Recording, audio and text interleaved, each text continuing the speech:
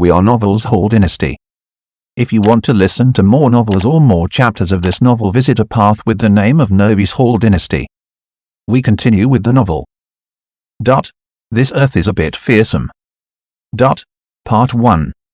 Chapter 1, Rebirth, and the Achievement of Core Foundation. On a fateful day in 2020 CE, a certain post suddenly went viral on a specific campus forum. The viral post contained a video.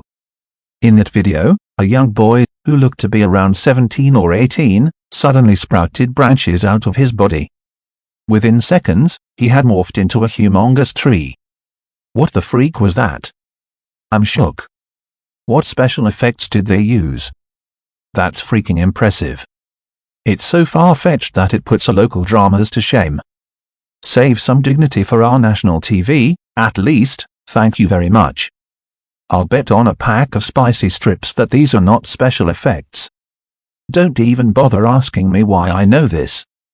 As a professional special effects artist, I am certain that this was not something created using special effects. Within a few short hours, the view count of the thread had exceeded 10,000. Many tried to visit the original site after it went viral, only to be greeted by an error 404 notice when they followed the link. However, these strange videos simply marked the start of more bizarre things to come. As though someone had flipped the switch on the supernatural overnight, people began to witness all sorts of strange phenomena.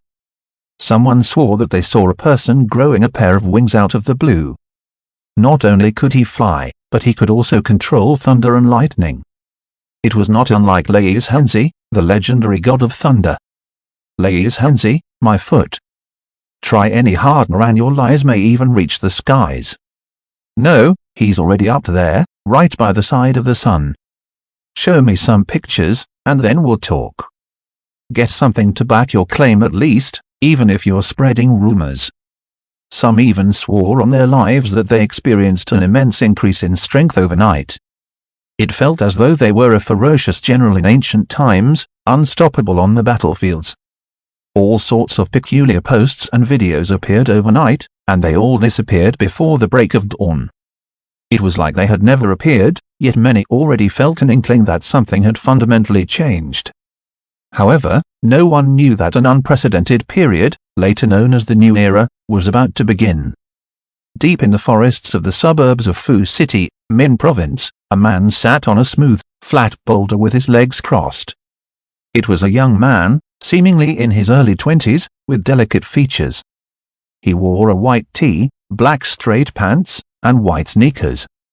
He was just a common young man you could easily find on the city streets. However, the air he exhaled did not dissipate like any other humans. Instead, it lingered around his nose as too many dragons, bobbing in size with his every breath. After a while, the young man slowly opened his eyes. The two dragons faded away as he did so. What breathtaking eyes! Clear, crystalline yet almost too bright, they shone with the brilliance of two suns. The light in his eyes took a moment to subside and finally returned to normal. When fixed on a face that was slightly above average, those black eyes greatly heightened his overall handsomeness. His delicate features immediately became unforgettable. And it was time for sunrise. Sunlight broke through the clouds, showering its first rays on the young man. The blanket of gold made him almost sacred. The young man shook his body slightly. The dew that formed on him after a full night of cultivation instantly vanished without a trace. No wonder they called the Takesu origin power the origin of all spiritual arts. The strongest heavenly skill co-created by many celestial lords during ancient times. It led the practitioner directly to the original supreme energy. I can't believe that one night of cultivation was all it took to clear the basic stage of core foundation. The young man finally said, "Too bad that I've already mastered my legendary power when I obtained this art. There was no chance that I would maim my cultivation and start over again back then. I never dreamed that this was how I would practice the Takesu origin power." The young man let out a wistful smile. He was, after all, the youngest celestial lord in history, once hailed as the legendary cultivator by the world of cultivation. A celestial lord was a title given only to the strongest beings in the borderless universe across tens of thousands of heavens and realms. And his previous incarnation, Lu Zhuan, was one of them. Alas, several celestial lords had joined forces to kill him, lying in wait for an assassination attempt. The battle lasted for 10 days and 10 nights. The devastation they caused almost tore the heaven and earth apart. In the end, he was still no match for those celestial lords. Although he did manage to kill one of his attackers, he succumbed to his injuries, and his cultivation disintegrated with his death. However, he never thought that he would travel back in time after his death to a time when he was still a young man. Lu Zhuan found himself at the onset years of the new era. The spirit key of the earth had just been reawakened, and many more years would need to pass before Earth became the holy land of cultivation among the countless realms and civilizations. However, blessing and misfortune always go hand in hand. Returning to his youth meant a second chance to reboot his cultivation. In his past life, he had no choice but to hop sects as he cultivated. While he did learn many different arts, it was undoubtedly detrimental to his cultivation. If not for his cultivation talent and unusual encounters, he would never have become a celestial lord. Now that he had lost all his cultivation, he was granted a clean slate to practice the Taixu origin power, the strongest origin power that ever existed. However, the Taixu origin power was harsher than I expected. This spirit source with ebbing spiritual powers was completely drained within a single night. Others may be clueless, but Lu Zhuan, who returned from the future, knew better. The current Earth was undergoing a renaissance of spiritual force. In simpler terms, spiritual energies on Earth were experiencing the tidal pull of spiritual forces. The ebb and flow of spiritual forces resulted in an unequal distribution of spiritual energy concentration in different areas. Crux points erupting spiritual energy in all directions characterized every spiritual ebb that ever happened on Earth. They often discharged enough spiritual energy to blanket an area with more than 100-yard radius from the source. These crux points were none other than spirit sources. And now, Lu Zhuan was standing directly on a spirit source. The world had just undergone a spiritual ebb.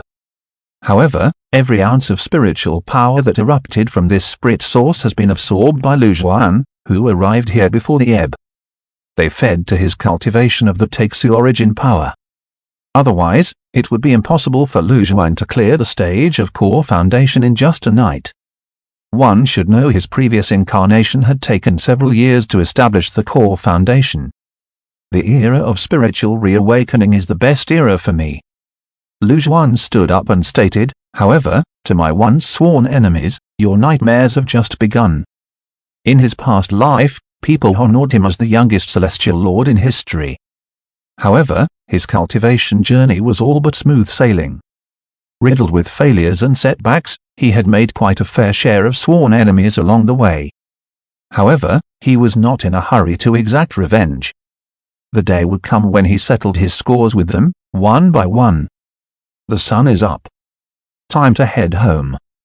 A light leap from the boulder was enough to propel his body several yards forward. After a night of cultivation, his physique has been changed from head to toe. He has broken free from the constraints of the human body. Agile like a panther chasing wind. To the current Lu Zhuan, the once dangerous and precarious mountain routes now looked no different from well-paved roads. Halfway down the mountain, he began to hear intermittent cries for help. Help, help. Lu Zhuan stopped at once and followed the cries. He soon arrived at an abandoned factory. That was where the cries were coming from. Please, I beg you to save my brother. He has heart disease. Please save him. More panic cries for help drifted out of the warehouse. Peering in from the decaying windows, Lu Zhuan immediately saw a woman in her early 20s. It was a beautiful woman with porcelain white skin, her makeup perfect and exquisite. She was dressed in a black floral blouse, a pair of straight-cut pants, and sneakers. An expensive-looking formal purse hung from her shoulder. Her long straight hair flourished at her shoulders, giving her an air of exceptional elegance. However, this woman was currently tied to a chair. She looked extremely anxious. Beside her was a young child who looked no more than 8, also tied to a chair. It was easy to see their similarities. He must be her brother. The child was taking sharp breaths as his face flushed red, and he looked like he was in pain. A man in his 30s stood in front of the young woman. He was well built, tall, and muscular. This middle-aged musclehead glared at her fiercely. Slap. He threw a slap across the woman's face, which quickly swelled. Try making another sound. I'll rape and kill you. That middle-aged man threatened viciously. That woman sensed his menace and froze in fright. However, she quickly shook off her fear and began pleading once again. Please, I beg of you to save my brother. Aren't you guys doing this for money? My dad will definitely pay up. Please, save my brother first. He cannot die. She could not hide the desperate plea in her beautiful eyes. Well, I guess I could consider saving him. So long as you make me feel good. A lewd smile spread across the middle-aged man's face. However, before he could finish, he felt a heavy blow to the back of his head. He slipped and tripped forward, almost falling on his face. Instinctively, he shot a murderous glare at his attacker, only to turn meek the instant he saw who it was. It was a young man in his late 20s of average build. He looked mild-mannered with a pair of glasses above his nose. However, the murderous glare in his eyes was enough to chill a man to his bones. If you wish to die, die alone, don't drag us into your mess. Keep your hands to yourself. This woman is not someone you can touch. The young man added eerily, daring to disrupt Boss's plans. How many lives do you think you can offer to quell Boss's anger? The menacing middle-aged man deflated the moment that the young man mentioned their boss. He quickly paled, as if recalling something horrendous. You can have all the women in the world once we get our hands on the money. Boss is the only one who decides whatever that may happen to this woman. You're courting death. Right, right, right. You are absolutely right. The middle-aged man said, nodding in hasty agreement. We'll take off once we get the money tonight. Only then did the young man nod in approval. He instructed, seal her mouth. Although it's usually quite deserted around here, we must not slip up at this crucial time. We must be cautious. As for that brat, so be it if he dies. We'll have the money once Boss returns. Why bother ourselves with his life? The young man scoffed, his tone laced with chilling apathy and utter disregard towards human life. That middle-aged man quickly pulled out a cloth and stuffed it into the woman's mouth. He then laughed, so what if someone passes by? Consider him or her unlucky to pass by at this time. I'll crush their skull. That middle-aged man's face scrunched into an ominous smile as he showed off the bulging muscles on his forearm. Boss promised to teach us that breathing technique once we finish this job. We'll have a chance to become one of the awakened. A tinge of excitement flashed past that young man's eyes as he pushed the glasses up the bridge of his nose. Well, you guys can kiss that chance goodbye. A clear voice came from outside the abandoned factory. Immediately after, a figure kicked the warehouse door open. The worn-out door came crashing down as the force proved too much to bear. Chapter 2, The Martial Grandmaster. To think that I would bump into a kidnapping this deep in the forest. A clear voice resounded, after which, Lu Juan emerged leisurely from the shadows. In his hands was a branch that he just snapped off from a random tree. Looks like someone's courting death. That tall, muscular middle-aged man glared at Lu Juan with a pair of intense, bell-like eyes. Then, he broke into a cruel smile. Speak of the devil much. You came along right when we decided to kill anyone unlucky enough to pass by. When put side to side with the tall, hulkish man, the seemingly skinny Lu Juan looked unthreatening. This sentiment was not shared by the ordinary-build young man beside him, however. A wary glare flashed past his eyes as he ordered, trying to save the damsel in distress. You're too naive. Kill him. Be quick. Upon hearing his words, the bulky middle-aged man threw out a fist as he lunged at Lu Juan at a speed inconceivably fast judging by his physique. Lu Juan did not even spare him a side glance, he simply flicked the branch as he would with a whip. The whip-like branch cracked, sounding like a mini-explosion, It landed on the fist of the middle-aged man. Ah! The middle-aged man let out an agonizing scream. It was like his fist was sliced by a sharp sword, severing his fingers. The next second, Lu Juan appeared beside him and landed a kick on his body. Bam! Lu Juan had sent the large middle-aged man flying. He fell onto the ground with a hard thud, kicking up waves of dust when he landed. He laid there immobile and unresponsive. He had died from the kick. Lu Juan ignored him completely. With his current cultivation, though he had just managed to complete the stage of core foundation, his body was nothing like before. Reshaped and remolded, he could easily kick an ordinary non-cultivating human to death. The awakened? To hell with the awakened. The ordinary-built young man scowled ferociously the moment he saw how Lu Juan killed his companion with a single kick. He had realized that Lu Juan could very well be an awakened like his boss, and was quickly overcome by fear and anger. He immediately pulled out his gun and shot several times at Lu Juan. Bang! Bang! Bang! 3 consecutive shots were aimed at Lu Juan's vital spots every time he pulled the trigger. It was clear that he was not some harmless pushover. However, his eyes instantly widened in shock. He realized that Lu Juan had dodged all bullets by moving his body slightly. What kind of monster is he? Before the ordinary-built man could even yell out his doubts, Lu Juan had arrived in front of him and gave him the same kick. Bam! The ordinary-built man fell onto the ground with a harsh thud and stopped moving. Blood began to ooze out of the 7 orifices of his head, such as his eyes and his ears. Or else Lu Juan had shattered his internal organs with a single kick. That man would, of course, be deader than dead. While it may sound like a lengthy affair, but in reality, it took no more than 2 seconds. Just like that, those 2 violent bandits had lost their lives to Suk. The woman tied to the chair on the side froze in terrified shock. What she experienced in the last 2 days was not like anything she has ever undergone in her life. First, she was kidnapped, and then she witnessed a scene straight out of a martial arts movie. She can't believe that someone managed to dodge the bullets so easily. She would never have believed it if not for her seeing it happen with her own 2 eyes. Lu Juan walked over to that woman and gave the rope an easy tug, which quickly snapped. He then walked to the young boy and snapped his cable with a pull as well. He then laid the young boy on the floor. That ethereal beauty hastily took out the cloth stuffed in her mouth. "What are you trying to do?" Lu Juan eyeballed her and answered, "Saving a life." The ethereal beauty quickly added, "My brother is suffering from heart disease. He needs special medicine for this." Lu Juan stopped whatever he was doing and stated matter-of-factly, "There is still a long way to go before we reach the bottom of the mountain. Your brother will be long dead if we have to wait until then to get the medicine." The ethereal beauty was stumped. She turned to Lu Juan again, only to see him holding onto a long gaseous needle in between his thumb and index finger.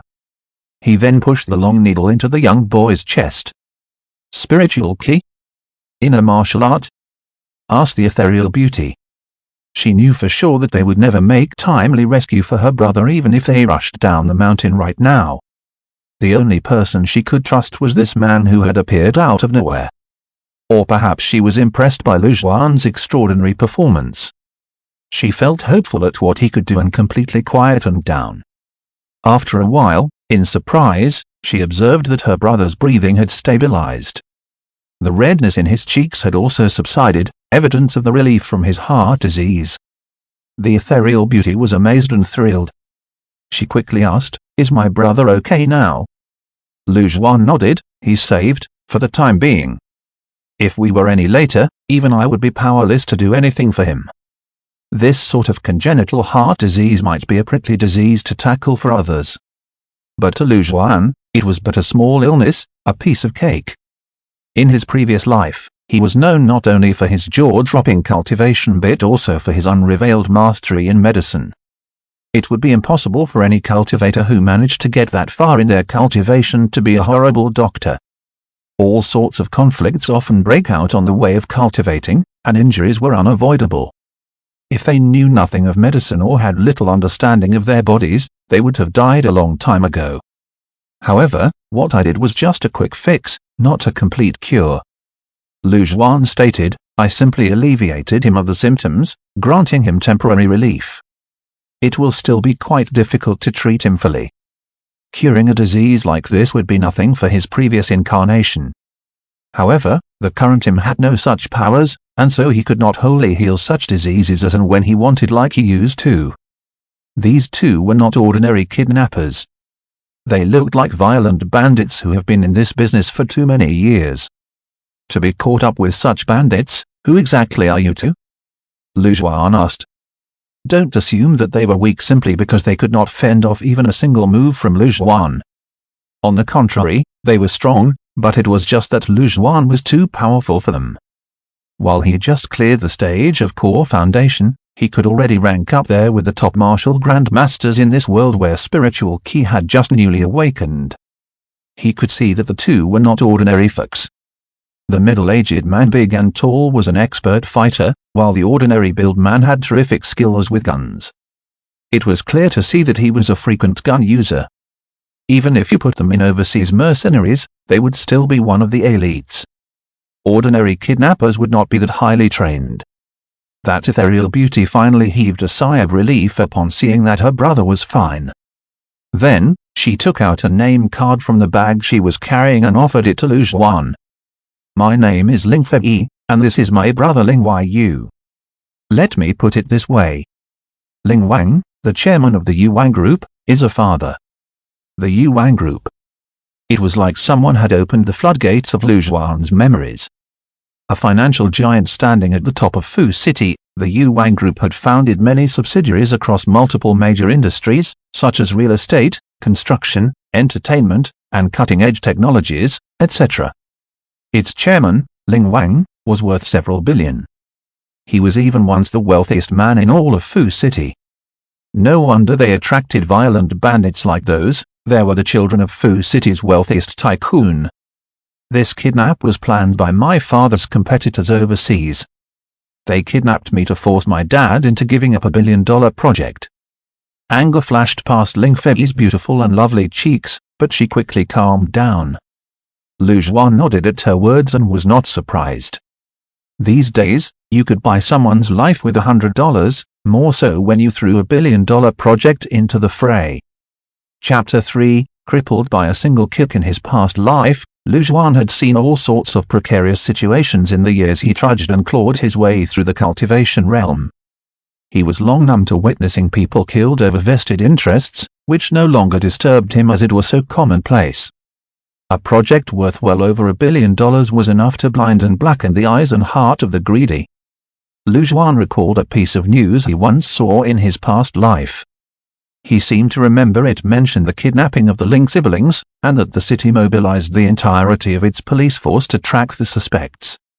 As for whether or not they managed to arrest the suspects, Lu Juan did not know. After all, he was still a nobody back then, and what happened to the Lings was too distant a matter for him to care. It was just a piece of news he skimmed off the headlines and the topic of small talk after dinner. However, he did hear that the kidnappers killed the Ling siblings in the kidnapping. Afterward, the Ling family slowly descended into destruction over a lot of other matters. From the looks of the current situation, this was most probably it. Please tell me your name, Honorable Sir. We the Lings honor the tradition of repaying our benefactors generously. You will not be disappointed, sir. Words flowed out of Ling Fei's supple lips as she looked straight into Lu Juan's eyes. While she was in a bit of a mess just now, she was, after all, the daughter of a man who was once Fu City's wealthiest. The quality upbringing she had allowed her to recover her glow quickly. Especially so after she saw how powerful Lu Juan was against the kidnappers. It was as if someone had opened the door for her to a whole new world. It was not that she had not seen martial artists. She didn't know, however, that they could be this strong, almost like in the movies.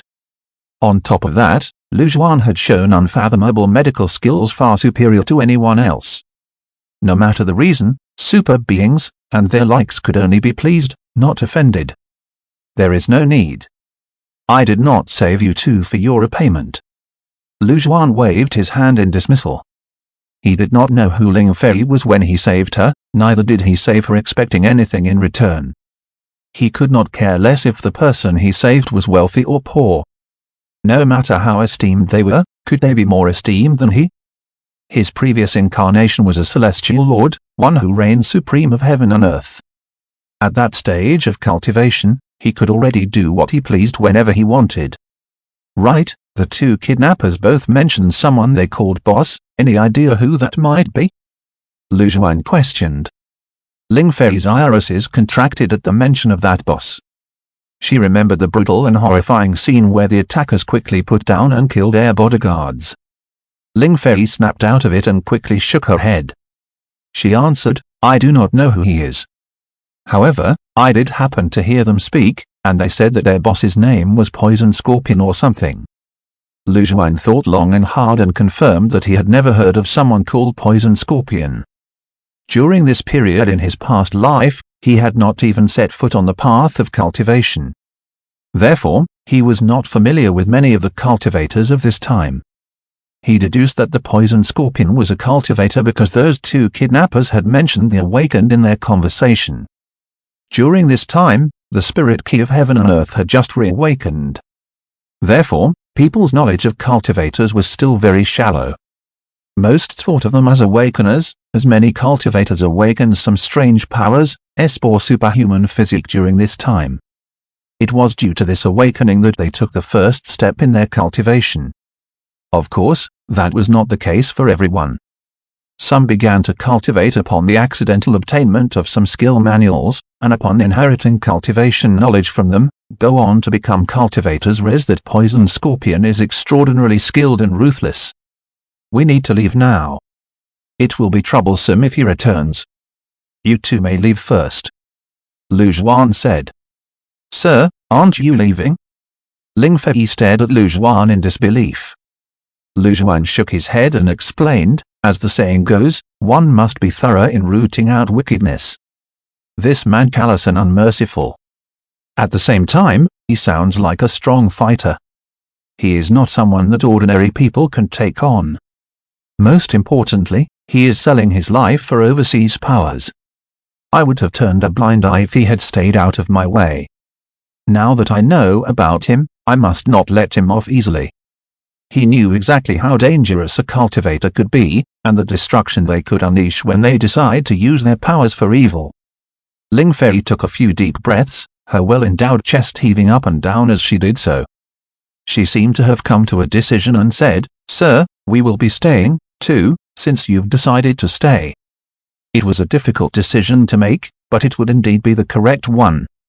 Ling Fei knew that no one could say for sure when Poison Scorpion would return. If they met him right when they were descending the mountain, it would be a path of sure death. The best option she could take right now was to stay close to Lu Zhuan. At least he did not seem like a bad guy, and it was evident that he is mighty strong. Lu Zhuan glanced at her. This woman has got some guts. Stay then, but bring your brother over to that side, Lu Zhuan replied. Yes. Ling Fei quickly took her unconscious brother to a corner. She knew that Lu Zhuan did this for her good. Listening to her brother's stable breathing, she felt her heart fall back to place in relief. He would be safe, at least for the time being. She looked at Lu Zhuan, who sat on a chair he found in the abandoned warehouse. His eyes were tightly shut. Even an outsider like her, who knew nothing, could tell that Lu Zhuan was cultivating. That was also the only reason why Ling Fei dared to observe Lu Zhuan without holding back. From where did he hail, she wondered. Who was he? More than an hour passed again, and a series of footsteps could be heard coming from outside the warehouse. Almost immediately, a slender middle-aged man appeared in front of the warehouse entrance. The middle-aged man wore a dark expression and carried an air of a certain eerie coldness. He saw the two bodies on the floor the moment he stepped into the factory. Murderous intent flared past his eyes as he immediately glared at Lu Zhuan. You killed them? Lu Zhuan nodded. I guess you're that Poison Scorpion or something. The gall of you to kill my men despite knowing who I am. You must be tired of living. The Poison Scorpion said slowly. Inch by inch, he came nearer and nearer. When he was about 3 yards in front of Lu Juan, he went in for the kill instantaneously and without warning. Poison Scorpion was known to be cold-hearted and ruthless. It was only his first move, and he had already made a surprise attack. Bam! The punch that Poison Scorpion threw out created a vortex in the air, and one could hear the explosions of crackling electricity in it. He made it to Lu Juan's front in a split second. He went straight for Lu Juan's head, planning to smash his head like how one would smash a watermelon. Just as Lu Juan was about to meet the maker, he raised his palm. An enormous explosion followed right after. He had stopped the punch in its tracks. An invisible energy ripple erupted from where their hands made contact. What? Poison Scorpion widened his eyes in shock. He could not believe that Lu Juan managed to stop his attack as if it was nothing. So that's all you have? It looks like I have overestimated your abilities. Lu Juan shook his head. Then, at lightning speed, he kicked Poison Scorpion in his stomach.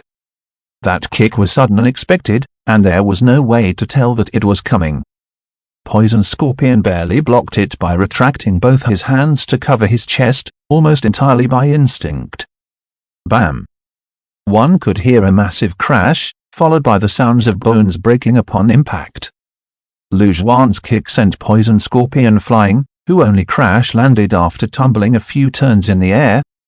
However, Poison Scorpion quickly paled as he found himself drenched in a cold sweat.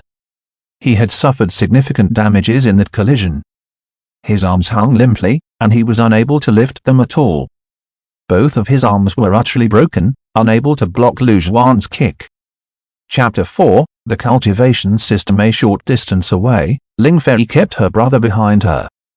Fear rose in her heart as she watched them fight. Never in her dreams would she ever have imagined that martial artists could be so strong. Within her team of bodyguards, many were trained in martial arts since young. They were well versed in various martial art forms such as kickboxing, taekwondo, and judo, but they were still only slightly more capable of fighting than ordinary people. At most, they could take on 3 to 5 ordinary men at once. However, the martial prowess displayed by those two far surpassed her expectations. Once this ordeal was over, Ling Fei decided that she must find a way to employ such masters to be her bodyguards. That was the only way to ensure their safety. "You're a Baodan Grandmaster!" exclaimed Poison Scorpion. His eyes widened as though he had just seen a ghost.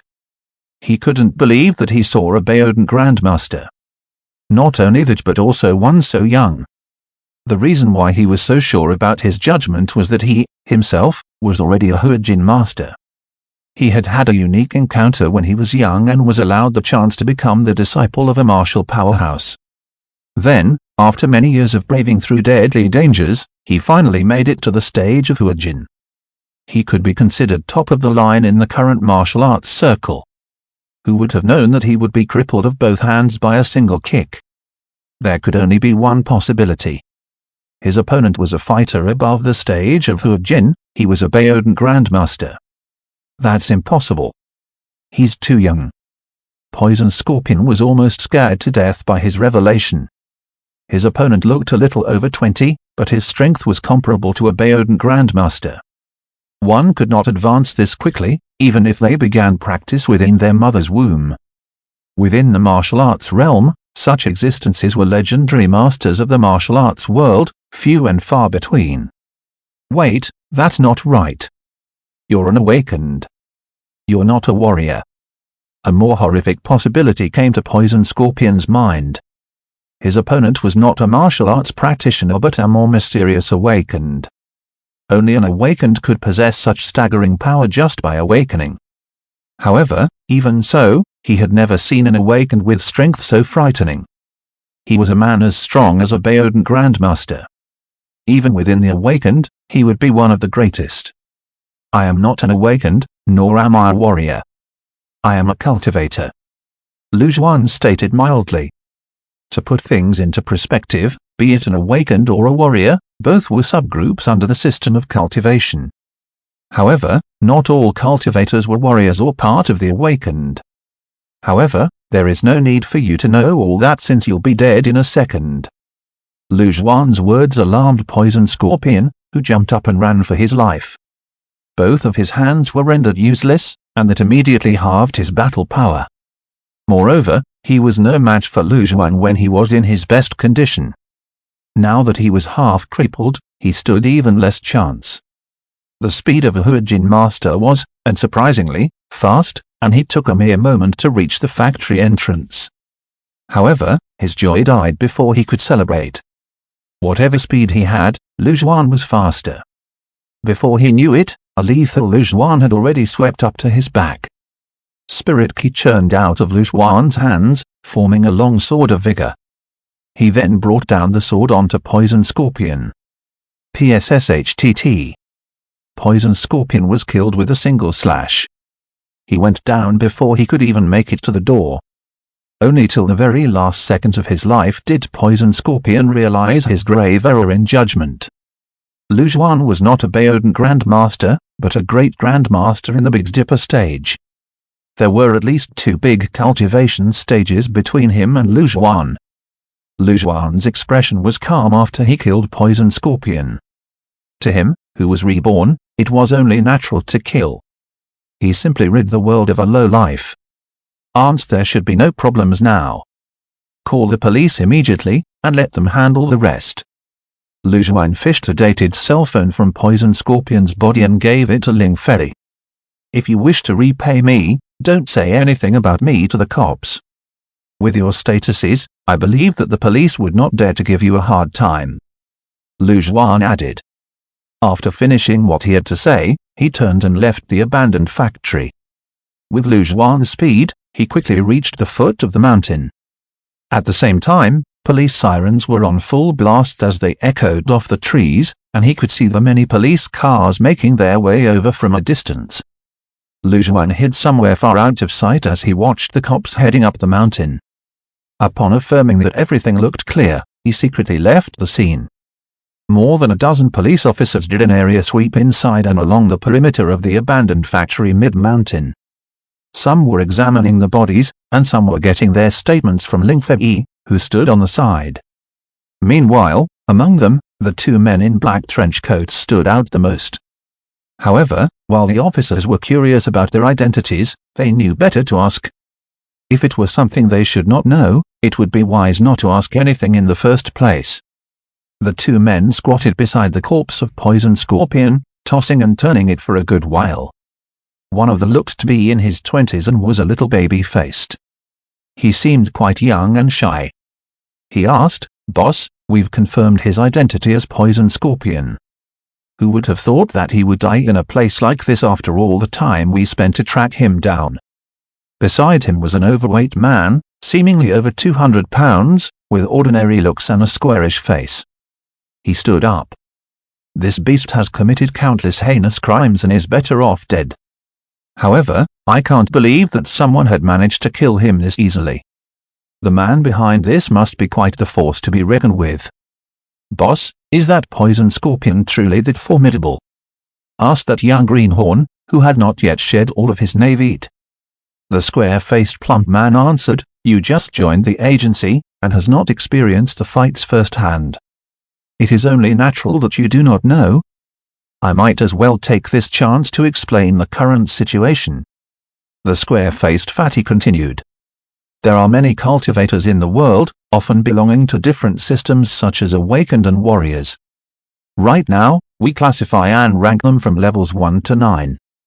Level 1 is the essential requirement that one needs to clear to cultivate, and they are only slightly stronger from everyday people.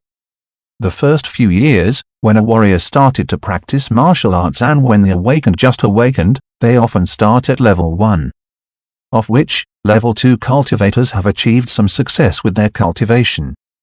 For a warrior who managed to practice till the stage of Mingjin or discernible energy, they could easily fight 1 on 10. Level 3 corresponds to the Anjin, or hidden energy, warriors. Level 4 would mean that the warrior has achieved to a Jin or attainment. Poison Scorpion was a level 4 powerhouse," said the square-faced fatty. "So, he's just a level 4? That naive young greenhorn shrugged him off. The square-faced fatty shot him a side glance and said, Do you think that a level 4 is weak? Cultivators of the first 3 levels were still humans whom you can still shoot down with a gun. A level 4 powerhouse, however, is a tough nut to crack. If you arm them from head to toe with proper gear and put them atop the battlefield, one of them is enough to wipe out an entire special ops team. Now that Sprit Key has awakened on Earth, and massive changes are happening to the Sun and the Earth, these warriors will only be tougher and even more troublesome. Their powers will increase exponentially.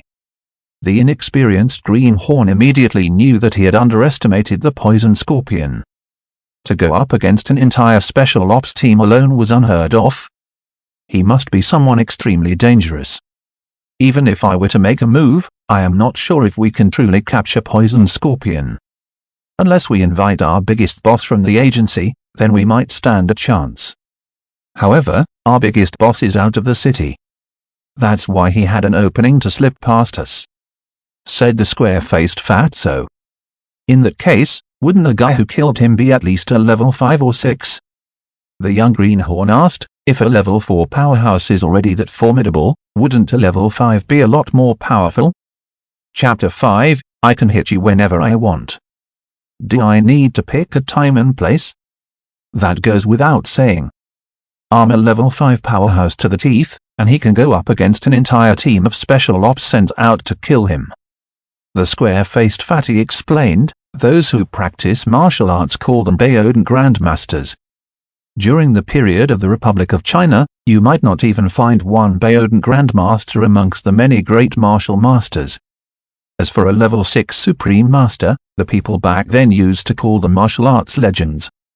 What they meant was that all who managed to cultivate to that level belonged to the rank of legendary beings. Such existences cannot be subdued by brute strength alone. If they find some place in the city with enough space for them to unleash their arts, they would be almost impossible to kill even if the army cornered them. All sorts of unimaginable superpowers that I have only heard of but never witnessed. The person who killed the poison scorpion must at least be a level 5 expert. It could even be a level 6 existence. The square-faced fatty concluded solemnly. To think that such a master exists within Fu City. How could we not know a single thing about him? We must find a way to investigate and confirm his identity quickly, said the square-faced fatso. Fu City. Lu Zhuan stepped off the bus, unaware of the fact that he had caught the eye of relevant authorities because he killed Poison Scorpion. However, he wouldn't have cared even if he knew. While his current self had a cultivation level much lower than in his previous life, the seismic shift of the world had just begun. His current cultivation was more than enough to ensure his safety and dominance. If we used the 9-level cultivation system commonly used in the future, him who completed the stage of core foundation would be at level 5, with a foot in the door of level 6. It was just a matter of time that he became a full-fledged level 6 cultivator. It was cultivation prowess that most could not surpass at this stage. As for level 7 cultivators, they were so strong that the future generations would even call them National Guardian level cultivators.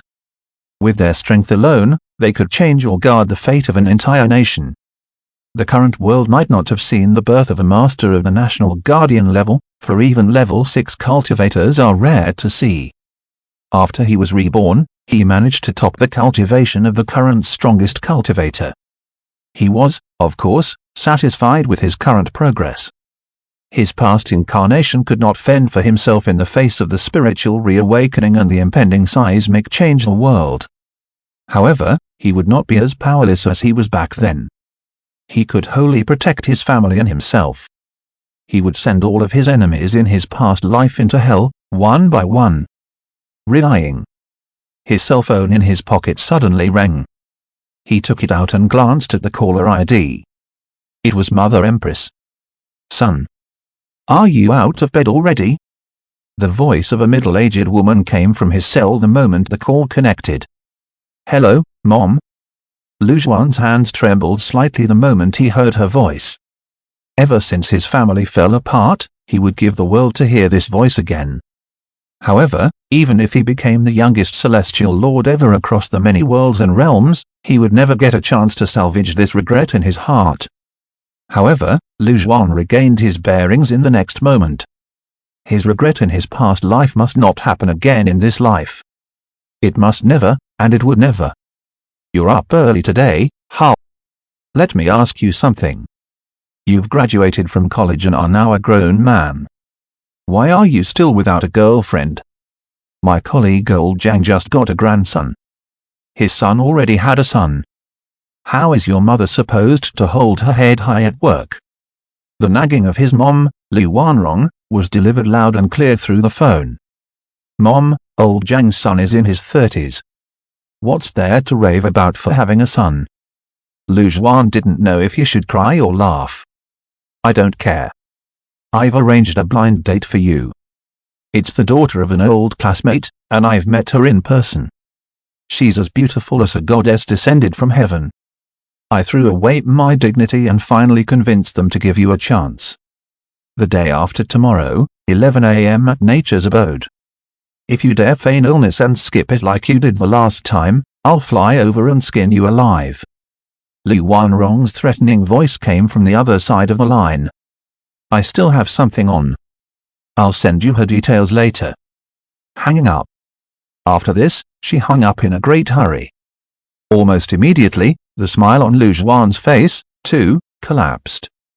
If not for his experience in his past life, he would never have guessed that a mere blind date like this would be the light the fuse to the powder keg that tore his family apart. The death of his family shattered him, and he could not leave it behind for a very long time. If not for the fateful encounter afterward that led him onto the path of cultivation, his whole life would have been ruined. Lu Juan recalled a disgusting, haughty face that looked down at everyone as if everyone were ants, and he was the one true god of the world. He sneered coldly. However, in this lie, nothing of that sort will ever happen. Lu Juan put away his phone. As he walked while he talked, he had reached the gates of his neighborhood, Xingchenbei residence. It's a new neighborhood, and Lu Juan had a house in it. He had been staying there ever since he graduated. Meanwhile, at the guardhouse, stood a well-dressed woman in her 20s. She looked impatient, and a little snobbish as she scanned the security guards. She walked over in enormous strides once she saw Lu Juan, demanding, "You're but Lu Juan?" "That's right." Lu Juan nodded. "And who are you?" He might have asked that, but Lu Juan knew the identity of this woman before him. This woman was Dai Yingying, a close friend of Lin Miaoi, his blind date the day after. However, this close friend sure did not reciprocate her friend's trueness. She willingly helped others to spy on her best friend and was responsible for chasing away every suitor of Lin Miaoi. The man she was spying for was none other than one of Lu Juan's greatest enemies, Luo Kun. Luo Kun was the one who tore his family apart over the single blind date he had with Lin Miaoi. He made use of his status as a mighty cultivator and was appalling and arrogant in his ways. He distinguished himself from the ordinary folks, thinking himself as a god. In his past life, Luo Kun drove his family into destruction and caused his family to die horrible deaths. He was unable to break free from the trauma for a very long time until the earth underwent another round of evolution, where he got a chance to enter a cultivation sect. Henceforth, he stepped foot on the path in cultivation, leading to his eventual rise. However, that was all in the past. The new Lu Juan was completely unafraid. Luo Kun? He'd squash him to death if he dared cross his path. You don't need to know who I am. The only thing you need to know is that you are not to go on the blind date.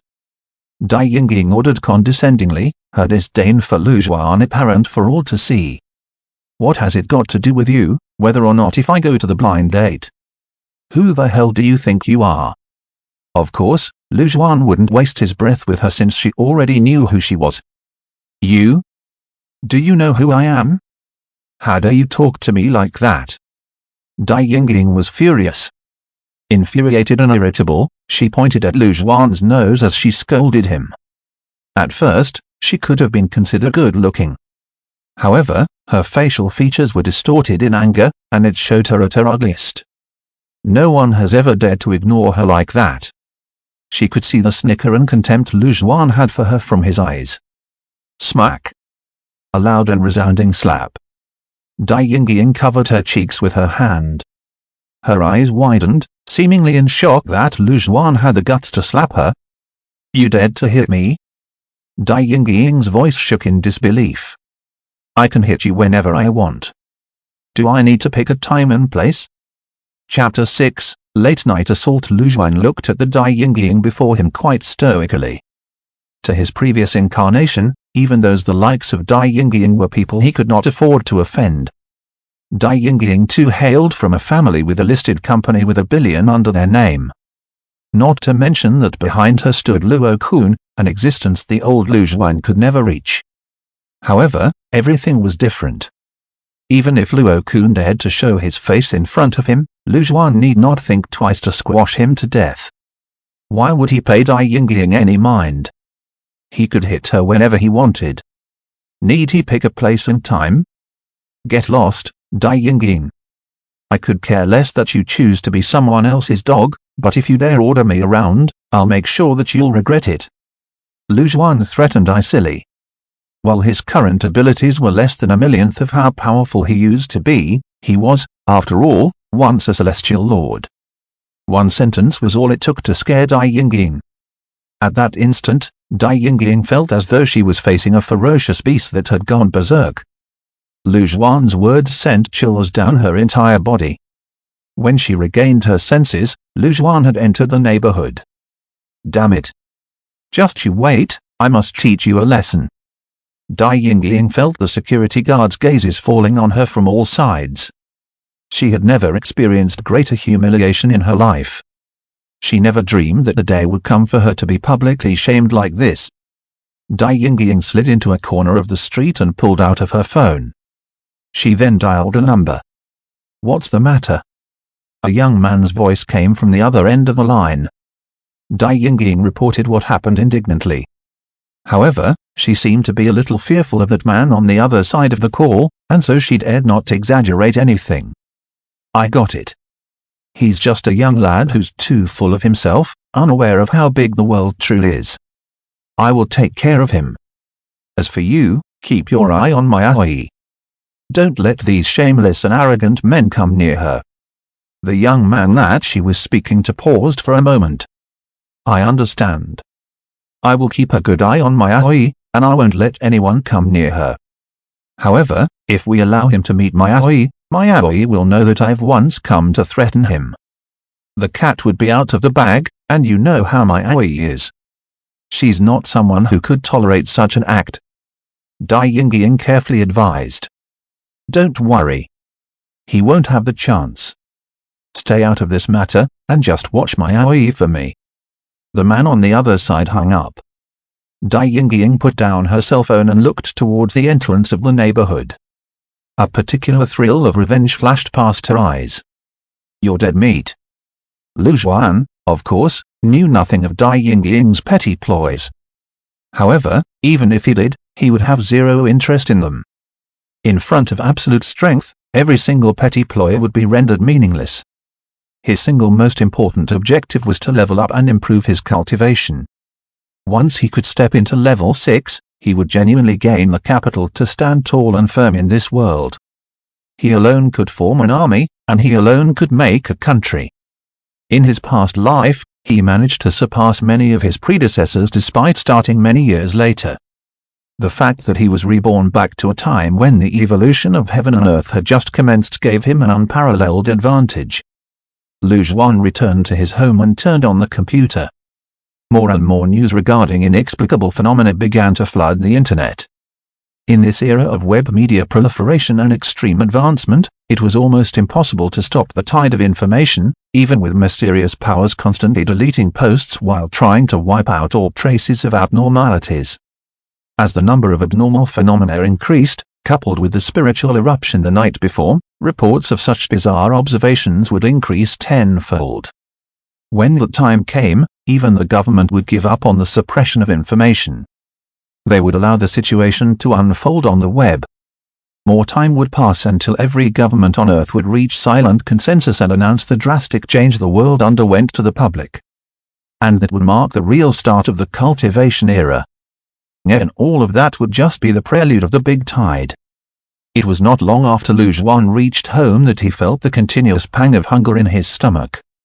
Within moments, he found himself absolutely starving. Lu Zhuan knew the reason behind his hunger. He might have absorbed the fruits of cultivation gained by other cultivators over several years or more, and it drained too much of his energy. He would only get hungrier from then on.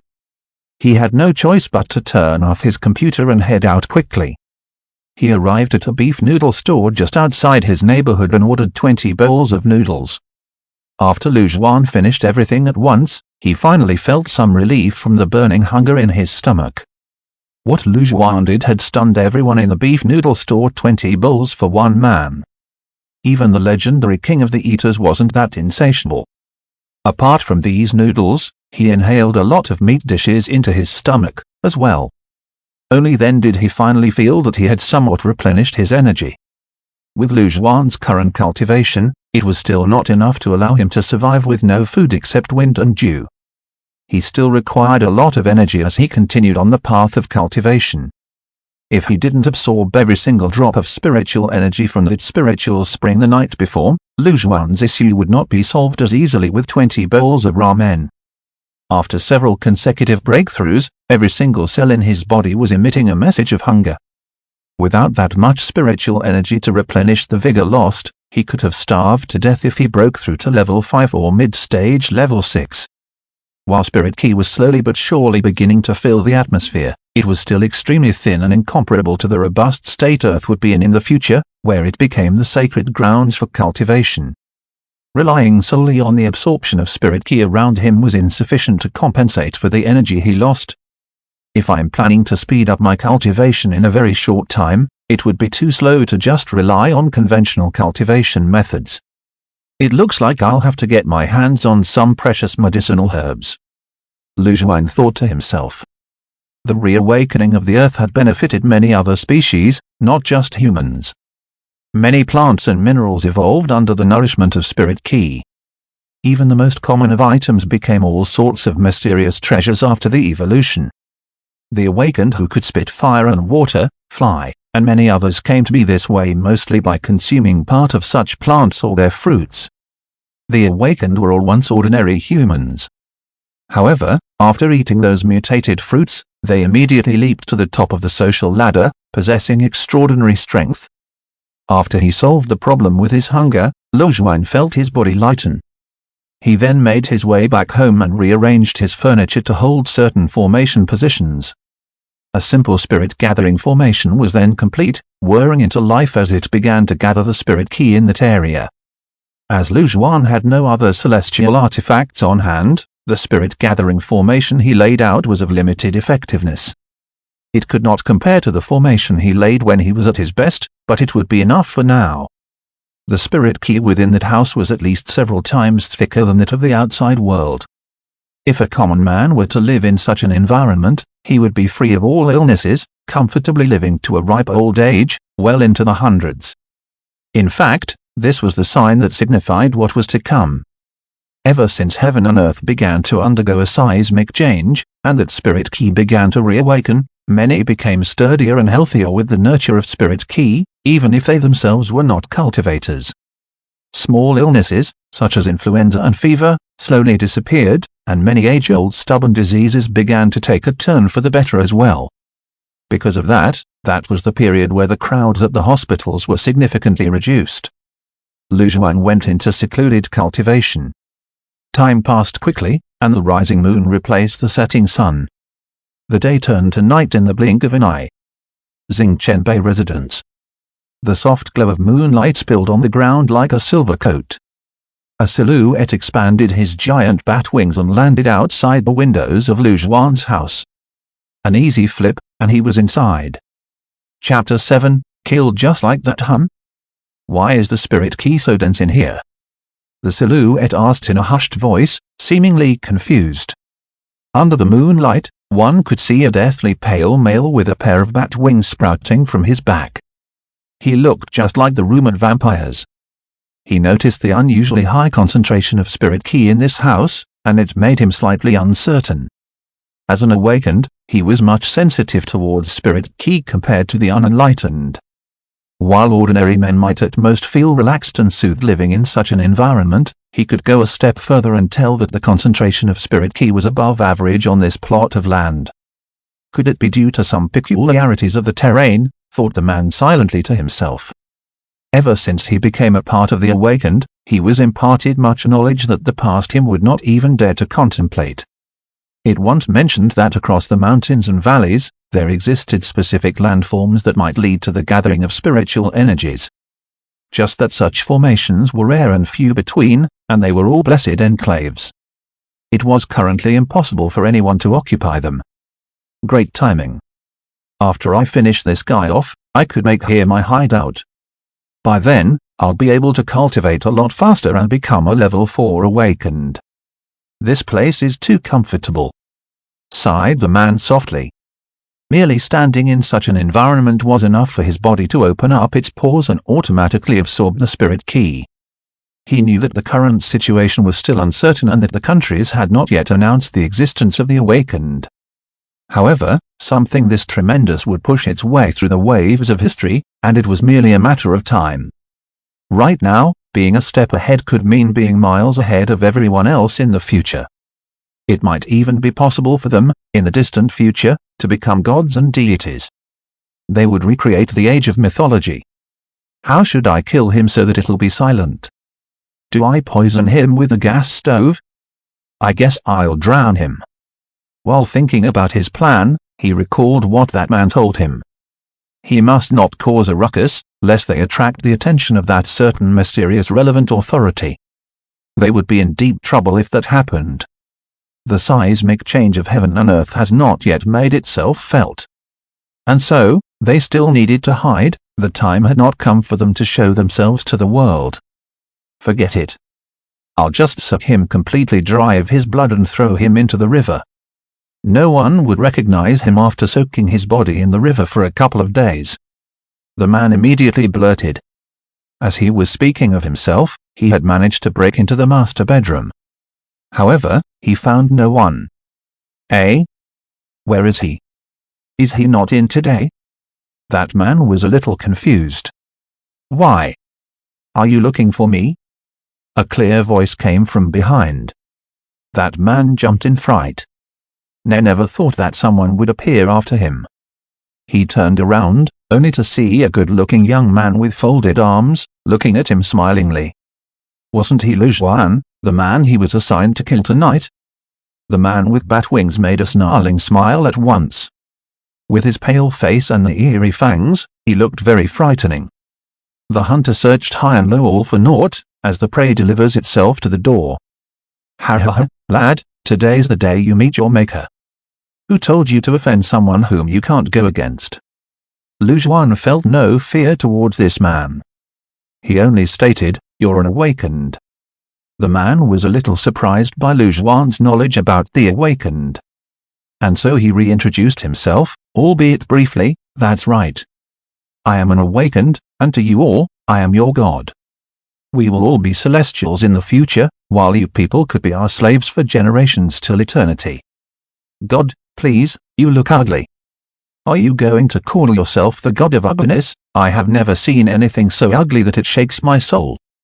Didn't your mom teach you that you should stay home if you're ugly, lest you scare the people outside?" So if it were anyone else, they would most probably be scared to death by this legendary beast. However, Lu Juan had experienced many highs and lows in his previous life. He had seen more beings who were weirder beings, including real legendary beasts. He had killed many without much thinking. The situation was only more complicated as they were the product of a mutation of ordinary awakened. Right now, many of the awakened looked just like hideous monsters. They still didn't know of the ways to control their powers. However, as they progressed in their cultivation and became much more profound and powerful, they could control such their random morphing. They would become almost like an ordinary human. Lu Juan's word infuriated the man. It was as if Lu Juan had stepped on his toes. Although he kept calling himself a god, he would always have the aesthetic sense of a human. His current looks were indeed utterly ugly. None of his men were brave enough to touch on the taboo. Now that Lu Juan brought it up this easily like it was nothing, he could feel the anger burning in his chest. Everything happened quickly. The man let out a furious howl and pounced at Lu Zhuan like a ball of lightning. His pair of slightly mutated claws came right for Lu Zhuan, and just when he thought that he's had him, a pale white hand grabbed him by his throat in a split second. A soft twist. One could even hear the jaw-numbing sound of bones snapping and cracking. Lu Zhuan snapped that man's neck just like that. That man's eyes widened in shock. Up till the very moment of his death, he never imagined that he would be crushed to death by a harmless-looking, ordinary man. Lu Zhuan threw the man's body aside. Unperturbed, he stared down at the being, who looked like a mutated vampire with an expression that could be described as emotionless. In the earlier stages, the awakened had an overwhelming advantage against the most common of cultivators. While this man may be a newly awakened, he was immediately promoted to level 3, akin to an Anjin, or hidden energy, warrior. If they fought head-on, he might even last against Poison Scorpion. Regrettably, his opponent was Lu Zhuan. He was, therefore, smashed to death with a single slap. While Lu Zhuan was a level 5 mid-stage cultivator going level 6, he could hold his ground against a peerless level 6 master unscathed. He was almost invincible now. Lu Zhuan knew that the bigwigs were all level 7 national guardians. When one has cultivated to that extent, regular bullets and firearms could not puncture his shield of vigor. They might not even care what their opponents used unless a heavy arm directly bombarded them. Lu Zhuan couldn't care enough to interrogate that awakened. He knew that Luo Kun must have sent him. In his past life, he was caught unprepared. The attacker wasted no time and broke both of his legs. He had implicated both of his parents, who were still in the faraway Xia city back then, ultimately leading to their deaths. I must think of a way to uproot that Luo Kun and the Luo family behind him. While I feel no fear towards them going after my parents might prove to be great trouble in the future. Lu Zhuan silently thought. However, he knew that the evolution of heaven and earth was still in its infancy. Future great powers like the Luo family were still hiding under the radar, and they would not carelessly reveal themselves. After all, there was still a mysterious relevant authority hanging above them. Most of the cultivators and the awakened were but newborns. They were not powerful enough to go up against firearms, and the country still trumped everything. If they dared show any inkling of rebellion, they would immediately be rounded up and executed. I should deal with this first. Lu Zhuan picked up the body and jumped out from the window. Even from a height of over 20 stories, he could easily climb down without alarming anyone. Then, he threw the body into the river right by the neighborhood. After he cleaned up the matter on hand, Lu Zhuan took a leisurely walk home and continued to cultivate. Chapter 8, The Blind Date. A wordless and quiet night. After a whole night of cultivation, Lu Zhuan had resolidified his cultivation stage. As this was not the first time that he's reached this stage of cultivation, he did not lack experience. However, it would be a mistake to say that it was similar to how it was in his previous life. In this life, he practiced the Takesu origin power instead, which was the strongest skill ever developed by many celestial lords in concert. Every step was new, a discovery, an experience that he never undertook. The skill manual was indeed mind-blowingly powerful, and Lu Zhuan felt its power firsthand. While he might have once been in the same cultivation stage in his previous life, he knew that the current him would at least be several times stronger than that of his last incarnation. When compared to other cultivators at the same cultivation stage, he could be 10 times stronger or even more. The power differential went beyond straightforward addition, like adding 1 to 1 to get 2. A 10-fold difference in strength meant that he could easily defeat all who were in the same cultivation stage as him, even if they tried to overwhelm him with quantity. In other words, if he managed to cultivate to the stage of Celestial Lord with the Takesu origin power, he would be quite invincible even if multiple Celestial Lords ganged up and attacked him. Alone, Lu Zhuan could kill them all without a scratch on him.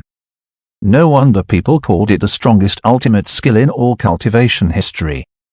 However, it would be almost impossible to replicate the abrupt growth in cultivation the night before last. It was only possible because Lu Zhuan found a spirit source and devoured all of the spirit key from it. That was how he managed to complete the transformation of his self. No matter what, Lu Zhuan was ready to take it easy. It was now time to reinforce his cultivation, and before long, he would naturally step into level 6. He was, therefore, not in a hurry. A night passed, and the discussions about various bizarre phenomena began to get heated. There was no stopping them. Lu Zhuan knew that there would only be more and more reports until it was impossible to keep them under wraps. Lu Zhuan ordered a bowl of small soup dumplings at the breakfast stall by the residence. Unlike yesterday, he did not shove them all down quickly. Brother Lu. Brother Lu.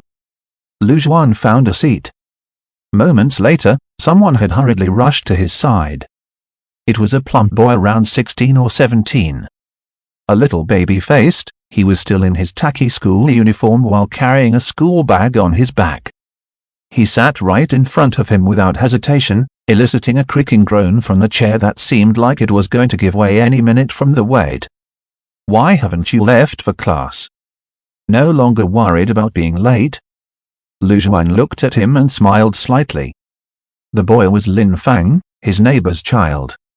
They had played together ever since they were young, and the younger boy followed him around wherever he went. Later on, both families bought houses in the same area and continued to be neighbors. They were extremely close. However, seeing him again made Lu Zhuan slightly emotional. It had been years since he saw these people whom he was once close with. How can anyone concentrate in class? Someone in our school awakened special abilities and had ultra-human strength. He was brought away by the army. The commotion was insane. Lin Fang, the chubby kid, moved closer and whispered, "Have you heard? They found a body in the Li River opposite our neighborhood last night. The corpse looked nothing like a human, instead, it looked like a vampire from the legends. The army appeared soon after and collected the body." Lu Zhuan raised his brows. While he knew that someone would discover the body sooner or later, he certainly didn't expect it to be found this quickly. However, he paid it little mind. Anyway, no one could trace it back to him. "Brother Lu, many on the internet are saying that these might be signs of the second advent of the age of mythology. I told my parents, but they both said that I'm overthinking. I don't think I am, though." Lin Fan continued, "Do you think that we could also awaken special abilities overnight and become superhumans?" "Of course. It's possible for anyone." Lu Zhuan nodded. He remembered that in his past life, Lin Fang, too, woke up with special abilities and became an awakened. Thus began Lin Fang's journey of cultivation. Not long after, he rose again and finally started to cultivate.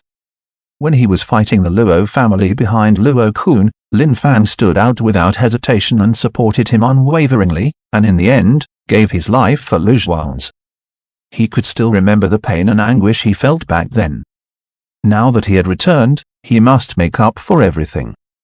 "If you ever awaken, come to me. I'll teach you how to cultivate." Lu Zhuan tapped Lin Fang's shoulder and promised. "TCH, Brother Lu, your boasts are getting more and more refreshing." Lin Fang brushed off Lu Zhuan's words easily and thought that he was boasting. "Enough talk, I've got to get to school." Lin Fang grabbed a couple of meat buns, some packets of milk, and some fried dough sticks before bolting off. "Put it on my brother Lu's tab." Lu Zhuan didn't know if he should laugh or cry. This brat. After he finished, Lu Zhuan paid for both their meals and returned to his room to cultivate. The next afternoon, he finally emerged from his practice. He hopped on a taxi and made his way to Nature's Abode. Nature's Abode, private room number 1. Dai Yingying sat on a redwood chair. On her side, there sat a woman in a white blouse and skirt. Her skin was paler than snow, and her features were petite and exquisite. One could almost describe her beauty as out of the world. While Dai Yingying could also be considered a beauty and was also the goddess of many's dreams, she seemed to lose her luster when compared to the lady by her side. "Miaoi, I've investigated this Lu Zhuan. He was just an ordinary man, and he has been average from the day he was born. He is unworthy to be your match." His character is also the worst and used to tease girls when he's in elementary school. He's a total scumbag. There's no need for you to go on a blind date with such a person. Dai Yingying berated. She could feel anger and hatred rise in her whenever she recalled the slap Lu Zhuan gave her. A shrewd iciness flashed past her orbs. She knew that it should be quite impossible for Lu Zhuan to make it to the blind date. However, that wouldn't stop her from demeaning Lu Zhuan in front of Lin Miaoyi. No one has ever made her swallow such humiliation. Lin Miaoyi all but gave her a slight smile, which brightened the room. That's all right. I just wanted to avoid them and get some fresh air. It's just a formality. Look, he has got no manners. Seeing how he made us wait, he's not a man of proper character either. Dai Yingying complained indignantly upon hearing Lin Miaoyi's words. Lin Miaoyi answered her no more. She closed her beautiful eyes and sat there unaffected, looking like a fairy in a scroll painting. Suddenly, right at that moment, the doors of the private room swung open. A figure walked in without much care and sat in front of Lin Miaoyi. You?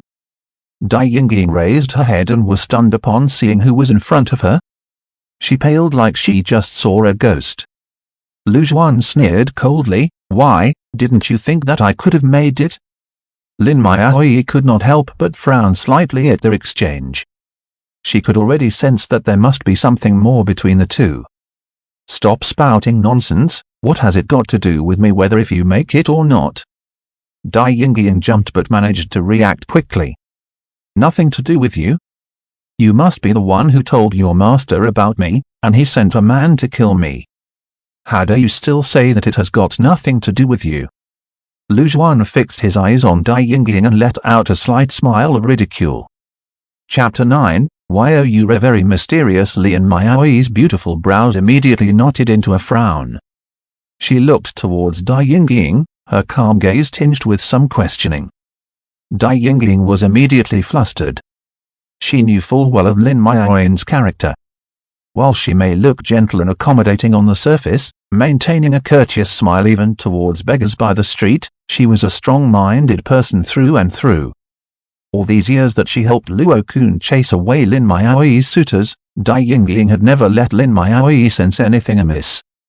She took great care of hiding her tracks. However, because of Lu Zhuan, what she did was now entirely exposed in front of Lin Miaoyi. Enough with your accusations. We've got nothing to do with each other. Dai Yingying would, of course, deny everything. However, her slightly flustered expression did not escape Lin Miaoyi's eyes. The questioning look in her attractive eyes thickened. Dai Yingying glared fiercely at Lu Zhuan, attempting to threaten him into silence with her glare. However, how would it be possible for Lu Zhuan to comply? He snickered, the man behind you is Luo Kun, no? How much did he pay for you to do his bidding? Dai Yingying completely panicked when Lu Zhuan said Luo Kun's name. Lin Miaoyi, who stood at the side, made a knowing look as well. She knew Luo Kun. Judging from their looks, Lin Miaoyi quickly figured what happened. She would have been too silly if she could not put two and two together. A slight sadness could be seen on her face, though it quickly disappeared. She hadn't had many friends ever since she was a child, and Dai Yingying was one of the few she had. Although Dai Yingying's friendship was fused with some pandering, she never minded.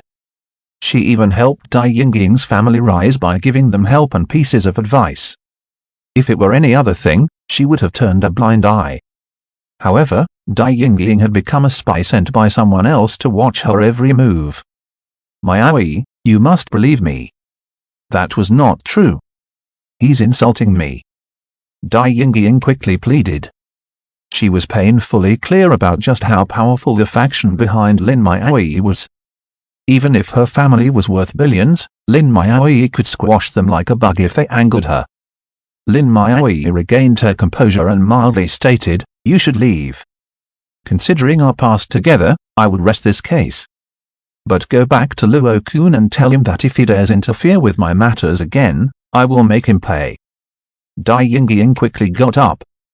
It was as if Lin Miaoyi had just spared her from an unpardonable sin. With her deep understanding of Lin Miaoyi, She knew that no one could ever change Lin Maoi's mind once she made a decision. She was already very fortunate that Lin Maoi decided not to pursue this case further. However, it all happened because of that darned man Lu Zhuan. She shot death glares at Lu Zhuan, almost wanting to devour him alive. Right, tell Luo-kun one more thing. If I ever find out that he sent men to hassle anyone else again, I will not let him off the hook. Lin Maoi added, seemingly thought of something. Oh, acutely with Argonek's Dai-Ying threw daggers at Lu Zhuan with her hateful gaze, because she understood that what Lin Maoi said would be a protective talisman for Lu Zhuan. No one would dare touch Lu Zhuan for the time being, at least. After Dai-Ying left, Lin Maoi finally turned to Lu Zhuan, who was calm ever since the beginning. Some interest flashed past her eyes. If she had to base an impression solely on her mother's documents, Lu Zhuan should be just an average guy. She only agreed to the blind date as her mother had given in to an old friend. Be it her or her mother, both of them never thought that anything would come out of this blind date. Even Lin Maoi took it as an excuse to take a breather. Out of good familial manners and upbringing, she wouldn't be so impolite as to stand the other party up. However, she never thought that Lu Zhuan, who should have been very average, turned out to be not so average after all. At least, he looked like he had got the air of an extraordinaire. While Lin Maoi was scanning him, Lu Zhuan, too, was observing Lin Maoi. He saw Lin Maoi once in his past life. At that time, Lin Maoi was already a goddess that reigned supreme over the lands. Not only was she powerful, but she was also incredibly stunning. One could not count the number of men who fell for her. However, Lu Zhuan never made direct contact with Lin Maoi in his previous life.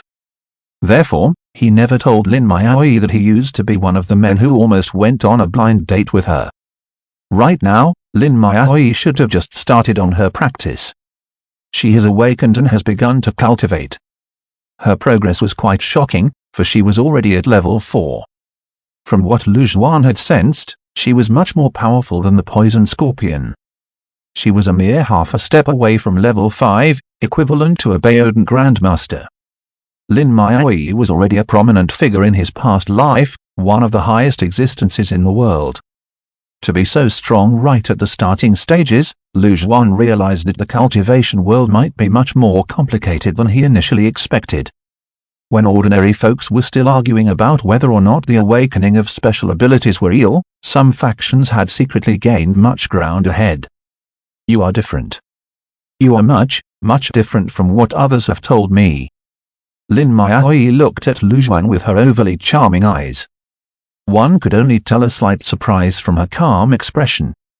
Well, second-hand information does tend to be incomplete. It's perfectly normal. Lu Zhuan smiled slightly. Unaffected, he lifted the teapot on the table and poured himself a cup of tea. All Lin Maoi did was to look at Lu Zhuan. She felt that this man was slightly different from the men she'd seen. She was well aware of her beauty, and her cultivation only served to enhance it. Her composure and elegance were second to none, and she had seen enough elite men who dare not even speak much in front of her. However, even suitors like Luo-kun would not be as relaxed and carefree as Lu Zhuan. It was like she was just another lady he met over a blind date. She would never have guessed how shocking of an existence the man sitting in front of her used to be. Across the millions of realms and worlds, he had stood at the top of countless living beings. Saintesses, goddesses, as long as he called for them, countless would fall at his feet. A mere Lin Maoi was not enough to sway him. I apologize. I have implicated you into my issues. Lin Maoi said, slightly apologetic. Lu Zhuan made a slight smile. Lin Maoi may be calm and otherworldly, but she was not a person who could not tell good from bad, right from wrong. Lin Maoi left a good impression on him. Even when this matter was the root cause of his family's eventual downfall, he could not bring himself to hate Lin Maoi. Don't mind it. It's but a small matter. Lu Zhuan laughed. He truly minded nothing, for absolute strength has brought him absolute confidence. You're very mysterious. One could see the light of curiosity shining in Lin Maoi's eyes. Her cultivation level was much lower than Lu Zhuan's, and so, while Lu Zhuan could tell her cultivation right away, she could not see through Lu Zhuan's real powers at all. On top of that, the skills that they practiced are worlds apart. To her, Lu Zhuan looked like an ordinary man who never cultivated. Lu Zhuan shrugged nonchalantly. Everyone has their secrets, don't you think? No matter what happened today was my fault. Let's add each other on WeChat. If Luo-kun dares mess with you again, ping me on WeChat. He is not someone you can handle. He's very dangerous. Lin Maoi took out her phone and showed him a QR code. I will look him up and make sure that he leaves you alone. All right. Lu Zhuan nodded and took his phone out as well. He scanned her code and added her as a friend. Chapter 10, an invitation from the Lings. Lin Maoi left right after Lu Zhuan scanned the QR code and added each other as friends. Lu Zhuan did not stop her either. After all, both of them only agreed to attend this blind date under the pressure of their families. None of them thought much of it. Although both thought that the other party was exceptional and had some admiration for each other, it was not something like love.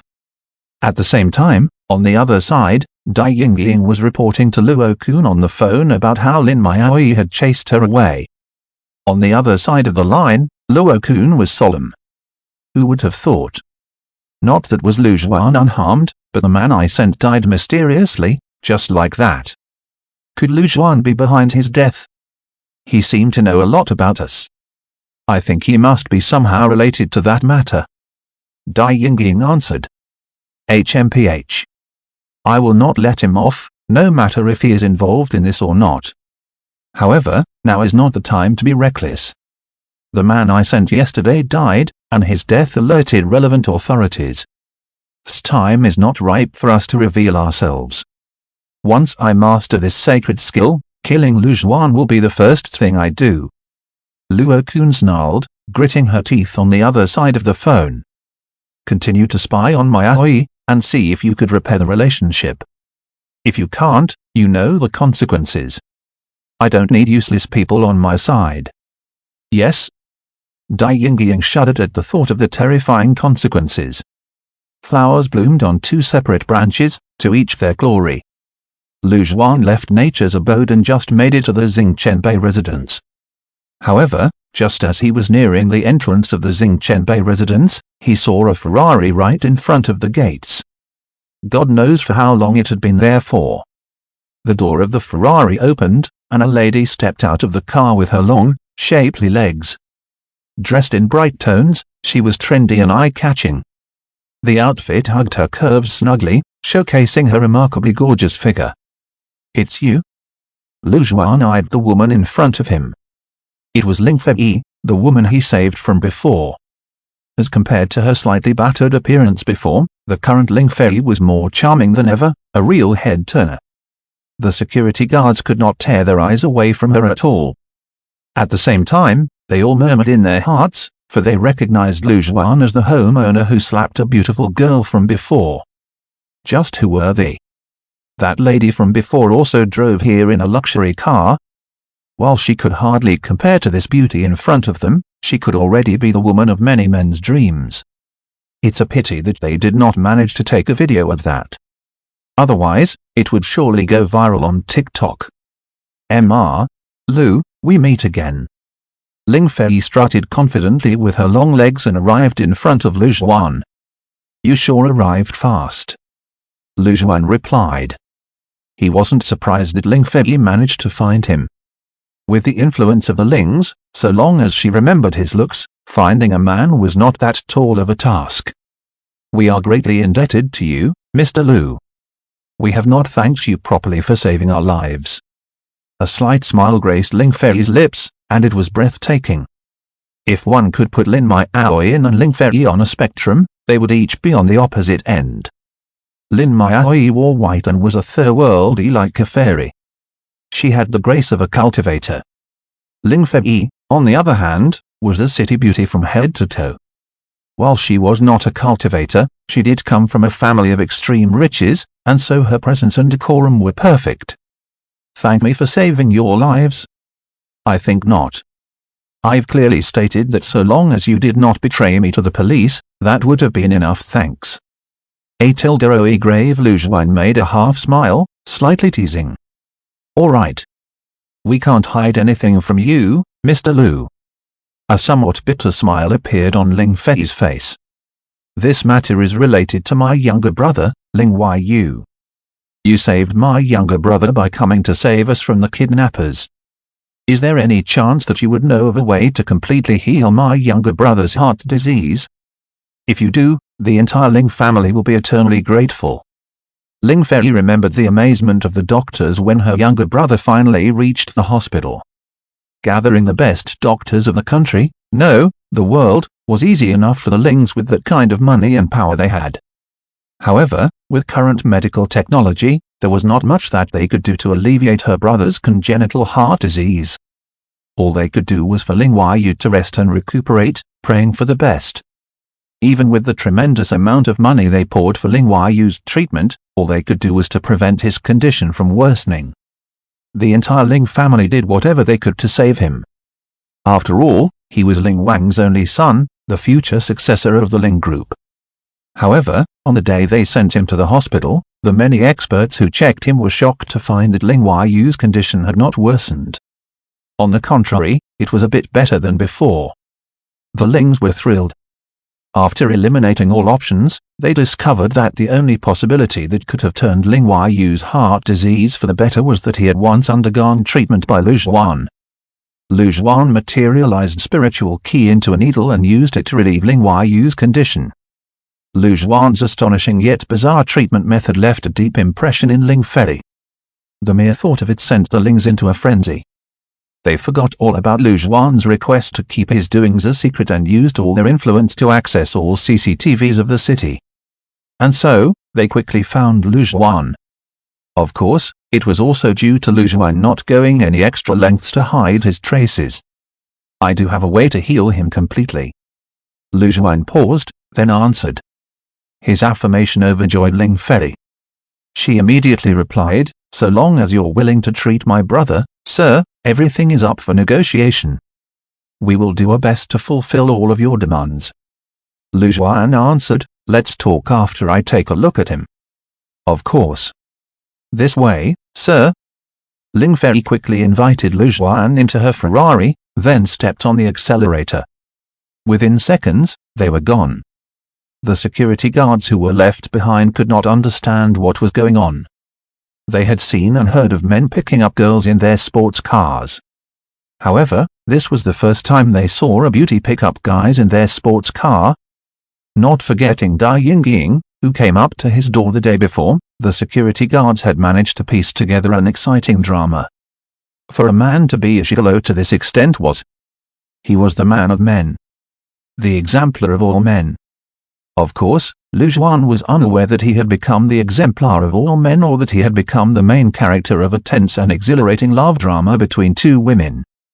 Otherwise, even with his composure and cultivation, he would have vomited blood at the security guard's outrageous imagination. The Ferrari left the city and quickly stopped in front of a mansion along the border of the suburbs. The views surrounding the villa were clean and bright, leaning against a mountain while surrounded by water. Streams flowed under small bridges, while artificial mountains and ancient trees littered the mansion. It was furnished in a very traditional Chinese way. Even in the suburbs, a mountain villa like this would cost a fortune. Naturally, servants came up to open their doors when the Ferrari stopped. Lu Zhuan scanned the surroundings casually after he alighted, not surprised at all. As an existence far superior to all living beings in his past life, he had seen all kinds of mansions. Not bad. You must have hired someone for some pointers. Lu Zhuan said. He could feel that the spiritual qi in this mansion was vividly denser than other places. Although it could not compare to that spirit-gathering formation that he laid down offhandedly in his home, it looked like it was fit under the instructions of a proper feng shui master. The residents of the mansion would benefit, living to ripe old ages of 100 years or more, free from illnesses and pains. Chapter 11, The Huijin Master. With Lu Zhuan's current state of mind, He could not care less about how luxurious or affluent the mansion was. Instead, he was more interested in how the layout of the estate affected gathering spirit ki. "You have good eyes, Mr. Liu." Ling Fei nodded. "We had hired one of the top 3 Feng Shui masters of the nation, Master Jin, to advise us on the layout. It's decent." Lu Zhuan did not comment further. At Earth's current state with no real cultivation legacies to inherit, one could call him one of the world's greatest Feng Shui virtuoso, a true master of his craft. However, in the eyes of Li Zhuan, it was still subpart of the spirit-gathering formation he had. For him to create a spiritual formation just by rearranging some furniture, one could easily deduce that Lu Zhuan's aptitude and expertise in spiritual formation were beyond astonishing. If word about his formation-laying abilities got out, he would put countless Feng Shui masters to shame. "Mr. Liu, you seem to be quite familiar with the ways of Feng Shui?" Ling Fei's eyes lit up as she asked. "I do know a thing or two about it." Lu Zhuan nodded. Ling Fei observed how Lu Zhuan seemed confident and collected as he answered her. Despite his denial, Ling Fei was convinced that he was not as simple as he looked. Master Jin, whom they hired, was one of the nation's most esteemed masters in the field of Feng Shui. The layout conceived under the guidance of by such as master could only be seen as decent by Lu Zhuan.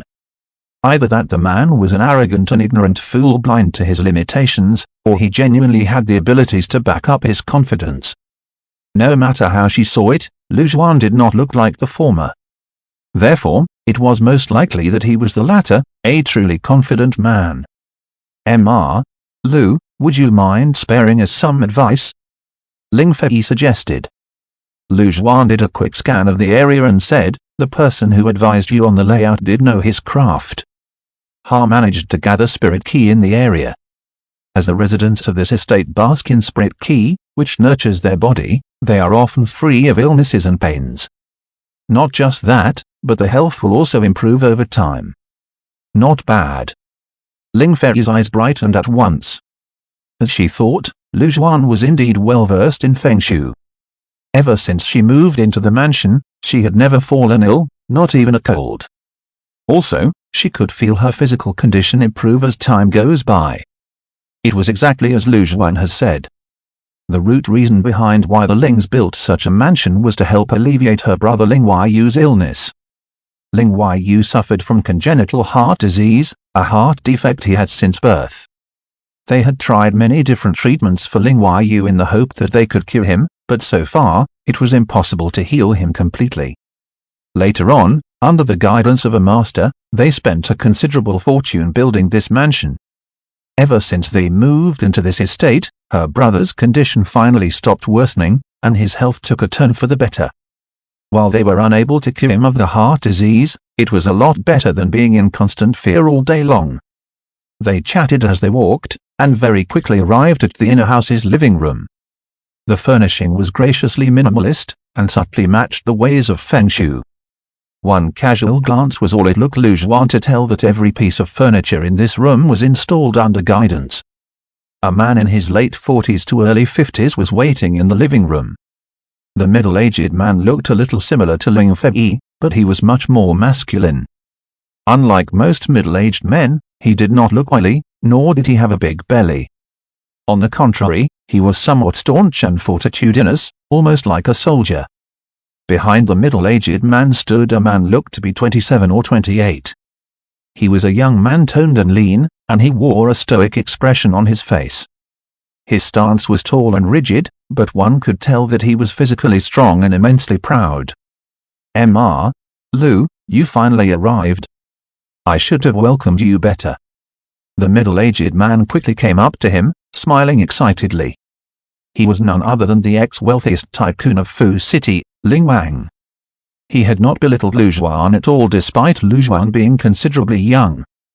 Lu Zhuan shook his head. "Those little details and formalities do not bother me.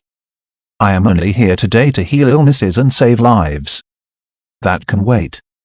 Mr. Liu saved my son and daughter, and I am immensely grateful. Here's a little token from me." Ling Wang offered a check to Lu Zhuan as he spoke. 1 million. Mr. Ling is indeed generous. Lu Juan skimmed the check and seemed to chuckle. Right after, he returned the check to Ling Wang, saying, "I don't want it." The smile on Ling Wang's face froze for a second, but he quickly recovered. "How rude of me. Of course, this amount is not quite enough." Lu Juan shook his head. "I do lack money, but a gentleman should always make money the right way. When I decided to save them, I didn't do it for the money. With Karen I have proper ways to earn my keep if I want to. Therefore, you should keep the check.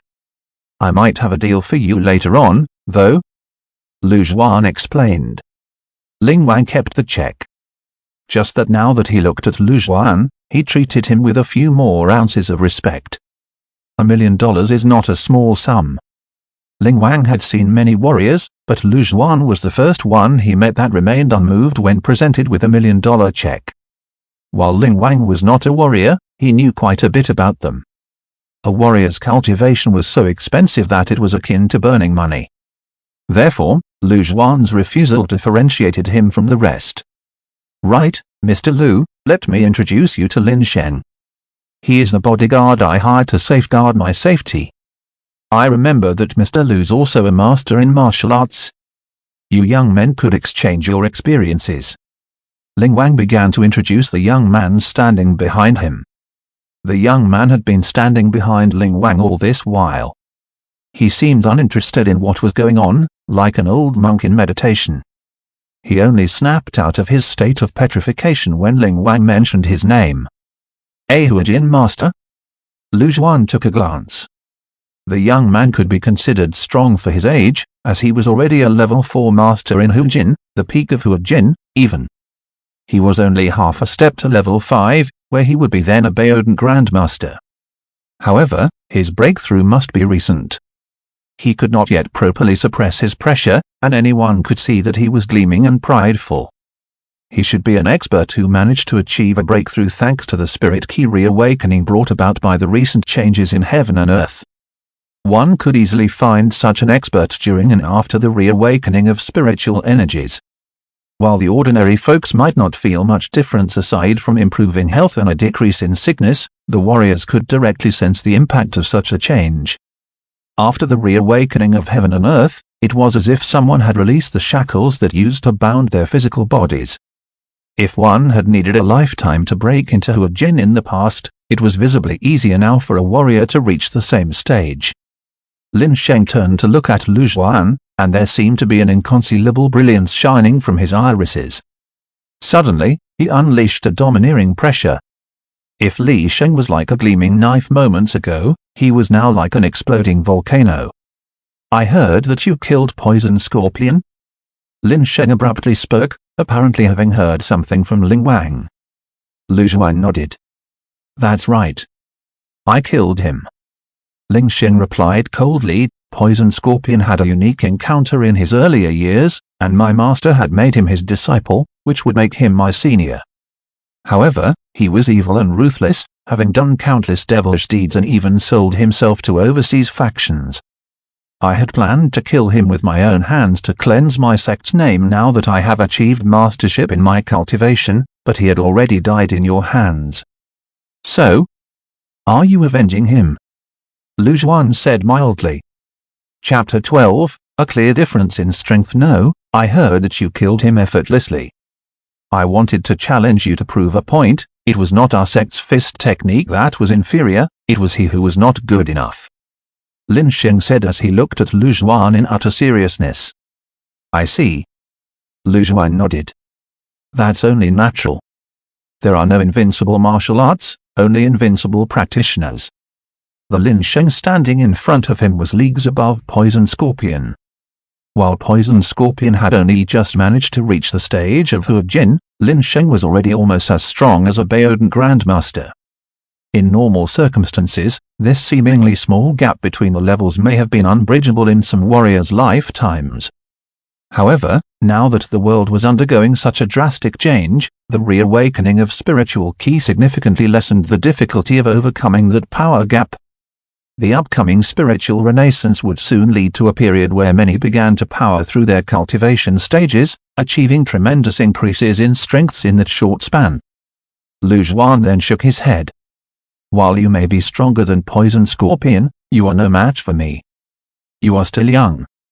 Why don't you go back and train for a few years more? It will do you much good. Both Ling Wang and Ling Fei felt that Lu Zhuan's words were a little awkward. After all, no matter how they saw it, Lu Zhuan was the younger one. He would, at most, be a few years over 20, while Lin Sheng, on the other hand, was approaching his 30s. Despite that, Lu Zhuan was educating Lin Sheng like an experienced elder who had seen it all. We need to fight before you could say if I am a match for you or not. A smear of brilliance flashed past Lin Sheng's orbs as he made his move within a split second. Almost instantly, he pounced out like a ferocious tiger, balling his 5 fingers a fist of steel. Lin Sheng brought his punch down at Lu Zhuan like a fierce tiger pouncing on its prey. Lin Sheng's punch tore through the air, igniting a resounding air blast that thundered like exploding firecrackers. That was a punch of lightning speed, like a stab from a heavy spear, swift, accurate, and ruthless. One could not execute a move like that without religiously practicing for at least 10 years. Lin Sheng pulled no punches and poured everything he had into the attack. He knew that his opponent was no weakling. If Ling Fei were telling the truth, someone who could kill Poison Scorpion that quickly was guaranteed to be a formidable opponent. Lu Zhuan was composed and unrattled. He reached out and, with a slight grab, caught Lin Sheng's incoming punch without making any sound or movement. As for Lin Sheng, he tried to struggle to free himself the moment he saw how Lu Zhuan had locked his fist. Realizing that he could not break away from his grip, Lin Sheng snorted and twirled around. Like cracking a whip, he picked up his long leg and launched a flying kick at Lu Zhuan's skull. It was a deadly move. The force he exerted through the kick was enough to send an ordinary man's head rolling. Lu Zhuan easily caught that whip-like leg coming for him with a simple raise of his free hand. It was almost soundless. After 2 of his attacks were blocked, Lin Sheng did not give up. Instead, he continued to throw punches at Lu Zhuan after he released both his fist and leg. Every punch was as imposing and powerful as the sweep of a heavy spear. The fist technique of Lin Sheng's sect seemed to be of spear-born origin. Seemingly evolved from spear techniques, his punches carried the gravitas of the battlefield rears. As time passed, spirit ki would continue to reawaken. These fist techniques would be able to erupt with even greater might, propelling them to a status beyond simple martial arts. Of course, these techniques were still worlds apart from what Lu Zhuan was learning. For 10 full minutes, Lu Zhuan had allowed Lin Sheng to come at him any way he wanted. With the simplest of moves, he could already block all of Lin Sheng's attacks. By this point in time, even the non-warrior father and daughter, Ling Wang and Ling Fei, could tell that Lu Zhuan was far, far superior to Lin Sheng in terms of strength. Otherwise, how could he steadily take all of Lin Sheng's attacks without even flinching? More time passed, and Lin Sheng finally stopped. He could not help but pant heavily.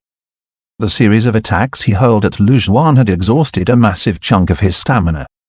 In comparison, Lu Zhuan took his time. Not a single hitch in breath and not a single drop of sweat. He had not exerted himself at all. The difference in strength was clear as night and day. I truly am no match for you. Lin Sheng's voice was still icy, albeit tinged with some bitterness. Out of the many quick attacks he launched, not once had he managed even to scrape Lu Zhuan. It was as if all of his attacks were just him harmlessly scratching on Lu Zhuan's back. They were useless.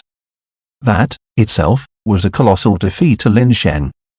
Freshly graduated from his sect, Ling brimmed with confidence at first, believing that he was strong enough to be a somebody. At least, he would be one of the top warriors of the younger generation. Aside from those old monsters from the previous generation, he should have been invincible. Even the Poison Scorpion, his senior brother of sorts, was nothing in his eyes. Who would have thought that he would meet such a freak here? Lu Zhuan may have been quite a few years younger, but he still was way stronger. You are very strong. Facing you was like facing my master. Lin Sheng conceded. As proud as he was, Lin Sheng was a man who could accept defeat. If my guess is accurate, you must also be at level 5. I'd say a Baodan Grandmaster. Lin Sheng said to Lu Zhuan. His eyes shone with some traces of disbelief. He remembered that he began to learn and train in martial arts when he was 3. He spent more time than he could remember training and practicing every day. It was due to all the hard work, struggles, and his talent in martial arts that he broke through to become a Huajin master. However, Lu Zhuan was already a Baodan grandmaster despite being so much younger. He couldn't be that fast even if he started cultivating when he was still in his mother's womb. If we use your standards, I guess it's somewhere there. Lu Zhuan nodded. Your standards? Aren't you a warrior, Mr. Lu? Ling Wang, who was standing at the side, asked in slight curiosity. Lu Zhuan chuckled. Warriors are a subset of cultivators, but not all cultivators are warriors. Would you understand if I put it that way? Ling Wang nodded. He understood the concept but knew nothing more concrete, as he too had not seen any other types of cultivators. No need to be disheartened. My way of cultivation is different from yours. You should not apply your assumptions and experiences to me. Lu Zhuan did not feel much animosity towards Lin Sheng. After all, Lin Sheng was just a martial art fanatic. His greatest pursuit was to practice martial arts. Thank you, Mr. Lu, for going easy on me. However, once I had another breakthrough, I will look you up and re-challenge you, said Lin Sheng. Sure, Lu Zhuan replied. Ling Wang took in all that from the side, and could hardly mask the astonishment he felt in his heart. When he heard of Lu Zhuan from his daughter, he simply thought of him as slightly stronger than most. Unlike his clueless daughter, Ling Wang knew a lot more than the common man, such as matters of the martial world. He only managed to hire Lin Sheng after pulling all sorts of strings, all to prevent people like Poison Scorpion from coming at them again. He was also well aware of how strong Lin Sheng truly was. He had even seen Lin Sheng fight. None of his bodyguards could go up against Lin Sheng for more than a round or two, not even when they attacked all at once. He had thought that Lin Sheng's strength was scary. Never would he have thought that Lu Zhuan's prowess would be even more terrifying. Chapter 13, Treatment, and the King of Ginseng. Ling Wang could see for himself how aggressive Lin Sheng's attacks were. Lin Sheng was way more potent than those so-called masters that he had seen before. His team of hired bodyguards was considered elite, many of whom were veterans who had retired from the army. However, they could not hold a candle to Lin Sheng's fighting abilities. Even an outsider like him who knew next to nothing about the way or the warrior could tell how remarkable Lin Sheng's fearsome attacks were. However, he still lost to Lu Zhuan. The difference in strength was apparent, even to the untrained eye. Going a step further, Lin Sheng even said that Lu Zhuan's strength was comparable to his master. While others may not know who Lin Sheng's master was, Ling Wang couldn't be more clear. A man who had accumulated wealth to become an ultra-rich at this level would know a thing or two that most ordinary men would not. Long-renowned, the teacher of Lin Sheng's master was extremely famous and highly respected in the warriors' circle. He was even one of the palace consecrates, in charge of the safety of the inner palace. He was a martial powerhouse who had quite a few connections within the government. Lin Sheng's master had achieved the level of Baodan Grandmaster for many years now. People said that he was almost at the rumored level of becoming a martial arts legend. The moment where Lin Sheng's master stepped into the stage of becoming a martial arts legend, he would indeed be omnipotent and unstoppable. With it in mind, they said that Lu Zhuan, a man so young, could measure up to Lin Sheng's master. That would imply a prowess so horrifying that it was impossible to fathom. Lin Sheng returned to stand behind Ling Wang and slipped back to his meditating old monk stoicness. Very quickly, he had digested the disappointment brought by his utter defeat moments earlier. You have opened my eyes to a whole new world, Mr. Lu. I never imagined that someone could be so immensely powerful. Lu Zhuan returned him a slight smile but said nothing more. Such strength was nothing as compared to the impending seismic change that Earth was about to undergo. Have you eaten, Mr. Lu? If not, why not join us for a meal? We could start after everyone's fed. Ling Wang offered. Lu Zhuan shook his head and declined. I've eaten.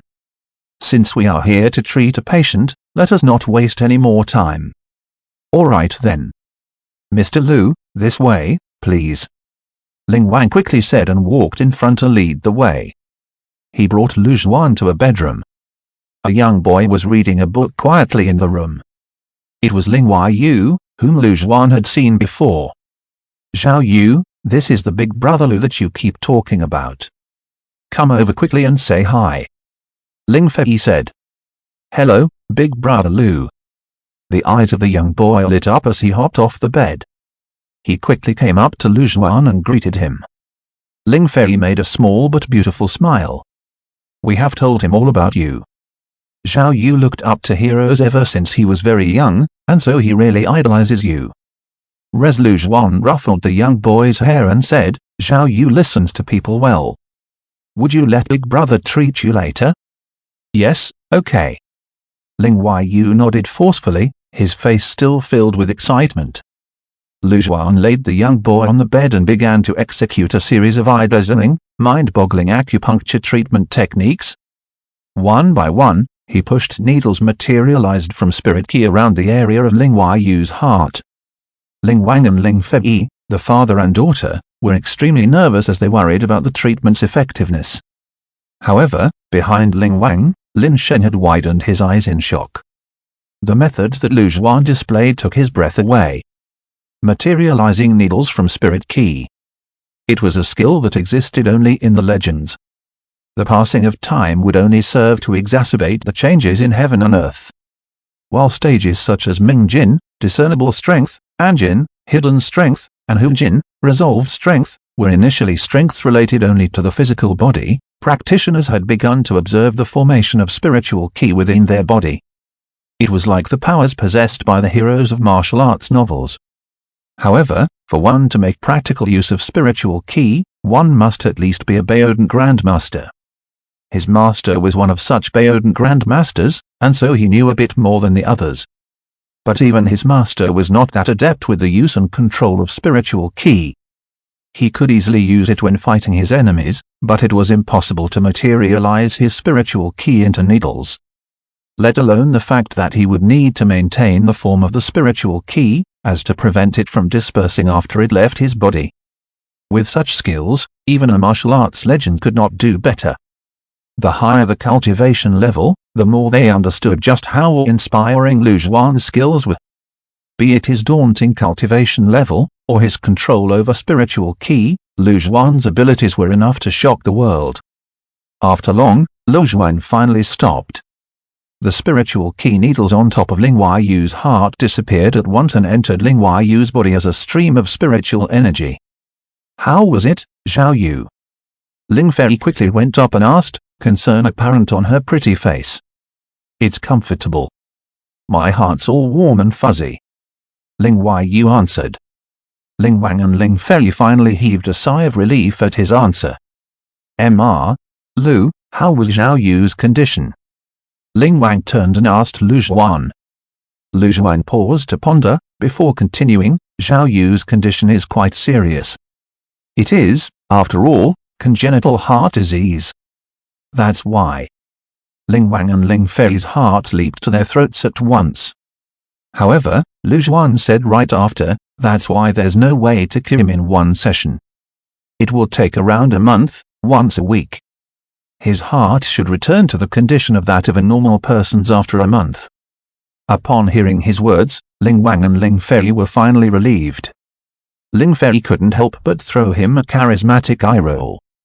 Who told him to halt midway while talking? Lu Zhuan simply returned her a mild smile.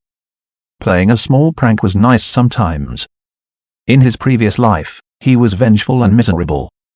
However, things had changed ever since he reincarnated. His parents, family, and everyone he treasured was still alive, which significantly improved his mentality. That's right. This life, he would never let the tragedies of his past life repeat themselves. Not even one. "Thank you, Mr. Lu, thank you, Mr. Lu." Ling Wang thanked him profusely. Even if he had gone through all sorts of trials and ordeals in his life, he could not help but become agitated at this point. Ling Yu was his only son and the only hope of their family. Ling Yu's heart condition had always weighed heavily on his heart. Now that Lu Zhuan could heal Ling Yu, It was equivalent to him saving the future of the Lu family. How could he not be thankful? "Wait for me, Mr. Lu," Ling Wang said as he left the room. Moments later, he came back with a bright red wooden box. Passing it to Lu Zhuan, he explained, "You have saved my children twice, Mr. Lu. I have nothing much that I can use to repay you, and I know that you might not be interested in worldly things. This is a 300-year-old king of ginseng that I won on an auction 2 years ago. I was saving it as a final life-saving measure, but I think that it would be much more useful for cultivators like you, Mr. Lu." Lu Zhuan opened the wooden box, revealing a root of ginseng that had almost grown into the shape of a human. Lin Sheng, who remained calm and collected behind Ling Wang all this while, felt his breath hitch at the sight of that ginseng. He knew too well about the rarity of a 300-year king of ginseng. It could cost upwards of 8 to 10 million in the auction houses. It was one of the highest grade ginsengs one could find in the market. As for the 1,000-year ginseng, they would be national treasures even if they existed. One could only find them in the inner palace, or within reputable and long-standing families with unparalleled histories and legacies. Chapter 14, 100,000 per day. One should know that even a typical 100-year ginseng root would cost above 3 to 5 million. A 300-year-old ginseng root would be even rarer. To ordinary folks, ginseng was, of course, a life-saving medicine. Many a time, it could even prolong the life of someone on their deathbed. That was also why many Moguls desired wild ginseng that had grown for a substantial number of years. To warriors, a king of ginseng like this is also a treasure that could not be easily bought with money alone. The surging medicinal effects could help them in their breakthrough. Lin Sheng thought that if he could have a root of the king of ginseng like that, and reduce it into a bowl of medicine using his sect's secret recipe, he was confident that he could go a step further and break into the level of a Baodan Grandmaster.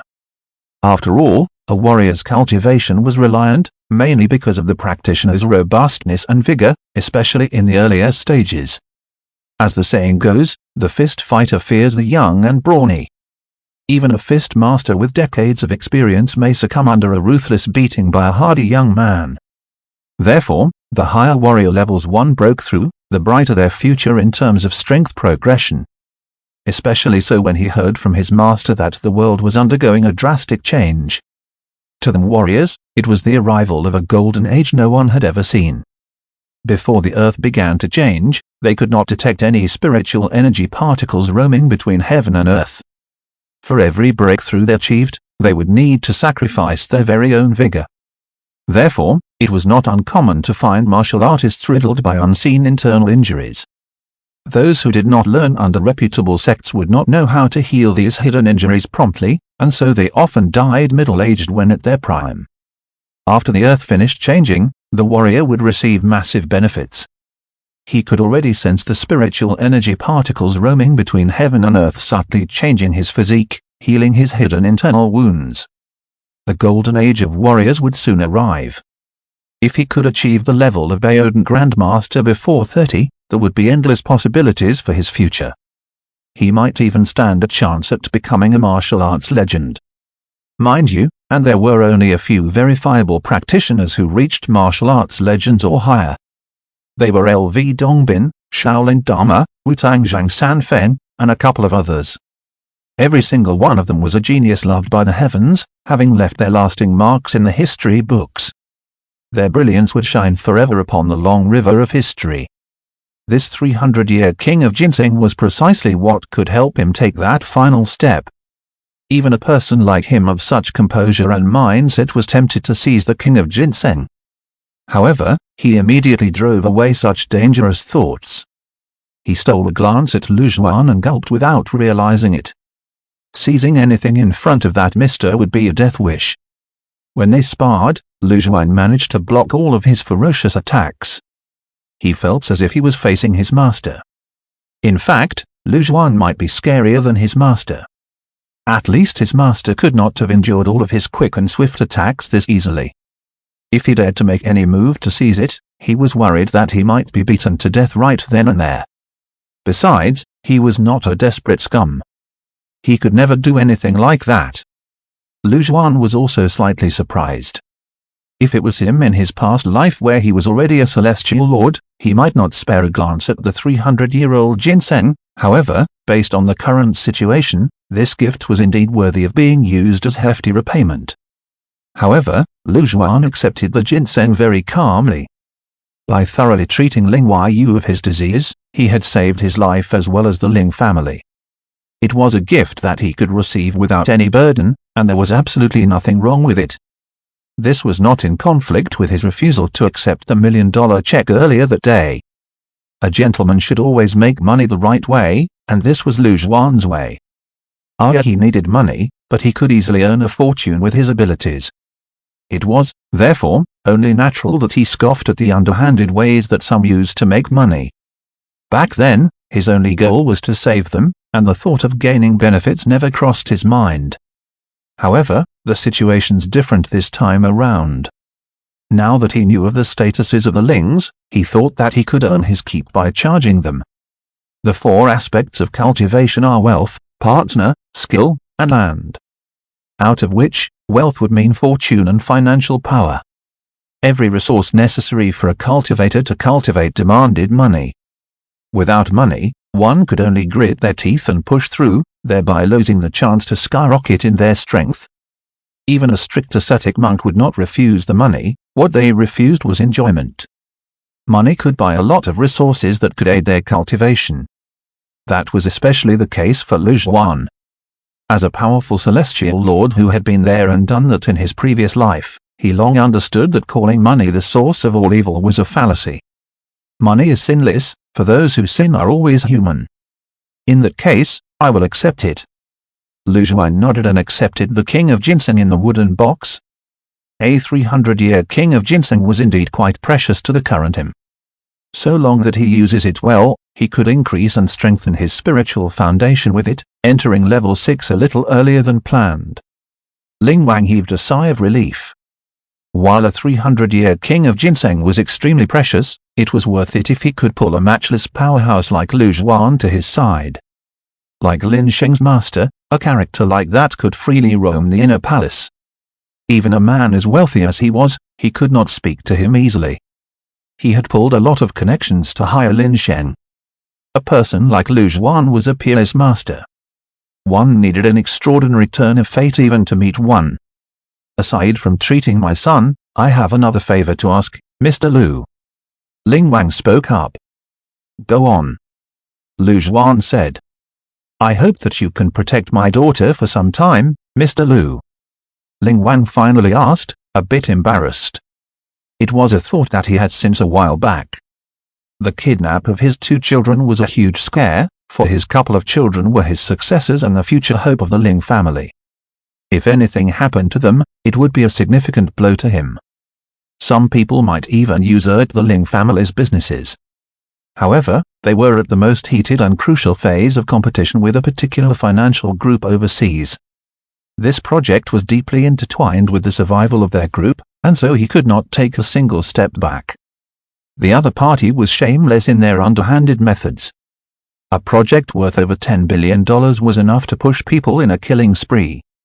Other than hiring Lin Sheng as his bodyguard, he had wanted to hire a bodyguard for his daughter Ling Fei. As his son was still young, it was still alright to keep him at home for the time being. However, his daughter was all grown up. She could not possibly hide from everyone else. That was why he turned his eyes to Lu Zhuan. Before they met, he had sent someone to investigate him. Lu Zhuan's family background was clean and straightforward, and he was a man of enormous evilness.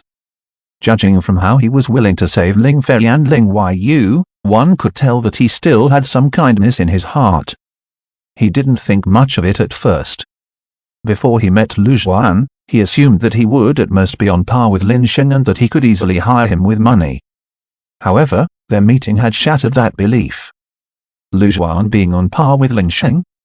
The joke's on him, for it would be more accurate to call Lu Zhuan on par with Lin Sheng's master. He never imagined that he would be so close to a martial arts legend, one of the top league grandmasters of the nation. The difficulty of convincing such a person to be his daughter's bodyguard shot up. The other party may even take his offer as a humiliation. Of course, If you agree to this, Mr. Lu, you can list out any conditions that you'd like us to fulfill." Ling Wang quickly added in haste. Lu Zhuan paused for a moment, before saying his condition, word by word, 800,000 per day. Chapter 15, Vajra Amulet. Ling Wang was a little taken aback. Would 100,000 per day be considered expensive to hire an expert of Lu Zhuan's caliber? Of course not. Nonetheless, Lu Zhuan's salary after a month would be almost on par with Lin Sheng's annual salary. However, Lu Zhuan was not Lin Sheng. While one could hire Lin Sheng as their bodyguard with a couple of $1 million, they might not even get to meet real experts at Lu Zhuan's level with that same kind of money. After all, Lu Zhuan's capabilities were around the same level as Lin Sheng's master. An expert like that would easily be a national hero. It was difficult for ordinary tycoons to meet him. Many powerhouses who were this powerful were also tycoons themselves. With many businesses under their name, their involvement in all sectors of industries and ranks could not be belittled. This was a 1 in a million chance. Deal. Ling Wang agreed immediately. "I hope that you can protect my daughter for a month, Mr. Lu. All things about the project should finalize after a month." "A month, no problem." Lu Zhuan nodded. While it would be impossible for him to be a bodyguard for an extended period, a month of bodyguarding duties was still acceptable. "I have a business offer for you apart from that, President Ling. I wonder if you would be interested, Lu?" Zhuan asked. "What kind of business offer, may I ask?" Ling Wang was a little uncertain. "I have some talismans with me called Vajra Amulet. They can save your life in a time of crisis." Lu Zhuan fished out a stack of talismans he prepared beforehand from his pocket and handed them to Ling Wang. Ling Wang took the talisman papers in slight confusion. Deep down, his heart was overcome by the ridiculousness of Lu Zhuan's claim, and he found it extremely hard to believe. Was he implying that he could ensure his safety with a talisman amulet? No matter how he looked at it, it sounded like a scam from the 80s when people were going crazy over Qigong, also known as the life energy cultivation. If the person who showed him this weren't Lu Zhuan, he would have thrown them away immediately. However, since it was something Lu Zhuan produced, it must be reliable to a certain extent. After all, with Lu Zhuan's abilities and status, it was highly unlikely that he would pull a prank like this. Ling Wang wasn't the only one puzzled. Ling Fei, too, felt that it was strange, and even Lin Sheng shot a skeptical look at Lu Zhuan. No matter what, anyone who tried to sell a stack of talismans like they were treasures would inevitably look like a con artist. Let's see. Words mean nothing without proof, and talk alone is not enough for most things in the world. Let us experiment with its effectiveness then. Lu Zhuan suggested this immediately as he seemed to understand the suspicions of Ling Wang and the others. Lu Zhuan pulled out one of the talismans and held it in front of him. Then, he turned to Lin Sheng and requested, "Attack me with all your might. I will not fight back." Lin Sheng looked at Lu Zhuan puzzledly. Ling Wang, who stood on the side, nodded, giving him the go. And so, he held nothing back and launched a spear-like punch at Lu Zhuan. Bam! The fist tore through the air. Just as it was about to hit Lu Zhuan, a shield, faintly glowing, suddenly appeared in front of him. It blocked that incoming fist. After it managed to block the punch successfully, the talisman began to burn immediately and disappeared, having been reduced to mere dust. It was clear that each talisman was single-use.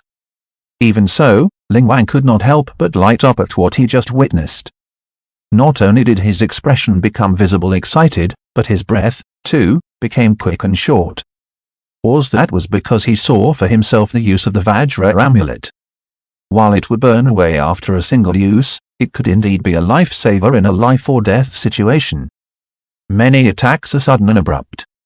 His bodyguards would not be able to react quickly enough if someone decided to snipe him from afar. However, if he had a Vajra amulet, it may very well save his life should he ever fall into such a precarious situation. It would be much more useful than hiring some bodyguards. Lu, what's the greatest extent of the Vajra amulet's defense power? Up until what kind of attacks can it withstand? Ling Wang queried. Well, it certainly can't defend against cannons. However, it will block most light and heavy gunnery. And, of course, you can only use it for one round of defense. It's enough, good enough. Ling Wang was happy with Lu Zhuan's answer. After all, Huaxia was a country that banned firearms, and gun owners were few and far between. If he found himself being bombarded by a cannon one day, it would imply that the entire regulatory structures of the nation had collapsed. How do you intend to sell these Vajra amulets, Mr. Lu? Ling Wang asked, his voice laced with anxiousness. Honestly speaking, he had suddenly heightened the importance he placed on his security ever since his children got kidnapped. At first, he thought that they would be safe after hiring some bodyguards. However, more and more entities beyond his wildest imagination began to emerge. That was when he realized that he was much more vulnerable and unprotected than he ever thought he was. Especially so when embroiled in a competition between many overseas conglomerates. Many a time, it was a cutthroat competition where they would resort to the most ruthless of methods, stopping at nothing to pull him down. The bodyguards that he previously hired were next to useless when going against these bizarre people and phenomena. However, the game would change with the Vajra amulet. He could see it saving his life many times. No price would be too expensive for these amulets. Lu Zhuan paused for a while, then said, "They're not expensive. They are 500,000 each. A total of 10 amulets, including the one we just used in our experiment, would be $5 million. And that was the business offer Lu Zhuan proposed in the beginning. These were talismans he had spent the entirety of the previous night drawing. If it was his previous incarnation, who was at the prime of his cultivation, he could easily draw the talismans without breaking a sweat. However, his current cultivation level had just stabilized at core foundation. Every talisman he completed exhausted his vigor and spiritual ki, and so he only managed to draw 10 over the night. In his previous life, Lu Zhuan had practiced many skill manuals and cultivation methods, of which he had always performed exceptionally well in talisman making. He was almost an all-rounded genius. Lu Zhuan would soon get stronger with time. The talisman he needed to draw would also begin to simplify, and his repertoire of amulets would quickly expand. These sorts of Vajra amulets were but the most basic of talismans. Not only that, but it was only a single-use talisman. While ordinary men might not have a chance to use such an amulet in their lifetimes, for the ultra-wealthy, such as Ling Wang, there was nothing more important than his safety and health. As expected, Ling Wang's interest was piqued after he heard Lu Zhuan's offer. This was the basis of Lu Zhuan's confidence when he said that gentlemen had a way to earn their keep. If he needed money, he had tons of ways of getting it. No issue at all. 5 million. I'll take them all. Ling Wang said, footing the bill even for the one previously exhausted in the experiment. He would greatly improve his security with the 9 remaining talismans. At the same time, Lin Sheng could not hold himself back any longer. He stepped up and asked, "Do you still have more of these talismans, Mr. Lu?" "I would like to take some if you do."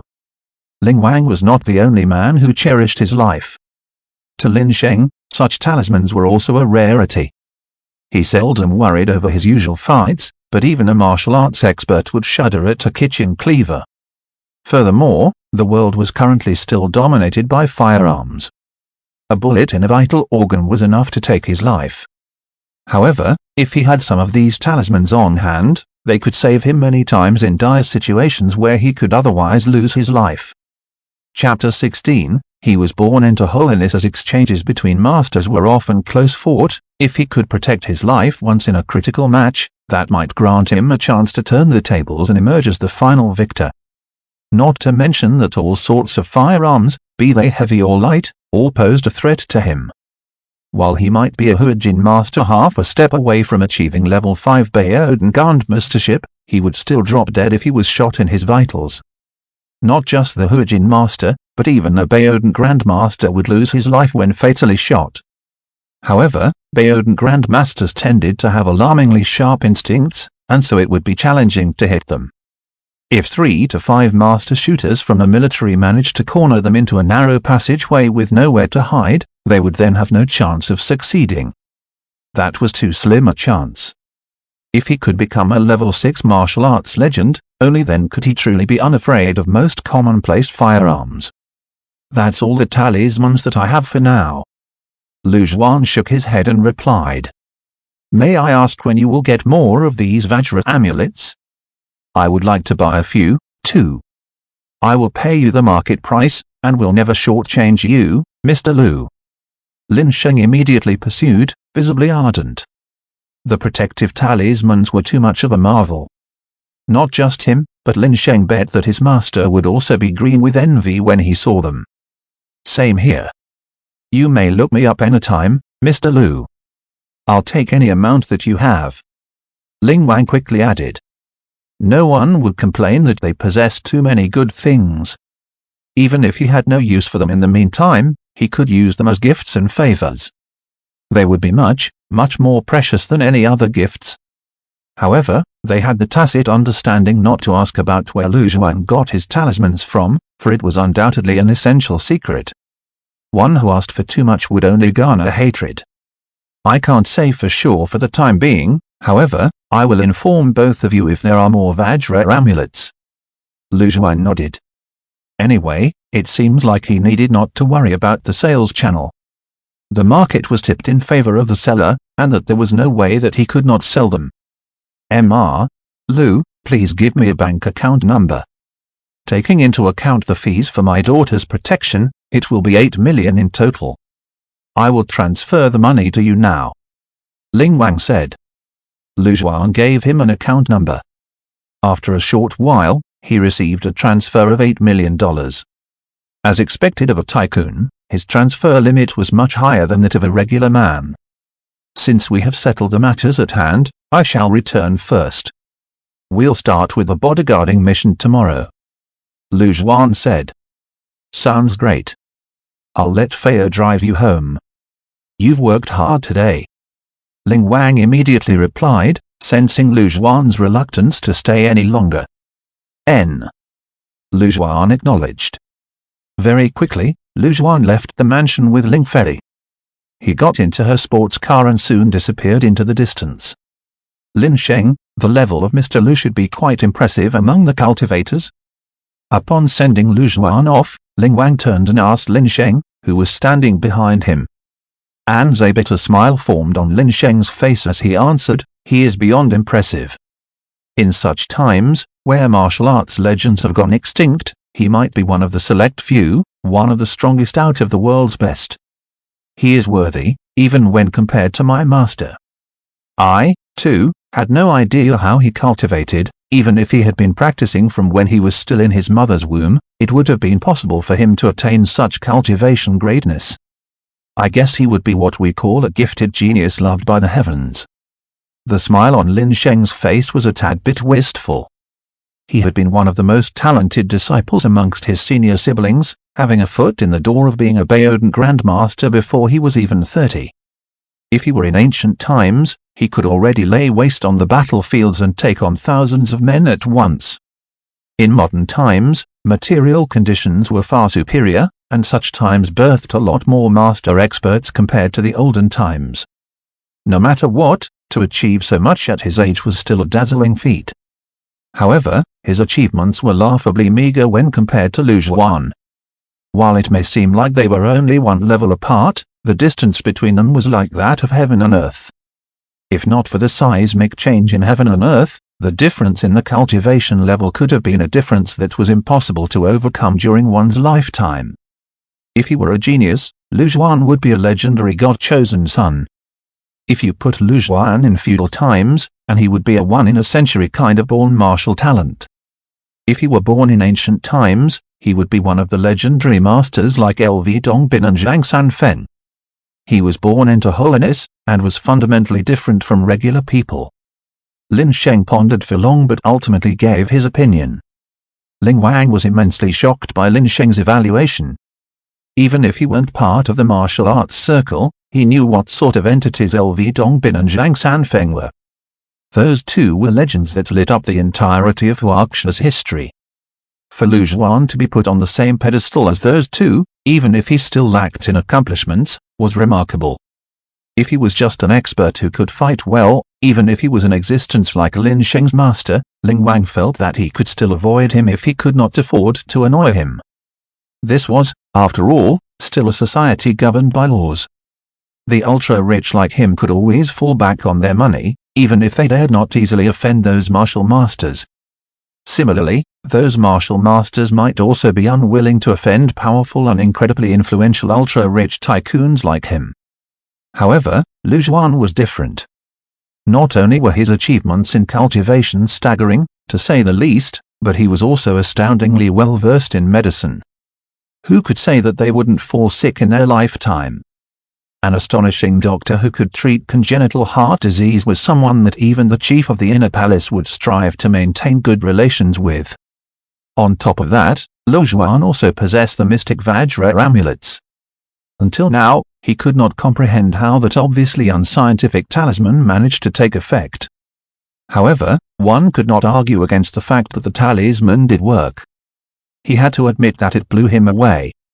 Taking into consideration all aspects of Lu Zhuan, Ling Wang was left with one thought, and that was to get Lu Zhuan to his camp.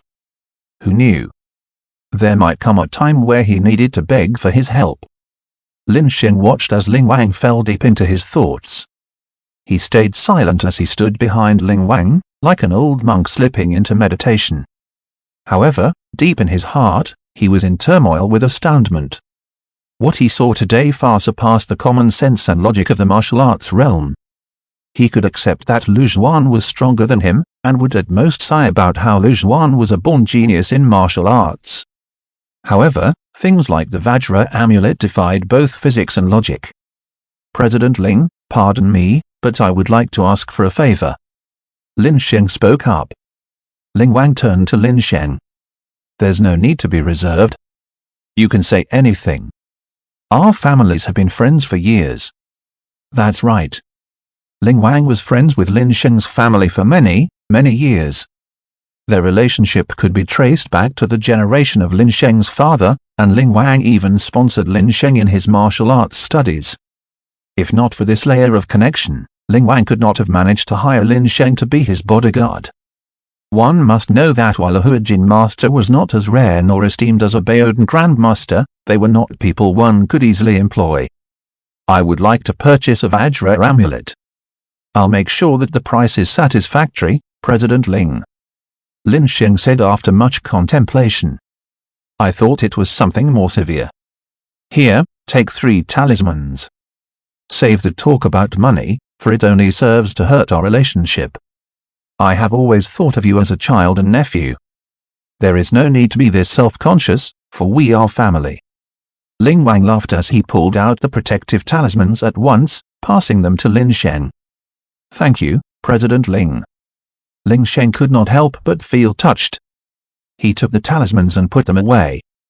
Chapter 17, Old Man, why are you the worst? 3 Vajra amulets would be worth 1.5 million inches total, and he could even flip its price 2 or 3 times if he sold them to someone else. Plenty of the death-fearing wealthy would be interested in getting one. Even a warrior like him would bite the bullet and buy a couple, even if it would burn a hole in his pocket. Money may be necessary, but his life was worth much more. Ling Wang readily gave him 3 pieces like a truly generous man.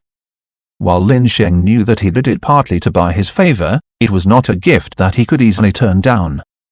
After all, that was 1.5 million worth of cold hard cash, which could very well be worth even more. Ling Wang nodded, pleased. As a man of status, it was almost his second nature to buy the hearts of those who were useful to him. What he admired the most about Lu Zhuan was his attitude. While Lu Zhuan needed money, he had his way of doing things and was unafraid to adhere to it. While he didn't know if it was a prevailing attitude among grandmasters, but speaking from his experience, Lu Zhuan was equipped with the quality of a man set out to accomplish great things. Lu Zhuan saw money only as a tool. To him, money was only data that could help him better achieve his goals. On the other end, Ling Fei's Ferrari quickly pulled up in front of Lu Zhuan's neighborhood, the Xingchenbei residence. Mr. Lu, I will be here to fetch you tomorrow. My safety will be in your hands. Please take care of me. Ling Fei stretched out her snow-white hand. Lu Zhuan gently took it as they shook hands. It was warm. Got it. Just pick me up around this area tomorrow. Lu Zhuan nodded. Thank you for saving my brother today, Mr. Lu. Also, I haven't got the chance to thank you for saving my brother and me back then. Gratitude was apparent in Ling Fei's eyes. The man in front of her had saved her once and her brother twice. It was equivalent to saving the Ling family twice. Also, he was capable, but all they found from their investigations were some very mediocre records. As if he possessed these abilities overnight. All these mysteries made her a little curious. Don't worry about it. Your family has given me a gift in return. We simply took what we need from each other. Lu Zhuan pointed at the red wooden box. No matter what, those material gifts could not possibly express how grateful I am. Thank you. Ling Fei thanked him solemnly. To that, Lu Zhuan simply nodded and smiled. Bring some of the 10 Vajra amulets I sold President Ling on you. They might come in handy. I will. Ling Fei thought about his words and also felt that it was necessary. Although Lu Zhuan was powerful and mysterious, that overseas organization might use firearms, heavy or light, if they decided to strike again. It was always better to be safe than sorry. Lu Zhuan stepped out of the vehicle and watched Ling Fei leave. Then, he strode into the residence alone. However, he felt that the way the guards looked at him was a little strange. The security guards stationed at the entrance looked at him with eyes of awe, but at the same time, with a tinge of jealousy and resentment. He was bewildered. Lu Zhuan did not know that the guards had thought up of an unprecedented and phenomenal love triangle in their minds. As the ultimate gigolo of their dreams, Lu Zhuan had made it to the pinnacle of life. Upon seeing how he had beautiful girls chauffeuring him around, they could not help but feel deeply impressed. As he walked through the garden within the neighborhood, a sudden ringing cut through the air. He pulled out his phone and read the caller ID. It was Mother Empress. Hello? Brat, how was the blind date? Don't you dare mess this up with your tricks again. Your mother sacrificed her dignity to find you a chance like this.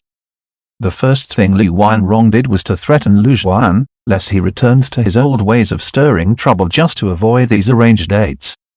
In the past, he would either find an excuse not to go or pretend to be a mommy's boy or a scumbag to scare the girl away. How could I ever, Mom? Didn't I listen to you well and went for the blind date this time? I even added her on WeChat. We are taking our time to chat, taking our time. Lu Zhuan let out an indulging smile without realizing it. Who would have thought of him as the icy and aloof Mr. Lu at the Lings just now? The familiar faces of his past life would most definitely be astounded if they saw that the high and mighty cold-faced celestial lord had this side to him. However, Lu Zhuan cared about none of that. The kinship that he had lost and recovered was something that the current him cherished the most. No matter how young or old, if he was an ordinary being or the high and mighty unrevealed celestial lord, at this moment, he was just a son. You've added her on WeChat? Not bad. What did I say? My son will be just fine. Your dad kept saying that the girl would not be even slightly interested. Look, what a slap on his face. Lu Wanrong's triumphant voice came from the other side of the line. Being friends on WeChat doesn't mean that she's interested in your son. That girl is like a fairy, having her WeChat is good enough. Geez, you should be more practical. Look at our background. We should find someone who's from an ordinary household. The voice of a middle-aged man suddenly came through from the phone. Lu Zhuan's eyes moistened at that voice. It was a voice that he had not heard for a very long time. It was none other than his father, Lu Xiangxiang. Bleg, old man, you're the worst. How is my son not good enough for their daughter? Good looks, good height, good qualifications. How is he not good enough for her? On the other side of the line, Lu Wanrong began to scold her husband like a fiercely protective mother hen. I was such a beauty back then, but didn't I marry you too? Have I ever complained that you were poor? Well, you seem quite blind to have chosen me. We've spent all our money treating your eyes. Lu Xiangxiang retorted weakly over the phone. You? Lu Zhuan quickly hung up before Lu Wangrong exploded, and then heaved a sigh of relief. Suddenly, a plump young boy appeared in front of him. In his elementary school uniform and a pleasant goat school bag on his back, he looked up at Lu Zhuan. Zhao Yuan, did you just end school? Lu Zhuan looked at the little chubby boy standing before him. He looked a little similar to Lin Fang, though not a surprise as he was Lin Yuan, Lin Fang's brother. They looked a lot like each other. One was a big chubby boy, and the other was a small chubby boy. Yup. Brother Lu, may I ask for your help with something? The little chubby boy stared dolefully at Lu Zhuan. With what? Lu Zhuan asked. Attend the parent-teacher conference instead of my mom and dad, said the plump little boy. Aren't your parents around? Ah, did you get into trouble again? Worried that your teacher might complain to your parents? Get your brother then. Lu Zhuan realized why this little chubby boy was looking for him. Brother Lu, you know how big a tattletale my big brother is. If he knows, my parents would too in no time. The plump little boy looked worried with his hands on his back. Our class mentor's really pretty, and she just broke up with her boyfriend. The little chubby boy looked at Lu Zhuan and tried to convince him in all seriousness. Aren't you still single, Brother Lu? You've been single since birth. Even I have 2 girlfriends. You got to buck up. Lu Zhuan didn't know if he should laugh or cry at his remarks. What's up with these Gen Alphas? He can't believe that a Gen A kid had just mocked him. You're just a kid, what would you know? Lu Zhuan pinched that chubby kid's cheeks. The chubby boy struggled free from Lu Zhuan's big hands and continued to advise seriously, what would I not know? Right, remember to come in late by 20 minutes. Lu Zhuan was amused. Why should I arrive 20 minutes late? You're so silly. If you're late, you could use it as an excuse to ask her about the things that you missed, conveniently add her on WeChat, and then ask her out on a date. Need I teach you all that? The little chubby boy paced around with his hands on his back. Look at yourself. You're not getting any younger. Stop making Auntie Li worry and tidy yourself up. As the saying goes, gold makes the Buddha's statue just as clothes make the man. Lu Zhuan was even more amused and done with the kid. He pinched his little chubby cheeks hard and said, I'm afraid I can't help you with this one. Find your brother instead. With that, Lu Zhuan turned and left. The little chubby boy's urgent plea came from behind. Brother Lu, you can't leave me to die. Why don't I give you one of my girlfriends? We can talk. Chapter 18, The good-looking could do whatever they want. A peaceful and uneventful night. The second morning, Ling Fei arrived in the Xingchenbei residence, knocking on Lu Zhuan's door. Come on in. Lu Zhuan opened the door of his house. He had been cultivating all through the night before, and only had 3 hours of sleep.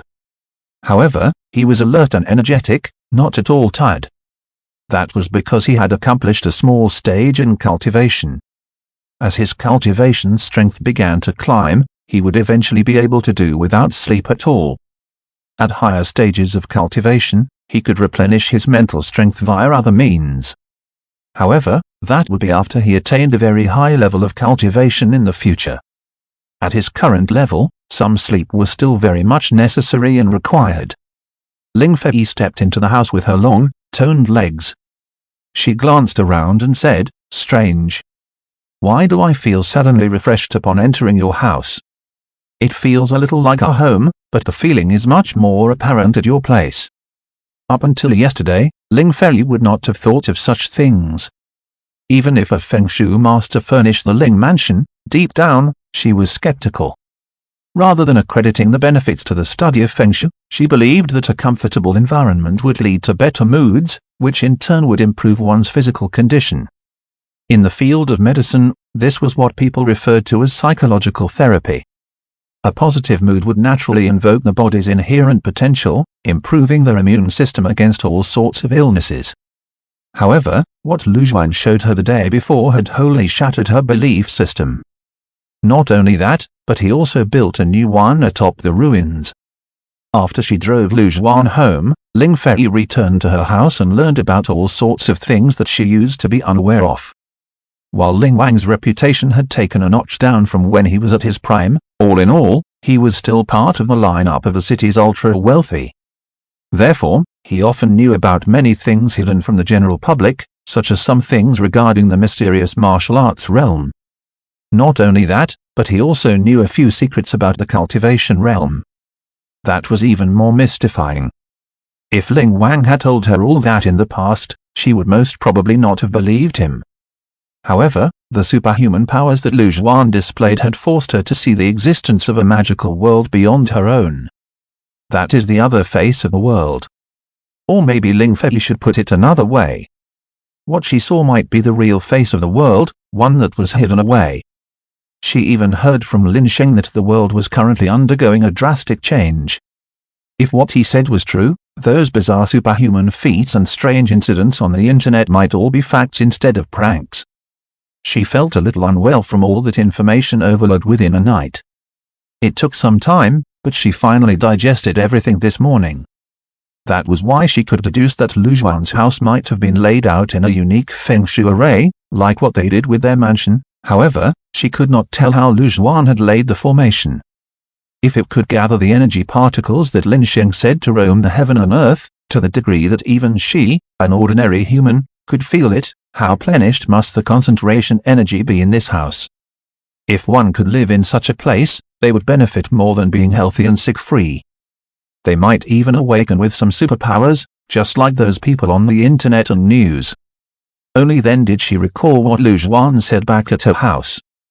To the layout laid by one of the top 3 feng shui masters in the nation, Master Jin, Lu Juan did not give much comment except for saying that it was not bad. Ling Fei didn't understand him at all back then. However, she now knew how much confidence one must have to make such an evaluation.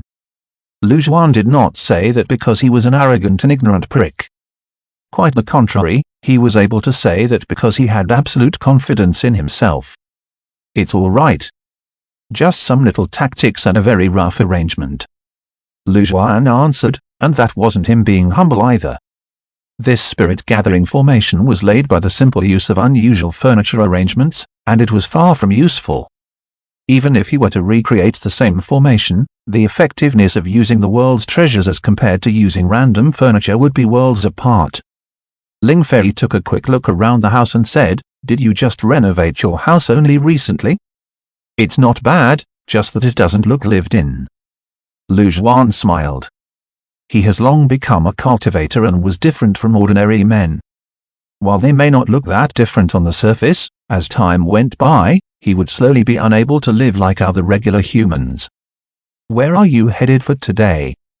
Lu Juan asked. Ling Fei turned around. "I plan to go back to my school." "I'll be in your care, Mr. Lu." "You're still a student?" Lu Juan was a little surprised. Ling Fei pouted. "Why? Don't I look like one? I'm a true blue Gen Z, born after 2000. I'm in the 3rd year of university this year. As I was helping my father to take care of his businesses, I had to dress more maturely to be taken seriously." That was when Lu Juan noticed that Ling Fei's outfit was much simpler and refreshing than the day before. A white t-shirt, a pair of jeans and white shoes, she was dressed like a typical girl next door. "Let's go then." Lu Juan wasted no words and left the house with Ling Fei. Not only did Ling Fei dress simple today, but the car she drove was also less extravagant than one she drove the previous day. This time, she drove a BMW Mini. After they both got into the car, they quickly drove into the distance. That owner's a real winner. 2 consecutive days of being driven around by beautiful ladies. He's really made it in life.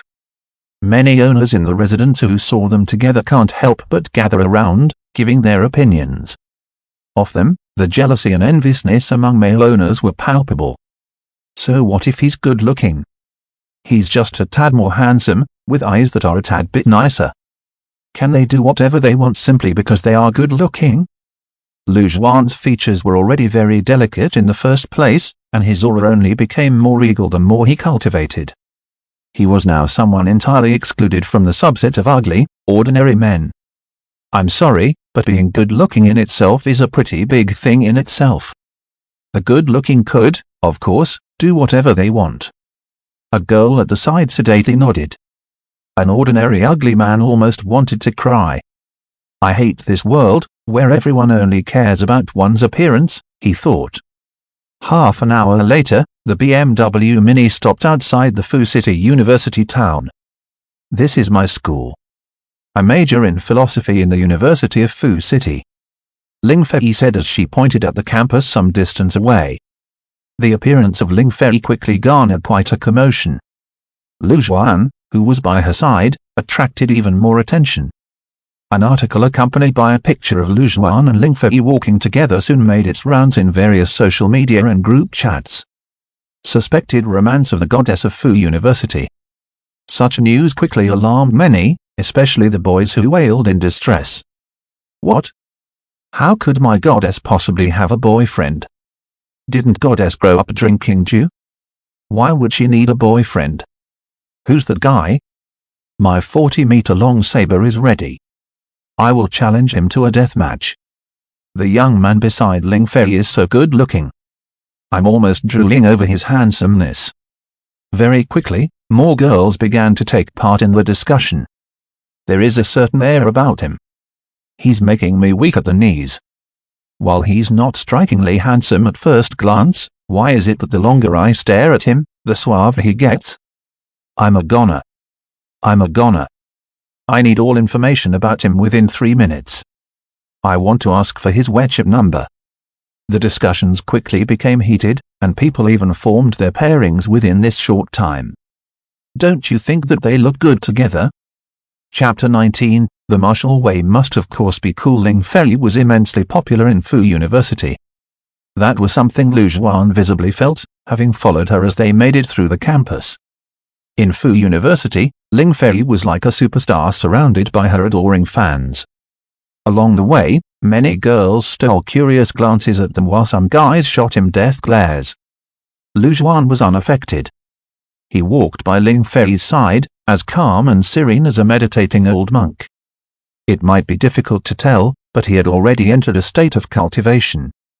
While most cultivators would need to clear their minds of noisy thoughts before they meditate, Lu Zhuan's soul and cultivation were so advanced that he could cultivate even he was sitting down or lying on his back.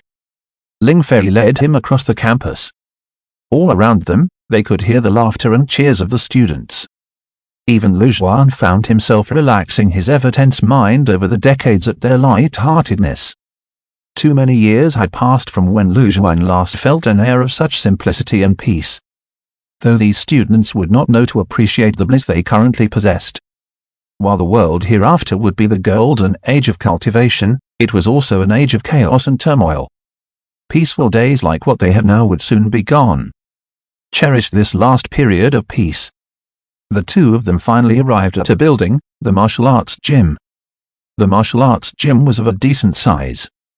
One could hear the sound of trainees doing their spirited yells from within the building. Lu, I have decided to learn some martial arts after everything that we went through a while back. My senior opened this martial arts gym. I phoned him yesterday and told him that I would be coming over today. He will be here to meet us in a while. Ling Fei walked as she explained, leading Lu Zhuan into the building. The martial arts gym was loosely decorated. While it is still morning, many students had already started their martial arts training routine. Their spirited yells of "Hu" and "HAA" could be heard throughout the room. The arrival of Lu Zhuan and Ling Fei did not attract much attention from the students. They simply glanced at them and then returned to their practice. Why are they only teaching such feeble and flowery moves? Ling Fei slightly frowned as she looked at the students who were still training. Unlike what Ling Fei imagined of how one should practice martial arts, these students were all training in moves such as high kicks. They looked good, fierce, and clean when they executed those moves. However, Ling Fei was someone who had seen Lu Juan fight more than a couple of times. Before she knew it, it had pulled her perception of what was good. While her previous self would have felt that those moves looked good, all that the current her could think about was that these moves had no value apart from looking like they were good. What good was there in training them if that was the only good they had? When you kicked that high, your lower body would be wide open for attacks. It could be fatally dangerous, and a real expert could end your life with a single move. They look decent to me. Lu Juan scanned their surroundings with a slightly intrigued expression. These are all appearances. What I want to learn are the real fighting moves and stances I could use against an enemy. What good is it for me to train like this? Ling Fei shook her head, looking quite disappointed. Lu Juan gave her a mild smile. Well, I beg to differ. Want to guess why Taekwondo managed to be a huge hit worldwide, while we still struggle to promote our very own form of martial arts? Because brainless fangirls are influenced by the Korean wave. Ling Fei answered. Although she was very much a typical Gen Z born after 2000, she was different from her same-aged peers. She had zero interest in the so-called K-wave from Korea. Maybe the higher one's status and background, the greater the differences in their tastes and way of thinking. To Ling Fei, who was born into extreme wealth and status, she could not see those superstars as anything more than lowly entertainers, especially K-pop stars, who were the lowest of the lows. That was only one of the reasons. The main drive, I would say, was that Taekwondo is cool enough. Lu Juan laughed. Even Hitler understood the importance of cool army uniforms. He pushed the design to the limits of coolness, attracting young men to join the army. The love and admiration of beauty are innate and universal. Martial arts such as Taekwondo and Karate are easy to pick up. Not only that, but the practitioner can quickly make neat-looking performances after minimal training. On top of that, their uniforms look much better than the riding jacket, magua, that a practitioners wear. Wouldn't it be only natural that they attract young blood? Lu Juan continued to explain. When training for our martial arts, one would need to do stake-standing exercises for at least 3 years before training in martial arts squats for another 3. It could easily take 10 to 20 years to see your training bear fruit. Of course, young people would quickly lose interest. While you might think that it's useless to train in these moves, they serve to ignite a person's drive and interest to continue their martial arts training. Interest is the best teacher. While some persevere even without having an interest in what they are doing, they were as rare as a phoenix's feather or a killin's horn. You can't expect everyone to have such a mind of steel. Lu Juan said as he put his hands on his back. That is why I feel that instead of just talking about the promotion of our nation's martial arts, we could first work on attracting the young to learn. From then on, we could select the better ones and teach them the real stuff, the true essence of the martial way. That, I feel, would be the right path to take. Of course, for that to happen, one must assume that more profound knowledge and skills were available for these genius students to train and practice after they had completed their training in the basics of basics. Ling Fei stared at Lu Juan with her beautiful eyes. She had never thought that one could decipher the situation from a viewpoint as unique as this. From her impression, the martial arts practitioner should always learn about the harder skills, the more complicated, the better. If anything, the level of difficulty would indicate the value of that martial skill. However, Lu Juan had shed light on this issue from another perspective. The easier the martial art, the more attractive it was, and the quicker one could get better in it. In the past, the old master would always practice extreme caution when selecting their disciples. Apart from the valid worry that they might nurture an ingrate, it was also due to a scarcity of resources. Back then, it was difficult for people to fill their stomachs. How can a hungry man possibly be strong enough to practice martial arts? Lu Juan continued, however, the situation is different now. We have an abundance of resources, and while it is still too far-fetched to say that everyone is affluent, we could at least be sure that most would not find having a full meal a significant challenge. Therefore, we have fulfilled the prerequisite for mass promotion of cultivation. In the past, martial arts masters have taken in disciples via the selection model of early accepting geniuses. However, how could the genius selected from 3 or 5 candidates ever compare to the genius chosen from 3 to 500 or even thousands? The quality of geniuses is also dependent on the base value of the number of candidates. The times are changing at high speeds. Only when we catch up with the revolution of the times can breakthroughs and changes make it to the people and survive. Well said. I never expected to see someone with such insight at this place. Suddenly, a man walked over, smiling as he clapped in appreciation. It was a man looking to be in his 20s. Dressed in his snowy white martial arts uniform, one could see the tinge of rarely seen gallant spirit between his brows. Senior Lee. Ling Fei walked up and greeted him. Allow me to introduce you to each other. Senior Lee, this is Lu Zhuan.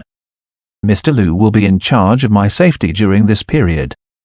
Mr. Lu, this is the senior that I mentioned, the owner of the martial arts gym, Li Fei, Senior Lee. Mr. Lu, you are indeed as impressive as I heard. I opened this martial arts gym to promote the martial way under my master's orders.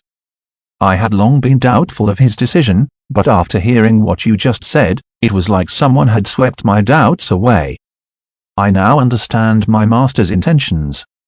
Li Fei said, feeling a little emotional. He never managed to understand his master's intentions, but this man understood them with a single look. He truly was a man of exceptional perception and insight. Lu Zhuan scanned Li Fei. While Li Fei was also trained in martial arts, he had only reached the cultivation of a second-level Mingjin. While he wasn't a mighty fighter, he could easily take on 3 to 5 large men.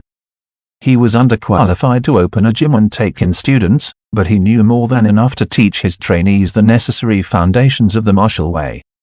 Chapter 20, A Challenger at the Door. We commonly see such practitioners around. In fact, they are ones who make up the bulk of martial artists. Experts like Lin Shen and Poison Scorpion were as rare as hen's teeth. They belonged to the group of practitioners who managed to utilize the extent of their studies to the fullest. While people like Lin Shen could carry the fate and responsibilities of their martial sect on their shoulders, people like Li Fei could be better described as outer circle disciples. However, even outer circle disciples could be considered as masters in the eyes of regular folk. Are you also part of the martial arts world, Mr. Lu? Li Fei asked as he looked at Lu Zhuan.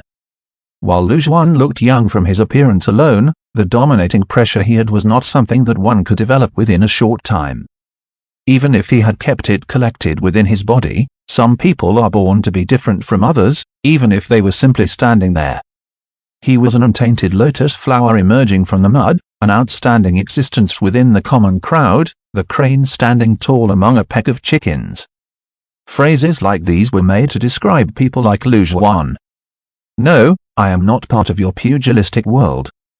Of course, Lu Zhuan quickly denied it. He was not part of the martial arts circle for sure, he was a cultivator. While warriors belonged to a subset of cultivators, he was not in that subset. Upon hearing his words, Li Fei misunderstood and took it that Lu Zhuan did not know any martial arts. He could not yet comprehend why Lu Zhuan felt special, though. Pale-skinned and clean-looking, Lu Zhuan did not look like someone who had practiced martial arts. No matter what, you have an exceptional air around you, Mr. Lu. Your insight is impeccable, and you have an in-depth understanding of my master's intentions. If you are interested, you may consider joining our martial arts gym. I will waive all fees for you. Li Fei hurriedly offered. I appreciate the gesture, but I'm not interested. Lu Zhuan declined. Li Fei did not insist. He looked towards Ling Fei and said, it would still be possible for you to do martial training with us, Ling Fei. However, we might need to postpone it to the afternoon. We have something later. What do you have on, Senior Li? Ling Fei's interest was piqued. At the same time, Lu Zhuan noticed that more and more students had gathered in the martial arts gym. At the same time, their expressions became grimmer as the minutes went by. It was almost as if something terrible was about to happen, and they could not help the grave expression on their faces. I heard that guy called Park Ji-hyun's very powerful. What should we do? He's coming over to challenge us. The gym master can handle this, I think. Although rumor has it that Park Ji-hyun's a black belt or whatnot, our gym master's also a martial arts master. There's nothing to be afraid of. He has already crippled 2 of our first-level Nijin seniors. They are still recuperating in the hospital. He's too much. This is China. How dare a Korean come and commit such atrocities over here? The worried chatter of the anxious students made it into Lu Zhuan's ears. He made out what was going on right away. Li Fei looked at Ling Fei and then glanced once again at Lu Zhuan. He paused and explained, I will be honest, Ling Fei. Someone will come this morning to openly challenge us. Coming over for a challenge? Who's the blind man? Doesn't he know that you're the provincial champion of kickboxing? Ling Fei smiled mildly. Li Fei's expression, however, became slightly serious. He's the new president of the Taekwondo club. Ling Fei, have you heard of the exchange student from Korea, Park Ji-hyun? Ling Fei frowned as she recalled, you mean the plastic surgery guy? I heard that he got onto the rankings of campus heartthrob. Li Fei nodded, that him. 2 months ago, I defeated the then president of the Taekwondo club during an inter-club competition within the campus. Park Ji-hyun has since taken over as the president of the Taekwondo club. It was said that the very first day he joined the club, he defeated everyone in the Taekwondo club and forced them to change their president. 2 days ago, he defeated 2 of our strongest elite students. Yesterday, he came up to us and challenged me, full name and all, to an open battle. Lu Zhuan wasn't surprised when he heard that. The martial arts clubs within schools had always been competitors. Furthermore, martial artists had always been rowdy and difficult to control. Otherwise, they wouldn't have a saying that went, pugilists flaunt the law with martial arts. Sparrings and challenges were commonplace between warriors. Are you confident then, Senior Li? Ling Fei asked. Li Fei shook his head. That Park Ji-hyun is very strong, and he is way more dangerous than we could ever grasp. I cannot say anything for sure, as I have not fought him. However, I have invited a senior from my sect to help out. He's taking his master's in our university, and so it's not a violation of the rules. Ling Fei could feel the immense pressure weighing on Li Fei. She had known Li Fei for quite a couple of years, and they had always been on good terms. She knew very well about how prideful Li Fei was. If he weren't genuinely unsure of his odds of winning, he would never bring him back up from the outside. That's why you need not worry, Ling Fei. My talents are limited, and I can only be considered to be in the outer circle disciple in my sect. However, my senior is different. He has been learning under the direct guidance of my master and is a lot stronger than I am. Even if Park Ji-hyun does come, it would not be that easy for him to leave. Li Fei assured. Ling Fei truly wanted to tell Li Fei that Lu Zhuan, whom he assumed to know nothing about martial arts, was the real expert here. While she might not know much about the man Li Fei brought in as support, he was obviously no match for Lu Zhuan, whom Lin Shen had described as a man infinitely nearing the level of a martial arts legend. Not long after, a middle-built, muscular man quickly made his way over to the building. He strode towards Li Fei. Junior Li, looks like I'm on time. That man laughed out loud. Compared to Li Fei, this large man looked more like a man of the martial arts realm. Senior Zhang, thank you so much for coming over today. Li Fei quickly welcomed him. That man pounded on his chest and said, no worries. You're my junior. Anyone who tries to wreak havoc at your place is trying to slap us in the face. These two are? That man asked when he saw Ling Fei and Lu Zhuan. His gaze fell on Ling Fei for a short second before he immediately turned to Lu Zhuan. Almost instinctively, he could tell that there was something not that simple about Lu Zhuan. While he could not pinpoint what that feeling was, he believed in his gut instinct. It was the sixth sense of a warrior, and most of the time, they proved to be quite accurate. This is our junior, Ling Fei, and this is her friend, Mr. Lu Zhuan. Mr. Lu Zhuan, Ling Fei, this is my senior, Zhang Gang. Li Fei introduced them as he stood in the middle. When Zhang Gang was looking fixedly at Lu Zhuan was also observing Zhang Gang. He quickly concluded that he was an expert who had cultivated to the third level of hidden energy, Anjin. Zhang Gang should have just broken into the level of Anjin, and so he was not yet adept at suppressing his pressure. However, he was undoubtedly a lot more powerful than Li Fei. A warrior of his caliber was more than enough to participate as a trump card in a campus competition. Nice to meet you. Zhang Gang greeted. Ling Fei felt a little amazed. She was used to being the center of attention wherever she went no matter the occasion, but that was not the case today. First, it was Li Fei, and then it was Zhang Gang. Both of them focused their attention on Lu Zhuan almost instantly. It was like there was an invisible spotlight shining on Lu Zhuan, guiding their eyes to notice him at first glance. However, she did not know that the current Lu Zhuan did develop some sort of subtle magnetism towards martial arts practitioners. It was so very slight, that even if they could not pick it up clearly, they could still detect a faint scent of a certain something. Chapter 21, defeated with a single move. That was the instinct of warriors. Of course, part of the reason was that Lu Zhuan had not gone out of his way to conceal his presence. Otherwise, with what he could do, it would be a piece of cake for him to make it so that not a single soul could tell that he practiced cultivation. Suddenly, there was a commotion at the door. A group of youths in taekwondo uniform walked in as they took massive strides, holding their heads high and proud. "They're here!" Someone shouted from the crowd, which immediately caught everyone's attention. Everyone turned to look at their visitors, only to see the members of the taekwondo club. The one leading them was a good-looking young man with dyed, blonde hair. He was slightly feminine with a dash of makeup. He looked like one of the trendy flower boys. Knew it. He looked like a sissy. I can't stand it when men put on makeup. Ling Fei looked utterly disgusted. Ling Wang used to be a veteran of the army, and that heavily influenced Ling Fei. Ling Fei had always thought that if men had to put on something on their faces, they were better off putting on camo face paint. That was also why she always scoffed at those flower boys and the little fresh meats from the entertainment industry. "Where's Li Fei? Our oppa is here to challenge him. Park Ji-hyun oppa is the coolest. The taekwondo club is the strongest." A group of fangirls followed behind the members of the taekwondo club. Li Fei marched up to them and stopped in front of the members of the taekwondo club.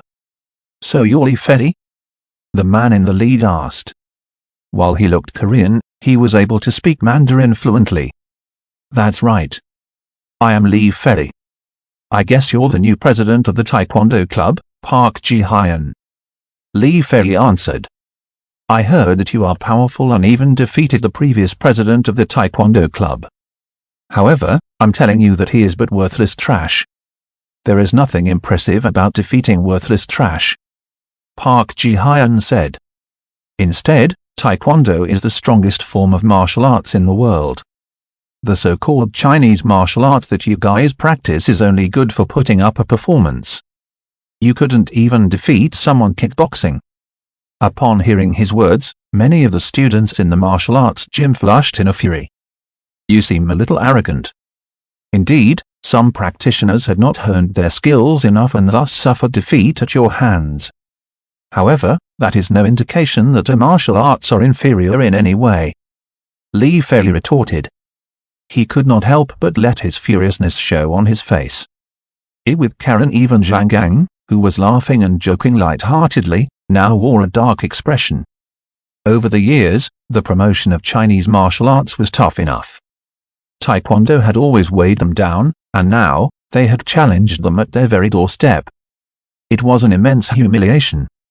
"Let's skip the pointless chit-chat. I've got no time to waste here. I have to challenge the judo club this afternoon, followed by the karate and the kickboxing club tomorrow. Only one martial club needs to remain in Fu University, and that will be us, the taekwondo club." Park Ji-hyun spoke straightforwardly. "In that case, I won't hold back." Li Fei let out a yell, then closed his 5 fingers into a tightly balled fist. He threw out a thunderous punch, tearing the air with a resounding boom. He brought it down right on Park Ji-hyun's face. Park Ji-hyun made out a somewhat disdainful smile before effortlessly dodging Lee Fei's attack. Then, he kicked Lee Fei right smack in the middle of his chest. A muffled thud. It was as if someone had kicked a soccer ball. He sent Lee Fei flying like a kite cut off from its string, and he landed heavily on the ground. Lee Fei was defeated. For a moment, the entire martial arts gym fell dead silent.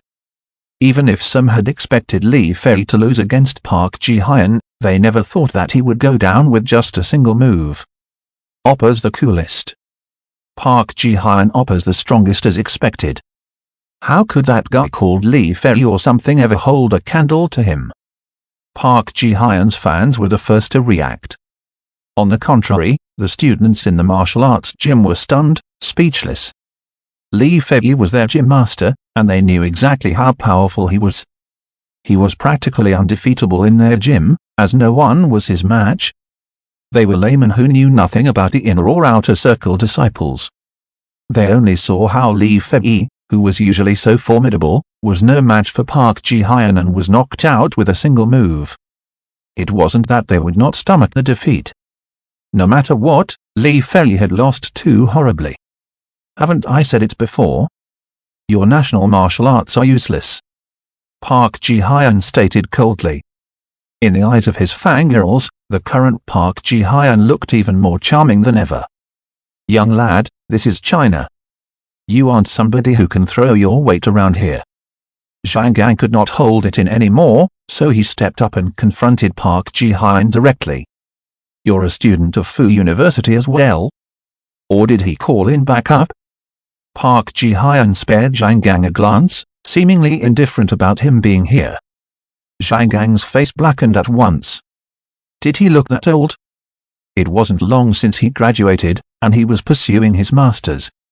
One should not look down on others. That bastard. It doesn't matter. Since you want to bring it on, come all at once then.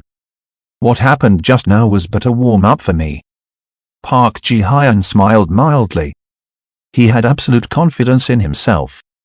You're courting death. Zhang Gang was enraged. He bellowed and pounced on him with great force. That gorilla's so ugly. One of Park Ji-hyun's fangirls yelled out loud, and Zhang Gang almost tripped over himself. Luckily, he caught himself before he fell onto the ground. Zhang Gang got even redder with anger. The world was too cruel to those who weren't good-looking. He wasn't ugly either, yet he was called a gorilla by a stranger. That made no sense at all. Zhang Gang's moves were ferocious and steel-like, his hands lashing out like the claws of an eagle. When he fought, he looked like an eagle spreading its wings. His opponent, Park Ji-hyun, kept making flashy moves as they exchanged blows. The fight was close and tight, and they seemed to be evenly matched. Ah, it's the eagle's claw. Lu Zhuan commented silently.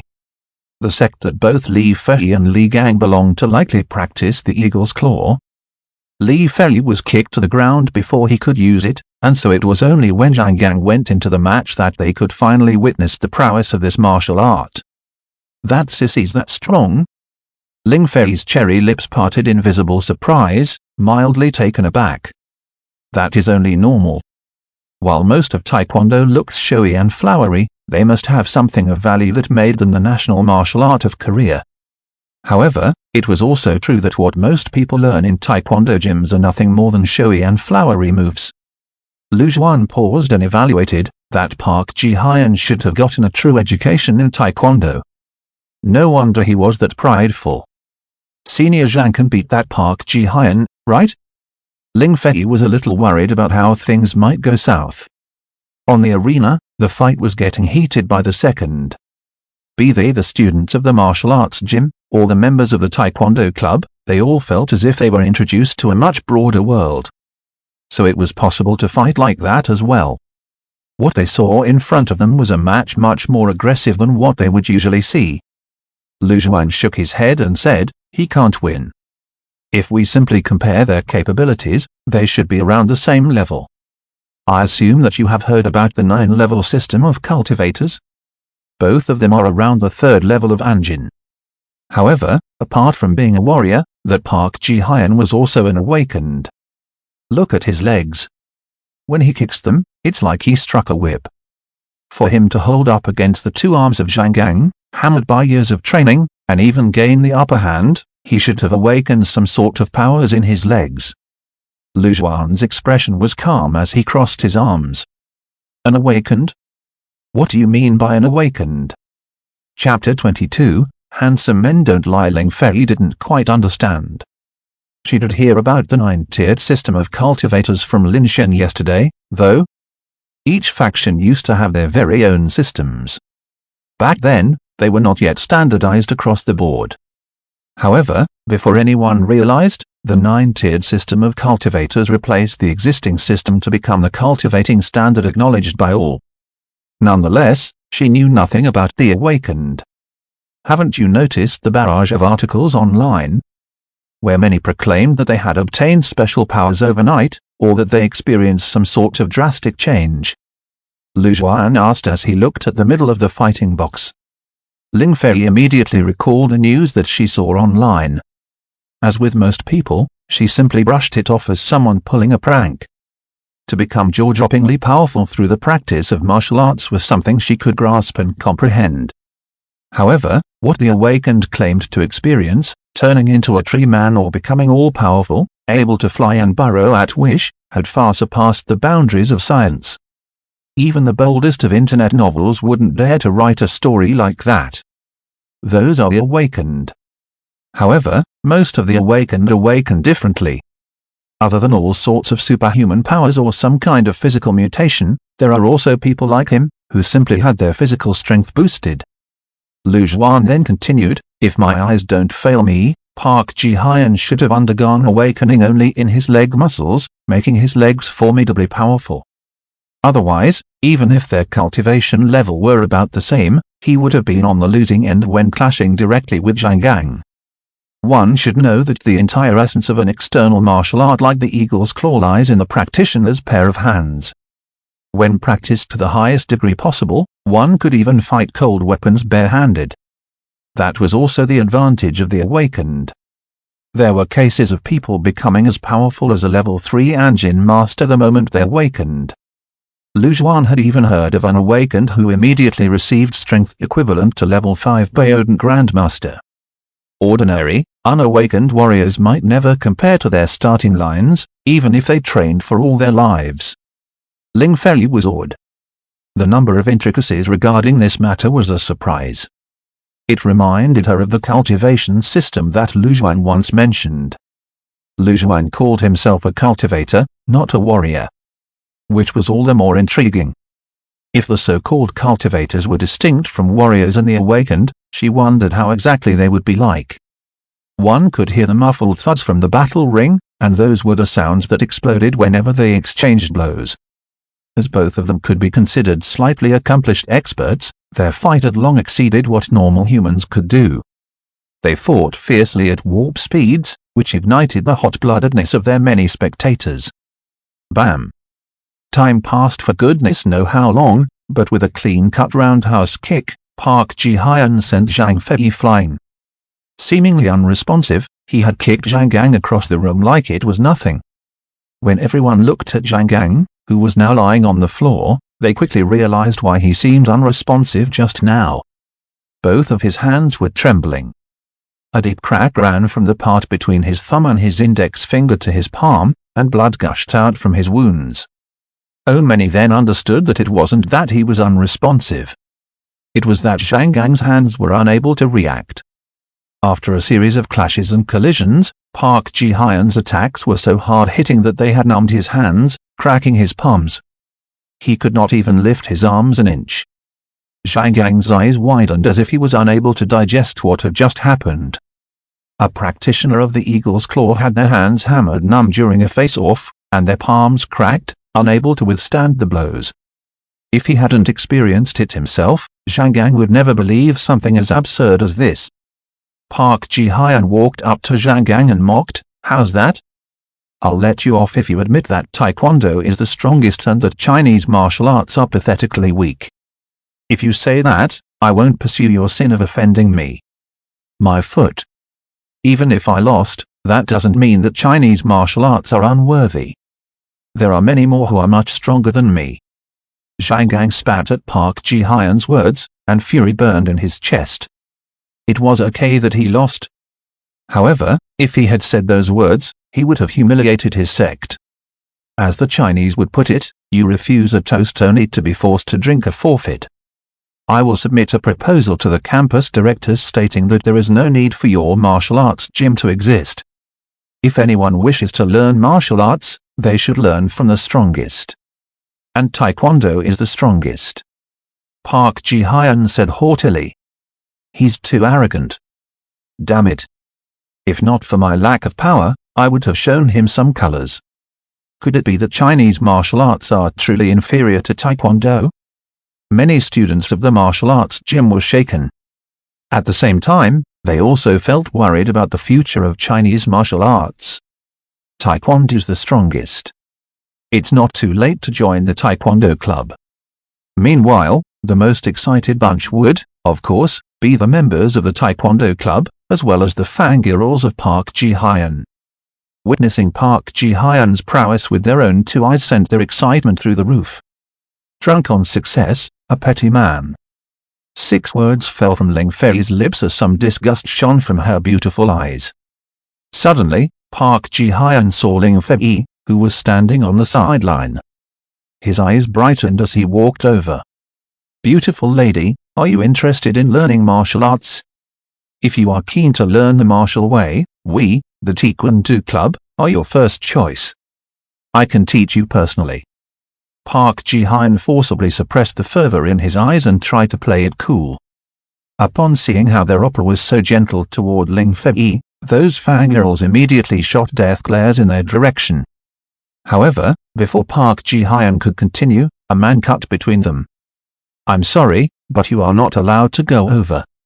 Lu Zhuan folded his arms across his chest as he stood in front of Park Ji-hyen, blocking his way.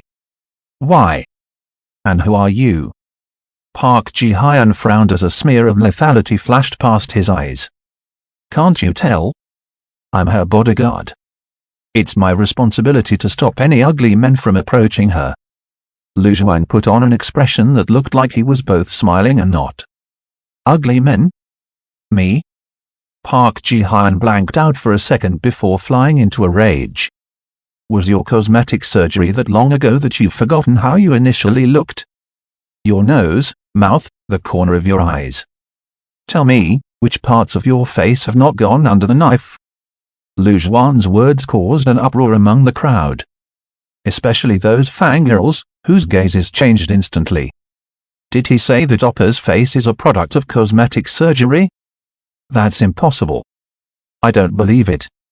But that man is so good looking. Especially those eyes, I've never seen a pair of eyes that pretty. You're right. Handsome men don't lie. Only ugly trash lie. Could it be that Oppa did undergo cosmetic surgery? Park Ji-hyen could hear the chatters of his fangirls, which shamed and angered him. You're asking for a beating. Park Ji-hyen could not contain his anger as he turned, speedily sending a kick toward Lu Zhuan's head. Thud. Everyone heard a massive explosion. Lu Zhuan had caught his leg like a piece of cake. Up. Before Park Ji-hyen could react, a forceful palm stuck him in his chest. He had sent Park Ji-hyen flying across the room at once. Bam! Park Ji-hyen landed brutally on the ground. It was the same as how he easily defeated Li Fei moments ago. Park Ji-hyen sprang back on his feet once he touched the ground, and with a twirl, pounced at Lu Zhuan. Chapter 23, slapped him so hard that he vomited blood. Park Ji-hyen pounced at Lu Zhuan and broke into a deft yet powerful kick. It was a kick so mighty that one could even hear the air explode, sending thundering bursts of shockwaves as it punctured it. One could only imagine how extremely frightful the strength of his legs was. Watch out!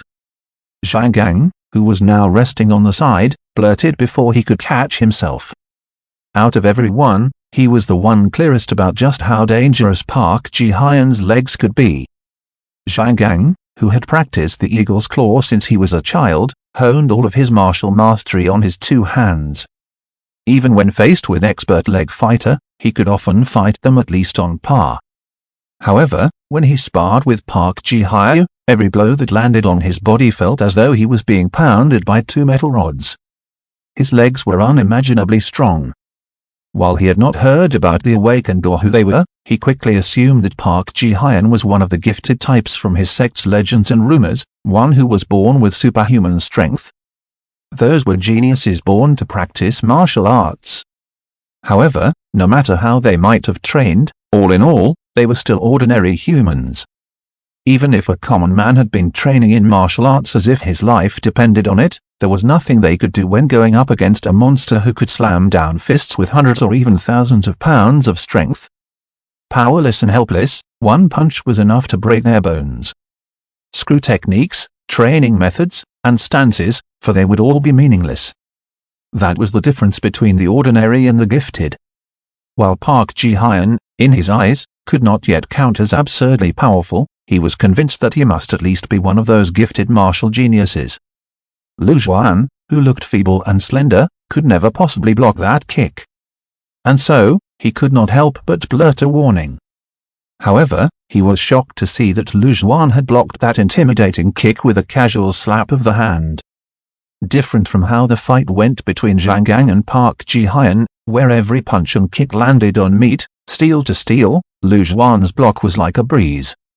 It didn't make that much noise as well. It appeared again. Ling Fei said to herself, recognizing that familiar scene. The same thing had happened when Lu Xuan fought Ling Sheng.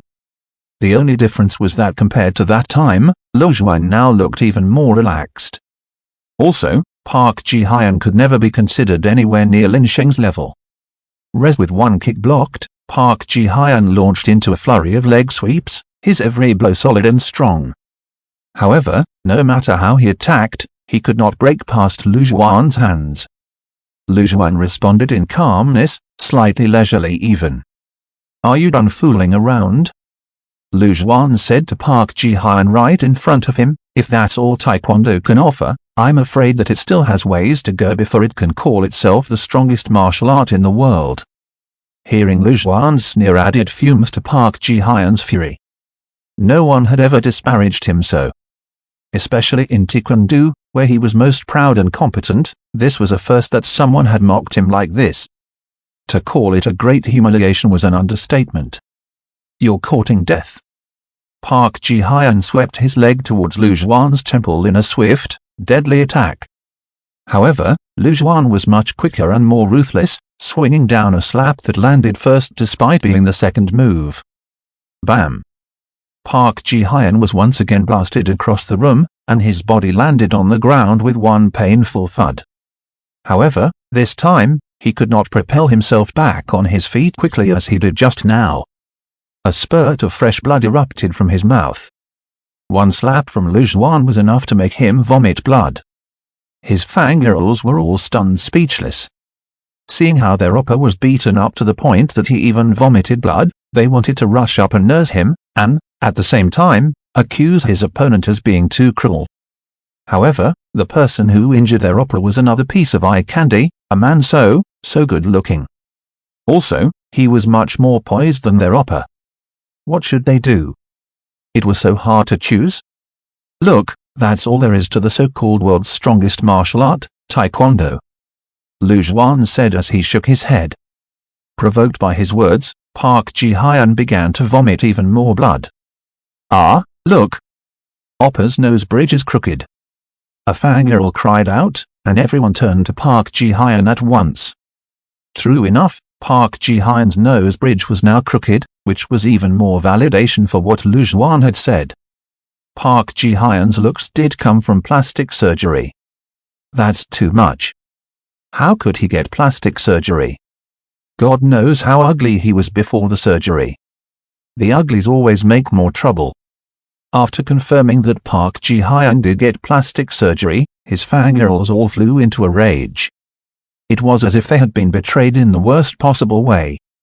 After all, they only became Park Ji-hyun's fans because they were smitten with his staggering good looks. It couldn't possibly be because he was a great fighter. Who would have thought that Park Ji-hyun's looks were all fake and that everything on his face was man-made? Those fangirls switched camps at once and abandoned their oppa. After hearing those words, Park Ji-hyun was so angry that he passed out. Serves him right for being such a haughty asshole. He even has the guts to challenge us at our door. He's too arrogant. Who's that man? He's so powerful. He played Park Ji-hyun so easily. It was as if he was playing around with a monkey. That is what we call true Chinese martial arts. Taekwondo is nothing but trash. Members of the martial arts gym relished in the thrill of revenge and pride. The Taekwondo club had been too overbearing, and Park Ji-hyun's constant provocations simply fanned the flames. Despite so, there was no way they could have retorted, as the world of a warrior was clear-cut. They were strong or weak, with nothing in between. If they lost, then lost they have. There was nothing to argue. The rest of the Taekwondo members looked at each other with blank expressions on their faces. Their smugness had long faded, especially when someone had defeated Taekwondo. The thing that they believed in like it was nothing. It was as if someone had punched a hole through their faith. Why are you guys standing there just watching? Scram with your president. By now, Lee Ferry had adjusted back to his normal state of mind and stepped up. As if they had just received an order, the members of the Taekwondo club sprung into action at once. They hurriedly picked Park Ji-hyun up and carried him out of the martial arts gym. The entire martial arts gym exploded into celebratory cries, and everyone fixed their gazes on Lu Juan. Everyone knew that if not for Lu Juan, what awaited them might be the fate of being pathetically beaten to a pulp by the Taekwondo club. Though they still had no idea who Lu Juan was, they merely thought of him as backup brought in by Li Fei, just like how Zhang Gang was brought in to help with the showdown. Thank you, Mr. Lu, for extending your hand to help. Your strength astounds us all, Mr. Lu. Li Fei went up to Lu Juan and bowed with both his hands on top of each other, a gesture expressing respect and sincere gratitude. Lu Juan smiled mildly and replied, "It's nothing." That Korean was all bark but no bite. Li Fei and Zhang Gang looked at each other, and then returned each other a bitter smile.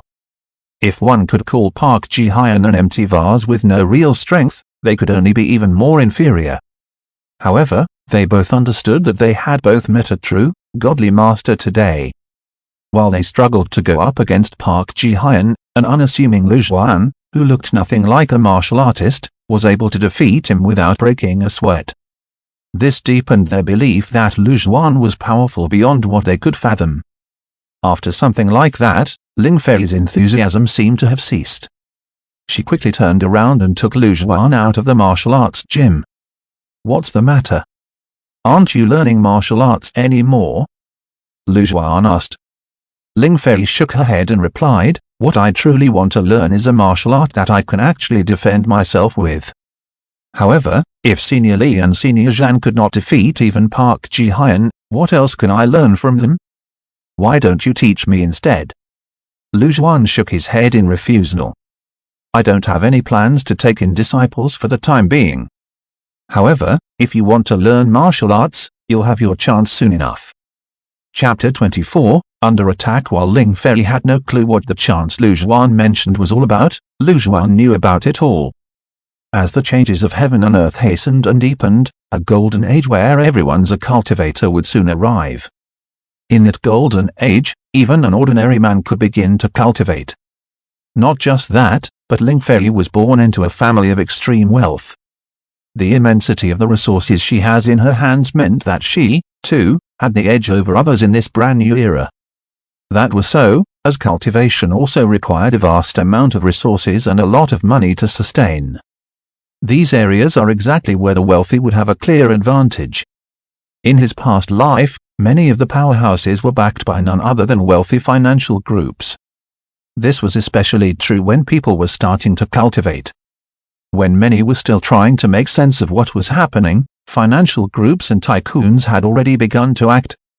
In his past life, Ling Fei was killed by the kidnappers, as she had not received Lu Zhuan's help. However, so long as she survived, there would be a place for her in the future Hall of Fame.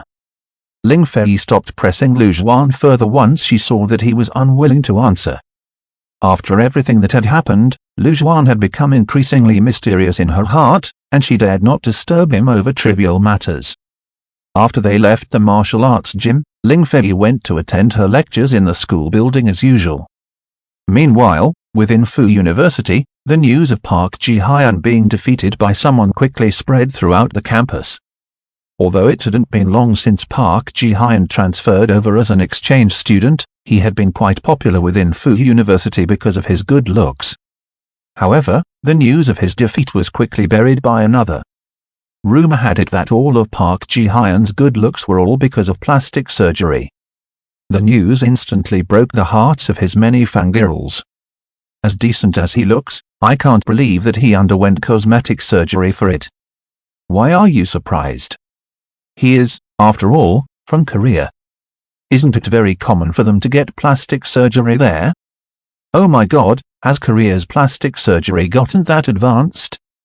I've got to save up now for a trip to Korea. As compared to the viralness of Park Ji-hyun's plastic surgery rumors, the fact that he was defeated was quickly forgotten. A day passed, and the heat of the issue slowly began to subside.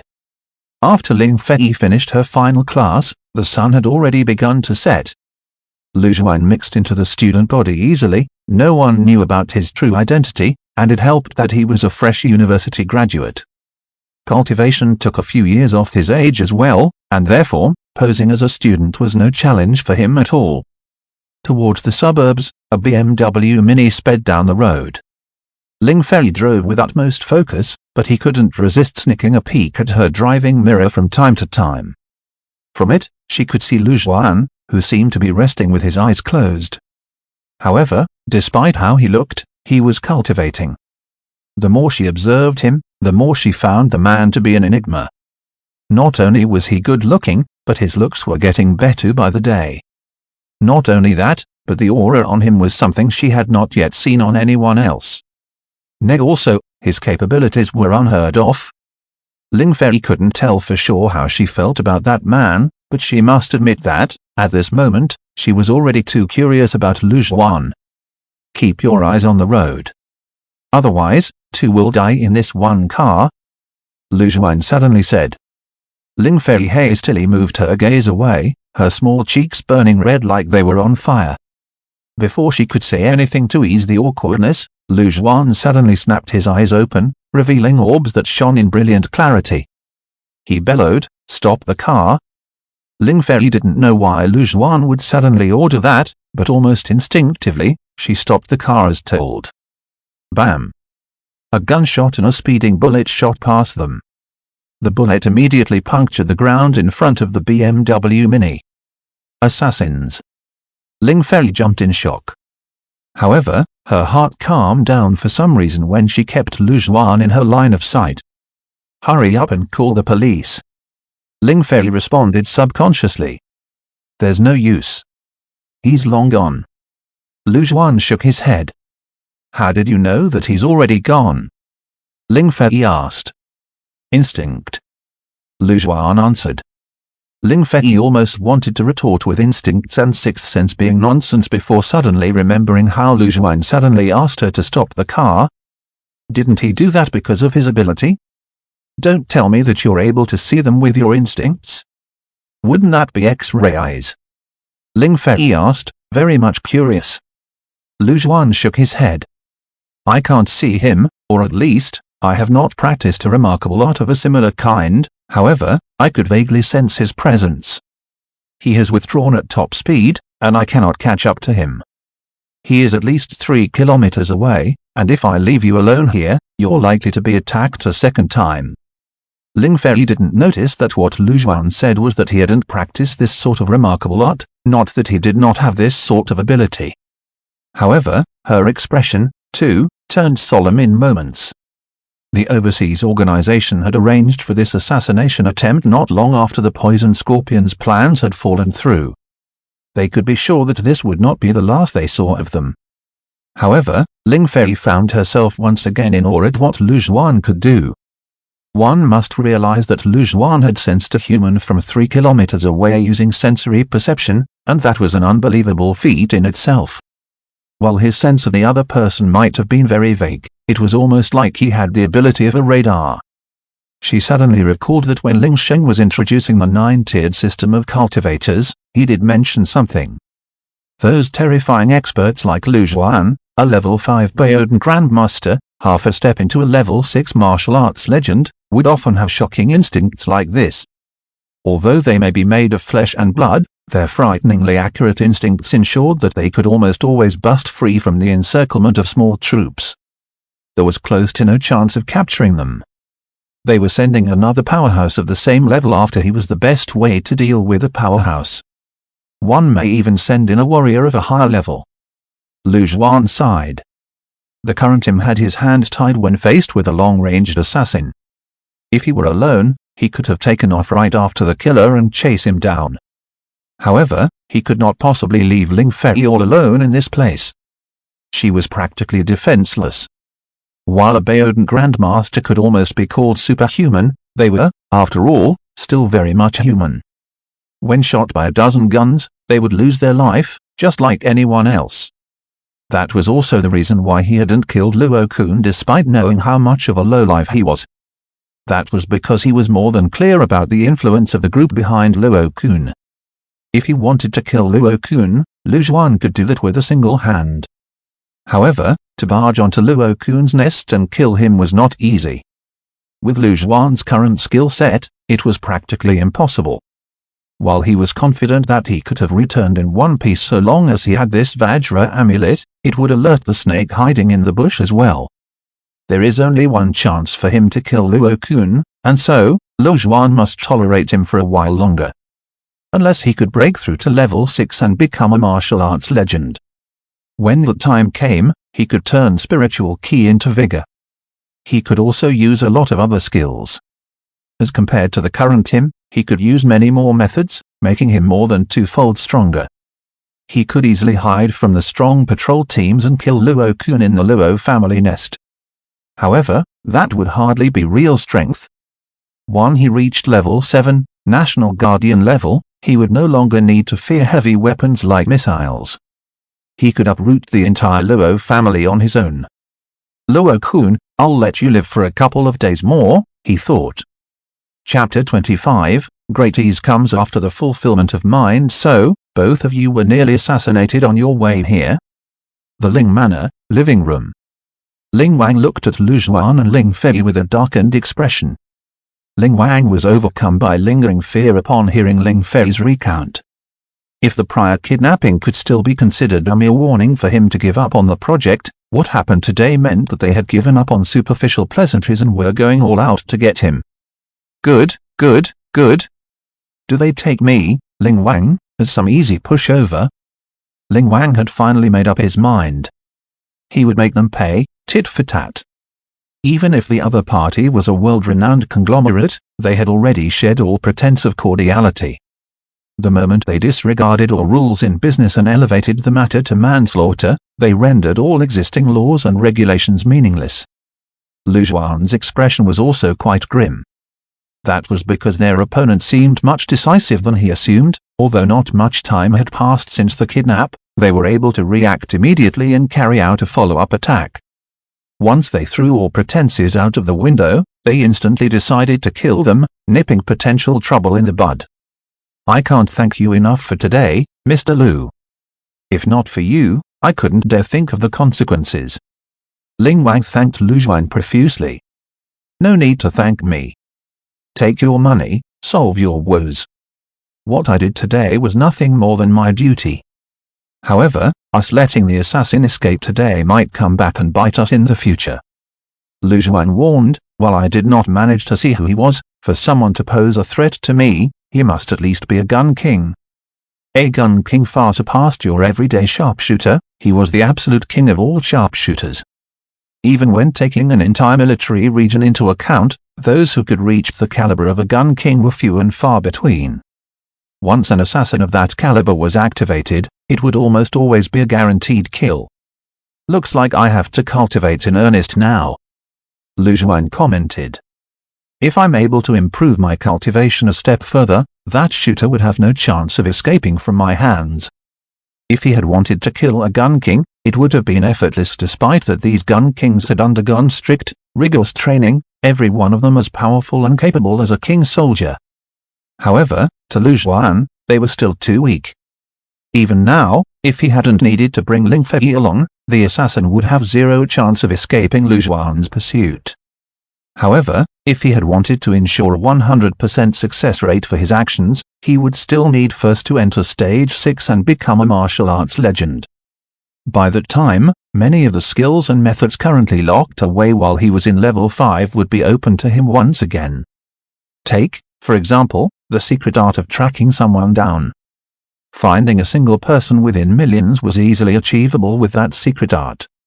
When the time came, the assassin would find it difficult to shake his tracking even if they were hidden in darkness. Ling Fei looked at Lu Juan, slightly confused. What did he mean by he's going to start practicing in earnest? Don't tell her that Lu Juan had never cultivated earnestly before this. However, from her observations, Lu Juan seemed to cultivate all time all day. If that could not be considered as earnest cultivation, what could? Lu Juan detected Ling Fei's gaze but did not explain further. For the past while, he had been cultivating in terms of the human mindset. The deeper one went in cultivation, the more they learn about the study of the advancement of the mind. This was especially true for Lu Juan, a celestial lord second to none. That was also the reason their concerted attack would kill him during his past life. After Lu Juan became a celestial lord, he discovered a flaw in his mindset, and so he traveled across the lands while he cultivated. Someone noticed his plight and went up directly to him. In the end, a great battle erupted, and he was killed and reborn. Ling Wang, too, had no idea what Lu Juan was talking about. Nevertheless, Lu Juan soon made a request, "Please prepare a room for me, President Ling. I am going into secluded cultivation." Seeing how Ling Fei still looked a little worried, Lu Juan smiled and reassured him, "There's no need to worry. If they dare to barge onto the manor, I'll kill each and every one of the intruders. With me around, no one could wreak havoc." A straightforward proclamation, but to Ling Fei and Ling Wang, it sounded of unquestionable dominance. While Lu Juan looked like a slender student, for some reason, he managed to evoke a special sort of faith from them. After saying those words, Lu Juan made a mild smile. To his surprise, he realized that the flaw in his heart had healed by quite a bit. At that instant, many things became clear. It explained the flaw in his mindset, even though he was already a celestial lord in his past life. He had experienced too many hardships and pain in his past life. Not only had his family been shattered, but countless had also lost their lives because of him. All of which became an unmeltable sorrow Lu Juan buried deep in his heart, even when he had long since killed his enemies and avenged for them. However, deep in his heart, he had never once allowed himself to let go. He had never forgiven himself. Now, he was granted a chance to start over. Everything had not yet happened, and so, it was naturally not too late to make up for everything. The burden of his previous incarnation was too heavy, and now, everything should have disappeared with the fleeting winds the moment he reincarnated into this world. Ling Wang and Ling Fei both felt that right after he said those words, the air around Lu Juan transformed in a way visible even to the naked eye. One would probably describe the original Lu Juan as a man calm on the outside, but deep in his bones, he was icy and aloof, rejecting all who tried to come near.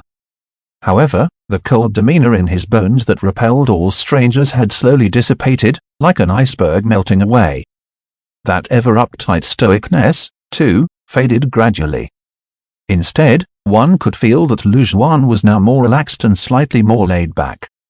Lu Juan stretched into a giant yawn, unmindful of the gazes of the Lings. Who was he? The Celestial Lord. No matter what he did or become, need he explain himself to others? It was the same as when he saved Ling Fei back then. In those who could not see the bigger picture, even saving a person needed an evaluation of losses and gains. They would say that a celestial lord should do this or that, or that he should not do this or that. As if he was bound by some sort of invisible code of conduct for celestial lords. What a laughable thought. Great freedom and great ease. If he wanted to save them, he would. If he wanted to do it, he would. All he did was simply follow his heart's demands. After summoning someone to bring Lu Zhuan to his long-prepared room for some rest, Ling Wang called Lin Sheng over and told him what happened. At the same time, he also consulted him about the changes in Lu Zhuan. What Mr. Lu underwent was a little similar to what they call enlightenment in Buddhism. From the learnings of Buddhism, there was such a record. Buddha Shakyamuni was a prince before he became a monk. After attaining enlightenment under a Bodhi tree, he became a monk and cultivated, and then went on to found Buddhism. Lin Sheng said, "What happened with Mr. Lu seems to be quite similar. It's a good thing that he advanced in the cultivation of his mindset." Only then did Ling Wang and Ling Fei finally make sense of Lu Zhuan's change. While they saw Lu Zhuan's situation with their own eyes, they didn't dare to ask anything more. It was only with Ling Sheng's explanation that they understood the reason behind everything. As for that assassin, I do not think there is anything to worry about, President Ling. Someone like Mr. Lu is half a step into becoming a martial arts legend and would usually have terrifyingly keen senses and intuition. There is no way that anyone could infiltrate the manor without alerting anybody. However, to err on the side of caution, I will stay here to stand guard tonight, just so that nothing will go wrong. Lin Sheng contemplated for a moment before he offered. I'll have to trouble you, then. Ling Wang patted Lin Sheng's shoulder. Half an hour later, in his room, Ling Wang took out his phone and dialed a string of numbers. Hello? My old comrade. Chapter 26, Stepping into Level 6, Advancing to become a martial arts legend. Ling Wang prepared a luxurious guest room for Lu Zhuan. Clean and minimalist, yet it was clear that the furniture was steeply priced. None of that, of course, mattered that much to Lu Zhuan. He took a glance in the room and called up a formation blueprint into mind. He rearranged some of the furniture, and a simple formation took form at once. It worked considerably better than the spiritual formation back in his house, for the manor was already capable of gathering spiritual energy upon the guidance of the Feng Shui master. Building upon that foundation, Lu Zhuan further funneled the collected energies into this one spot, and so it was only natural for it to be far more powerful. It is not enough to only have enough for self-protection. I must achieve freedom and great ease. Lu Zhuan murmured to himself. Right after, he retrieved the 300-year-old king of ginseng from the wooden box. While its potency was far worse than what he could have refined through pill refinement, it was more than enough for Lu Zhuan at his current state. It was time that he took his cultivation seriously. To him, things like cultivation stages never posed a problem. With the experience he had accumulated from his past life, Lu Zhuan, with all of his past life's memories intact, had not lost his cultivation stage. All he needed was to accumulate and increase his spiritual connotation. Lu Zhuan sat down with crossed legs and began to kickstart the Taixu origin power. At the same time, he began to consume the whiskers of the King of Ginseng, one strand at a time. Within the body of the King of Ginseng packed 300 years worth of the essence of heaven and earth. Such a concentration of this substance was unbelievable. However, it would be impossible for the common man to make use of the energy within the essence of heaven and earth. Even if the non-cultivating commoner tried all ways possible, they could at most extract some drops of medicinal power from the root. Nevertheless, even if the amount they obtained was meager, it was already astonishing. Under the overwhelming devouring strength of the Taixu origin power, the medicinal powers of the root began to flow steadily through the entirety of Lu Zhuan's body, like a thin stream smoothing its passageway. They nourished his body without stopping. With the support of such astounding medicinal power, Lu Zhuan's body began to undergo some inexplicable changes. A formidable power began to surge and spill from his body. Streams of spiritual qi began to converge all around him into a single entity. If one were to describe the spiritual qi within Lu Zhuan's body before this, it would be choppy and inconsistent. While he could use a portion from time to time, he could not gather them into a single ball, nor could he circulate them for a small spiritual cycle. However, the spiritual ki within Lu Zhuan's body had now begun to take form as a single entity, making a full small spiritual cycle. Boom. Time passed for God knows how long, and out of the blue, a horrifying gush of spiritual energy spilled out of Lu Zhuan like a raging gale. The very next instant, Lu Zhuan slowly lifted his eyes. He had already retracted the surge of spiritual ki. If any outsiders were to witness that scene, they might very well be scared to death. Lu Zhuan had withdrawn all spiritual ki spilled out of the body like it was nothing. Even for a martial arts legend who only existed in myths, it was not an easy feat. It was already quite impressive for a martial arts legend to solidify their spiritual ki outside their bodies. However, such ease and control over the spiritual ki were unheard of. A ball of spiritual ki rested atop Lu Zhuan's palm. It first transformed into a long dragon, then shifted its shape into a wild eagle. It quickly became a ferocious tiger and then changed its form between all sorts of animals. That was one of the cultivation methods Lu Zhuan used to hone his control over spiritual ki. Rather than the coarse use of spiritual ki by ordinary martial arts legends, Lu Zhuan's ways were undoubtedly much more profound. After some practice, Lu Zhuan packed the spiritual ki back into his body. With that, he had officially stepped into the 6th level. He had become a martial arts legend, who appeared only in martial myths and tales. From the legends, masters like Zhang Sanfeng, Lu Dongbin, and the Dharma had ever reached such a height. If one still insisted that the capabilities of a Baodan Grandmaster were at the brink of human limits, what a martial arts legend could do then clearly surpassed that threshold into the realm of a superhuman. A grave circumflex every cell within Lu Zhuan was pulsing with great energy, and that even the most ferocious of beasts would not be his match. If he pushed himself to the limit, he could run and cover 100 meters under 2 seconds. That was the benefit of becoming a martial arts legend. When the body had broken the limits of their own body, it would put in place a new set of boundaries. That was the process of life evolving into beings existing in a higher order. If Lu Zhuan was as powerful as he was now the day before, that Gun King could never have escaped from his hands. He would take at most 1 minute to kill the Gun King, even if he was several kilometers away. When a martial arts legend had made his mind to kill someone, that person could never cheat death. As the saying goes, none would dare keep you alive till dawn if the Yama wants you dead by midnight. Moreover, Lu Zhuan's control over spiritual ki had far exceeded what regular martial arts legends could do. He was in a league of his own. He had even reached the point that he could muster mental strength. Lu Zhuan was able to collect the spiritual ki spilling out of his body back using his mental strength. Lu Zhuan gave his body a slight shake, and a thin layer of vigor, almost invisible, formed on the surface of his skin. The layer of vigor protected him from head to toe, like what a great wartime general would wear when they demolished the battlefield. That was the shield of vigor. It was skill indicative of someone who reached level 6 and had become a martial arts legend. With the protection of the shield of vigor, he wouldn't need to fear anything, not even the aim or a shot by a sniper. To a regular martial arts legend, so long as they were not hit at close distances by a sniping gun, the bullets could not pierce their shield of vigor. Whereas what Lu Zhuan had was far more terrifying.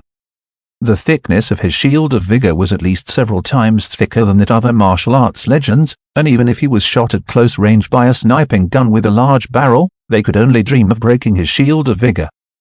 They might require something like a direct hit by missile of sorts if they wanted a chance at injuring him severely. However, with his speed, he could escape the battlefield at high speed even if it were raining missiles. At this point, he could hardly be considered human anymore. In ancient times, people would call those like him a mortal god. Even if the rulers of the dynasties would need to revere him, and treat him with the utmost respect befitting for a mortal god. Modern-day methods proved to be much crushing than ancient times, though. If they could manage to trap such a powerhouse in a small, narrow space, then bombard the area endlessly with heavy weaponry, they could still kill a martial arts legend. However, the problem was that it was impossible to trap such a powerhouse in a small, narrow area. When Lu Zhuan has not yet reached level 6, his senses were keen enough to detect the assassination attempt by a gun king. Now, he had transformed from skin to bone, emerging less human and more like a celestial being. Trying to kill a person like that was not that easy. The price to pay was so exorbitant that it would deter most from even trying, stopping them in their tracks. Only at this point of cultivation did Lu Zhuan had a preliminary grasp at the notion of great freedom and great ease. As long as he wished, even the country would have to leave him alone if he made no trouble, keeping a good distance in quiet observance. On the table, a third of the king of ginseng was still left after Lu Zhuan finished eating, of which he kept away. Such was one of the conveniences of modern cultivation. If it were back to the feudal times, it might take Lu Zhuan over a decade to even find a king of ginseng over 300 years old. Now, it was at least 10 times easier to obtain resources. Similarly, the number of masters all around also increased tenfold. Lu Zhuan took at the time. Seeing that the day has broken, he immediately made his way out. Chapter 27, The Agency of Special Affairs. Following the lead of the maid, Lu Zhuan arrived at the front hall. Along the way around secluded corners, he could see some bodyguards patrolling inconspicuously. Of course, that was only how it appeared to look on the surface. That should be all the security the Lings had. When facing petty thieves, or even burglars, security like this could already be considered quite strict. However, if real cultivators were to come, a force of such strength would be fragile, to say the least. Even if the breacher weren't a martial arts legend like him, and was instead a regular Baodan Grandmaster, no one could ever stop them. If the assassination organization was armed, they could even barge right in. While the Lings were considered one of the ultra-rich, in a society where laws and regulations had not yet caved, the firearms restriction laws still stood firmly in place. In the hall, Ling Fei and Ling Wang sat and waited on the sofa. In a cleared area in the middle of the hall, two figures were fiercely fighting. One of them was none other than Lin Sheng. Directly across him was a square-faced plump man. Unleashing a full-on attack on Ling Sheng, he was trading blows with a ferociousness and swiftness that was incompatible with his body shape. That's quite interesting. They are both level 4 Huajin masters, warriors about to step into the stage of level 5 Baodan Grandmaster. Lu Zhuan could tell their real prowess with just a single look.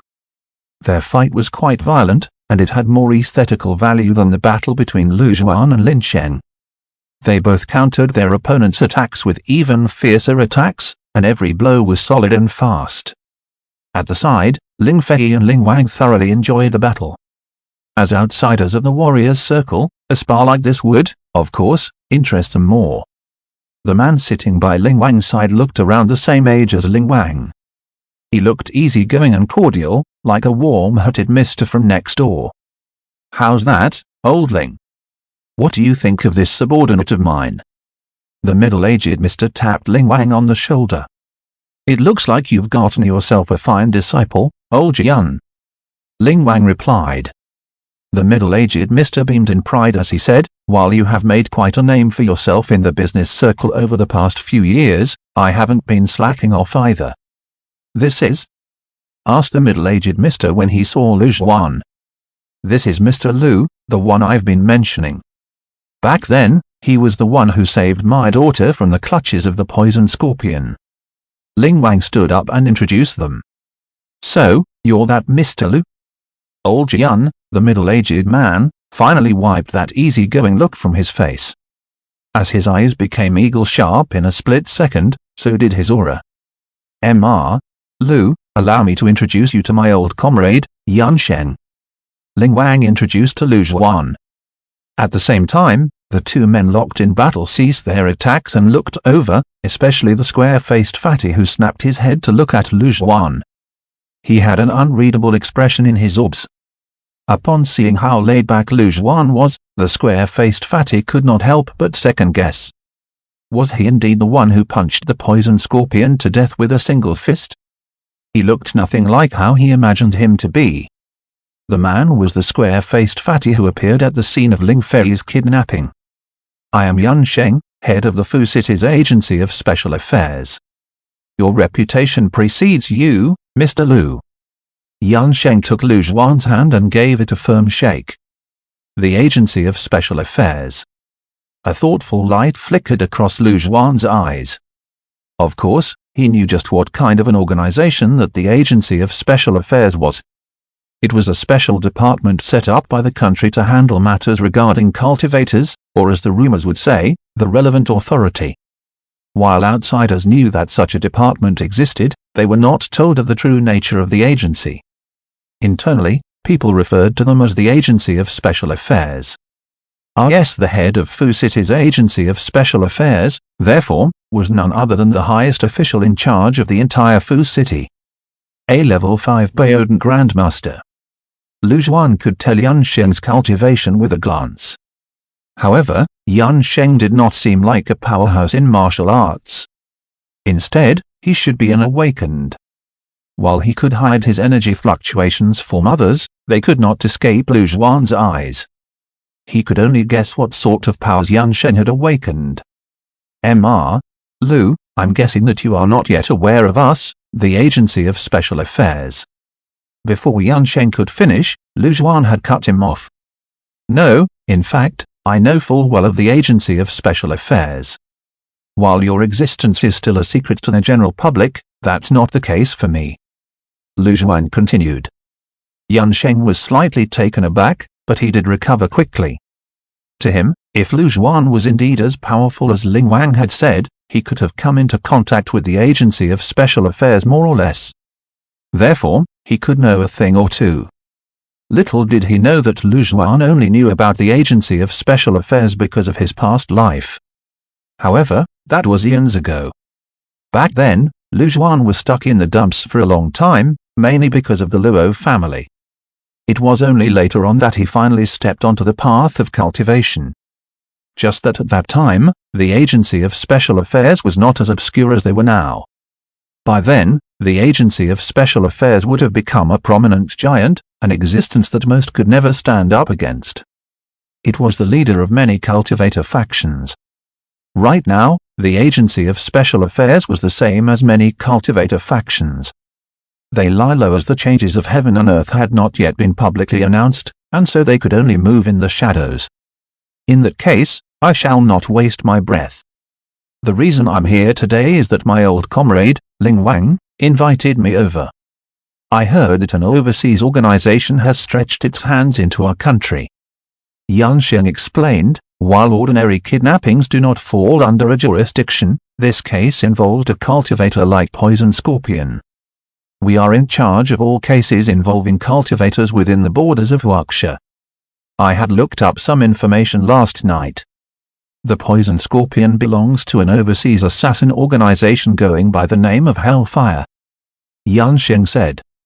Hellfire? It went without saying that Lu Zhuan was well aware of that name.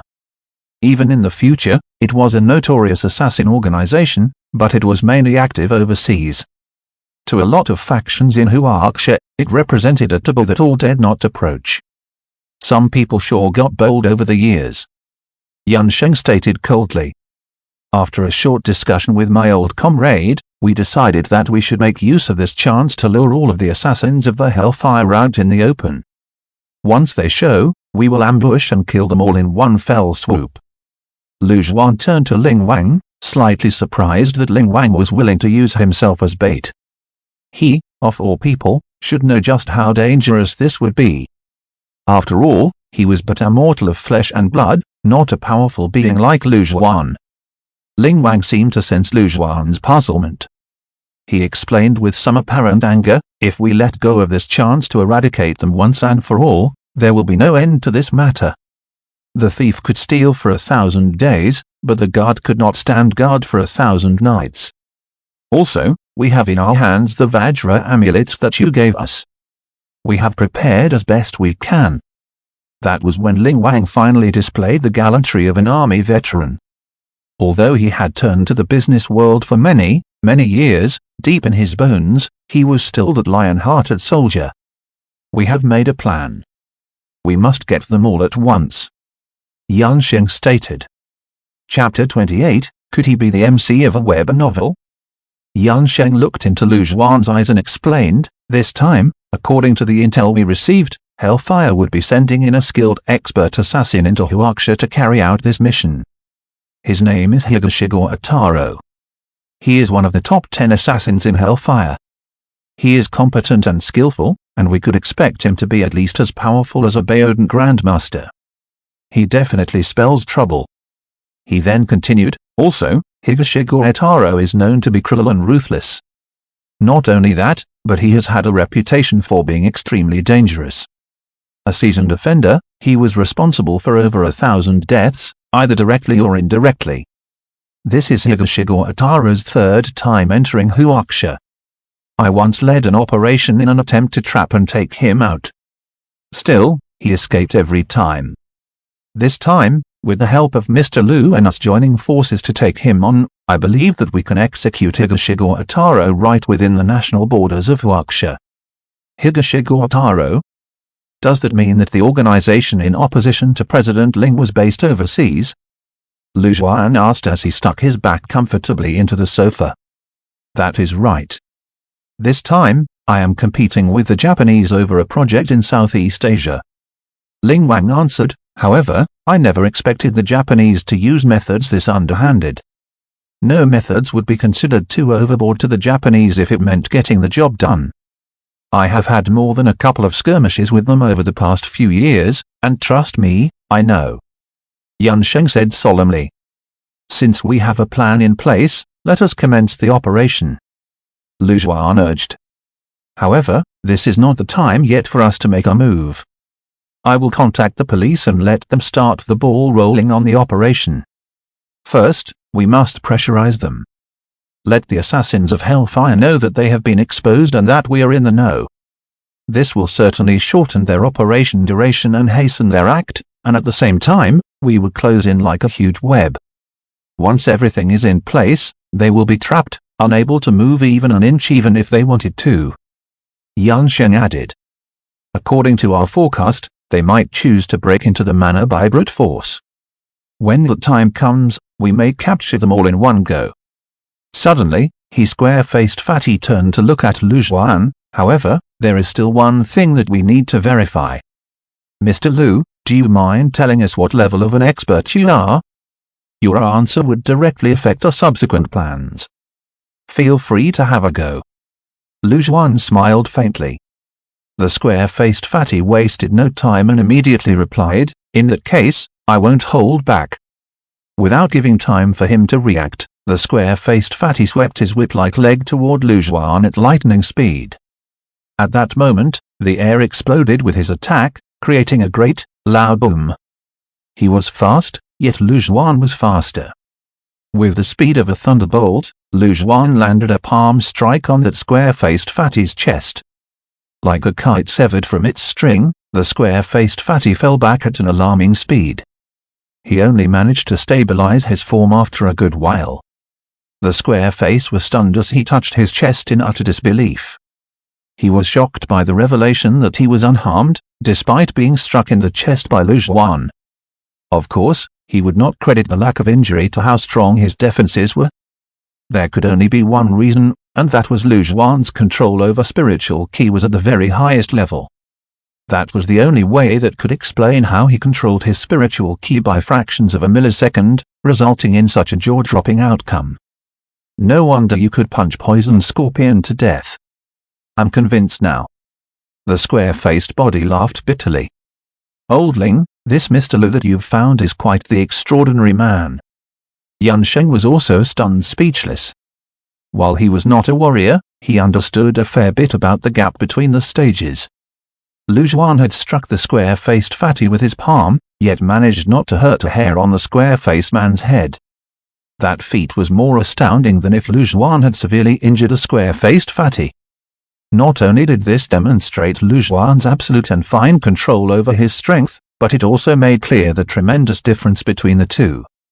If both of them had been equally powerful, Lu Zhuan could never have retracted the power of his blow. Take, for example, an adult fighting an infant. The adult could easily withdraw his strength because he was overwhelmingly more powerful than an infant. That was something that even he, a level 5 awakened, could not accomplish. While he was a level 5 awakened, his subordinate, whom he was immensely proud of, was already half a step into becoming a Baodin Grandmaster. Even he would need to give his all when personally fighting the square face, and at that point, it would have been impossible to pull back a single ounce of strength. Lin Sheng, who was observing on the side, stared wide-eyed in astonishment. He knew that both he and the square-faced fatty was about as strong, as both were half a step to becoming a Baodin Grandmaster. However, the square face was defeated like he was a nobody, and from the looks of it, Lu Zhuan was able to defeat square face more quickly than he did when fighting Lin Sheng. This suggested that Mr. Lu had obtained another breakthrough. Considering his age, Lin Sheng just wanted to ask if Lu Zhuan was, in fact, a monster. Yan Sheng's expression was not any better. The more he thought about it, the more Lu Zhuan seemed like a monster. He slightly twitched his lips. Wasn't Lu Zhuan's strength too powerful to be true?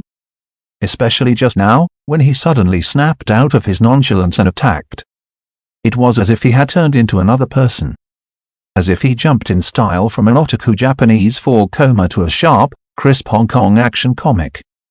It even reminded him of the man who was like a godly demon, the man esteemed as the sea-stabilizing holy cudgel of Huaxia. Because that man existed, Huaxia had become the forbidden land of the other factions and powers overseas. At that very instant, Lu Zhuan made him feel the same way. Mr. Lu, don't tell me that you had broken through level 6 to become a martial arts legend. Lin Sheng seemed to think of something suddenly and blurted. Everyone's gazes converged at him at once. Even Ling Fei and Ling Wang, who had limited understanding about the cultivation realm, crammed some knowledge about the 9-tiered cultivation system. Therefore, they now understood what a martial arts legend entails. Its meaning was literal, an existence so powerful that it was basically legendary. In ancient times, such humans would be mortal gods. In modern times, he would still be an unparalleled expert, a powerhouse that cannot be stopped even by firearms. With such a heavyweight on their side, they could genuinely sleep well at night. No wonder he was that confident the day before. No matter who the organization sent, they could never do anything to them. A martial arts legend was indeed qualified and powerful enough to make such a proclamation. That's right. I had stepped into level 6 after I focused on cultivating yesterday night. Lu Zhuan nodded, paying no mind to the feat he had just achieved. To the regular layman, stepping into level 6 meant the opening of a world so wide beyond their wildest imagination, the reaching of the world's pinnacle. However, to Lu Zhuan, it was barely worth anything. Lu Zhuan, a celestial lord in his past life, knew better than anything that this was just a small step ahead on the path of cultivation. The square-faced fatty could not help but twitch his lips at Lu Zhuan's words. What did he hear?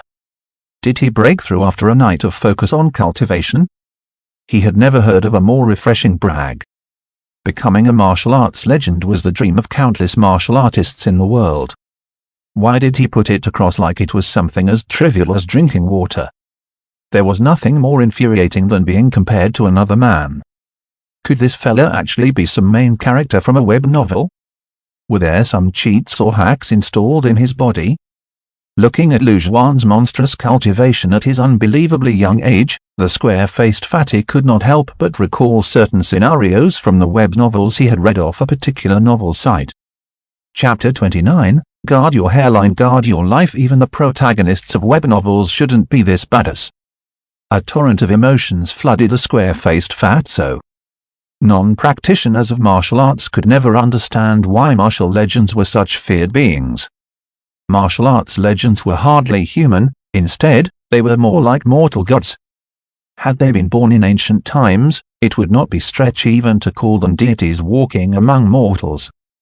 They were on a level that average martial artists wouldn't dare to fathom. Most ordinary practitioners could only aspire to become a Huijin master after a lifetime of cultivation. Even for geniuses with incredible talent, achieving the position of a Baodin Grandmaster was the absolute limit. A martial arts legend was indeed just a legend. They only appeared once every few centuries. although the radical change of heaven and earth had significantly lowered the bar for one to become a martial arts legend, and that they currently lived in an era of progressiveness and prosperity, martial arts legends were still closer to mythical creatures that existed only in tales. He never would have expected to meet one, let alone one who was so young. The square-faced fatso tried to recall what he did at this age. Perhaps he just managed to break through the third level of Anjin. Even so, it was enough for his master to praise him as a once-in-a-decade genius. If that was enough to constitute him as a genius, then what was this lazy-looking boy in front of him? A monster? A demon? Could what he read from the internal files come true? As they approached the golden age of cultivation, monsters like Lu Zhuan would only multiply, just like those at the headquarters. Despite having awakened a mere half a year ago, they were already past level 4 and moving on to level 5. Compared to other cultivators, they were progressing at rocket speed. The people around were clearly under the shock of Lu Zhuan's apparent breakthrough, especially Lin Sheng, who once thought that Lu Zhuan would measure up to his master at most. That was already an incredible feat. It might even earn Lu Zhuan the privilege of walking inside the inner palace, or the friendship of various leaders, the apotheosis of martial artists. Who would have thought that in the blink of an eye, he would achieve the level of martial arts legend? Such a bigwig would not only be granted free access to the inner palace but also be greeted as guests of honor by the leaders. Yet the father and daughter, Ling Wang and Ling Fei, held a much simpler view. For them, the stronger Lu Zhuan was, the better it was. While they didn't fully grasp the significance of a martial arts legend, but judging by the expression of square-faced fatso, Yan Sheng, and Lin Sheng, they could make an intelligent guess. The martial arts legend must be a great expert who can easily dominate the scene. And that was enough. Back then, I was only 70% certain about the plan. However, with Mr. Lu keeping watch and holding the fort, I'm now 100% certain that a plan will succeed. This time, we will absolutely capture Higashigo Ataro and the assassins of Hellfire. Yan Xing spoke, clenching his hands. Meanwhile, a group of ordinary-looking men and women gathered inside the presidential suite of a 5-star hotel in Fu City. The moment they stepped into the room, their front of normalcy vanished into thin air. All of the visitors gave off a chilling feeling of murderous intent. Each of them was a cold-blooded assassin who would kill without batting an eyelash. Amongst them, the one who seemed to be the leader was a man in his 40s. Donning a set of Japanese fighting gear, he was a man of average build. The Chinese police have been tightening their security checks. I'm guessing that they have heard the news about us entering the country. Their dog noses are quite keen, I see. HMPH, they are but a bunch of commoners. How dare they meddle with our affairs? If it weren't for the fact that it is not time for us to reveal ourselves, I would have killed them all to my heart's content. No need to fear those policemen, for they are nothing. The only ones we need to keep our eyes open for is the Agency of Special Affairs, the shadow lurking behind them. The agency is a faction not to be trifled with. The suit broke into chatter as everyone began to talk over each other. While the assassins did not hold much fear toward the regular police, they had always kept their distance from the Agency of Special Affairs. Over the years, when a majority of the ordinary folks were unaware, the Agency of Special Affairs had extinguished many factions who tried to somehow meddle with Huaxia. On the international stage, the agency was also a renowned organization by and for cultivators. 1 hour. You will only have an hour to complete your mission to kill every single soul in the Ling family. Especially the 3. Do not let all of them off. Higashigo Ataro, who had stayed silent all this while, commanded. Surprisingly, he could speak Mandarin fluently. An hour later, no matter who wins or losses, you must retreat to the seaside. There will be a boat bringing us out of Huaxia. A schemeful gleam flashed past his eyes. While he was confident of shaking off the Agency of Special Affairs even if they had their eyes on him, he sensed that something was amiss. It was as if they had caught the attention of the Agency of Special Affairs before their operation commenced. Higashigo Ataro was clear about just how hard it was to deal with those people with the agency. In normal circumstances, he would turn to leave immediately. However, Since he had undertaken the mission, that was no reason to give up. At least, there has been no such precedent in Hellfire. That was why he left an hour for himself. From his investigation, everyone in that family was an ordinary human. No matter what happened, an hour would be more than enough time to clean things up. Even the few bodyguards that they had hired were like clay chickens and pottery dogs. It was completely useless. Ling Manor, inside Lu Zhuan's room, Lu Zhuan was holding the phone, talking to someone over the line. On the screen, it showed the caller ID Mother Empress. How in the world did you get this much money? You suddenly transferred 3 million to your dad. On the other side of the line, Lu Wanrong asked in great puzzlement. From what she understood, her son had just graduated from university. How could he have earned $3 million? For many, that was the amount that they might earn in their lifetime. Don't tell me that you robbed a bank. His father, Lu Xiangxiang, suddenly interrupted over the phone. Before Lu Zhuan could answer, one could hear Lu Wanrong's enraged voice, "2. How dare you say something like that, you old geezer? My son has been exemplary in school ever since he was young, and the city even awarded him with the title Fu City's top 10 students exemplary in character, academics, and sports. He would never rob a bank. Don't take it to heart, my son. Your dad's just an old muddlehead who's starting to bald. He'd be a bald, middle-aged uncle in no time. While there's no saving him, you should really start to take care of yourself. Don't go for nights without sleeping. You need to guard your hairline. Boys who can't protect their hairlines can never protect their lives. Even if you go bald, you must only do so after you find yourself a wife, okay? And so, how's it going with Lin Maoi from the Blind 8? Have you asked her out yet?" Lu Wanrong's ability to urge him to marry was impressive. Hearing how she managed to turn a topic on money transfer into getting a girlfriend, Lu Zhuan didn't know if he should laugh or cry. Nevertheless, it was still heartwarming. Lu Zhuan's mother was unconcerned as to how he had made such a massive sum of money. All she cared about was if he had found himself a girlfriend or not. One look and anyone could tell that they were his biological parents. "We are still taking it easy, Dad and Mom. Stop worrying about me." Lu Zhuan explained, "I have accepted a special job offer, and that was my pay. I'll tell you guys personally when we meet. In any case, this sum is legal and clean. Just accept it." "Alright then. You are an adult, I believe in your judgment." Lu Wanrong sounded like she had a lot of faith in Lu Zhuan. "As for that money, your dad and I are getting on in years. How much could we spend? We'll save them as your funds to marry your future wife." After he hung up, Lu Zhuan resumed his usual languid self. The current him looked like he had genuinely broken free of the shackles on his heart. Carefree and unconstrained, without care or worries. Bam! Suddenly, a gunshot smashed Lu Zhuan's thoughts. Although it sounded like it had been muffled to a considerable extent by a silencer, leaving but a small whistle, it could never have escaped Lu Zhuan's detection. Though here. Chapter 30, I can't believe that you read martial arts legend. Almost instantly, Lu Zhuan realized that someone must have broken in. Following that gunshot, he could hear a splatter of several other shots, coming from afar. Then, it soon became a full-blown crossfire. It should be the military and the assassins clashing, as the bodyguards of the Ling family did not hold any gun permits.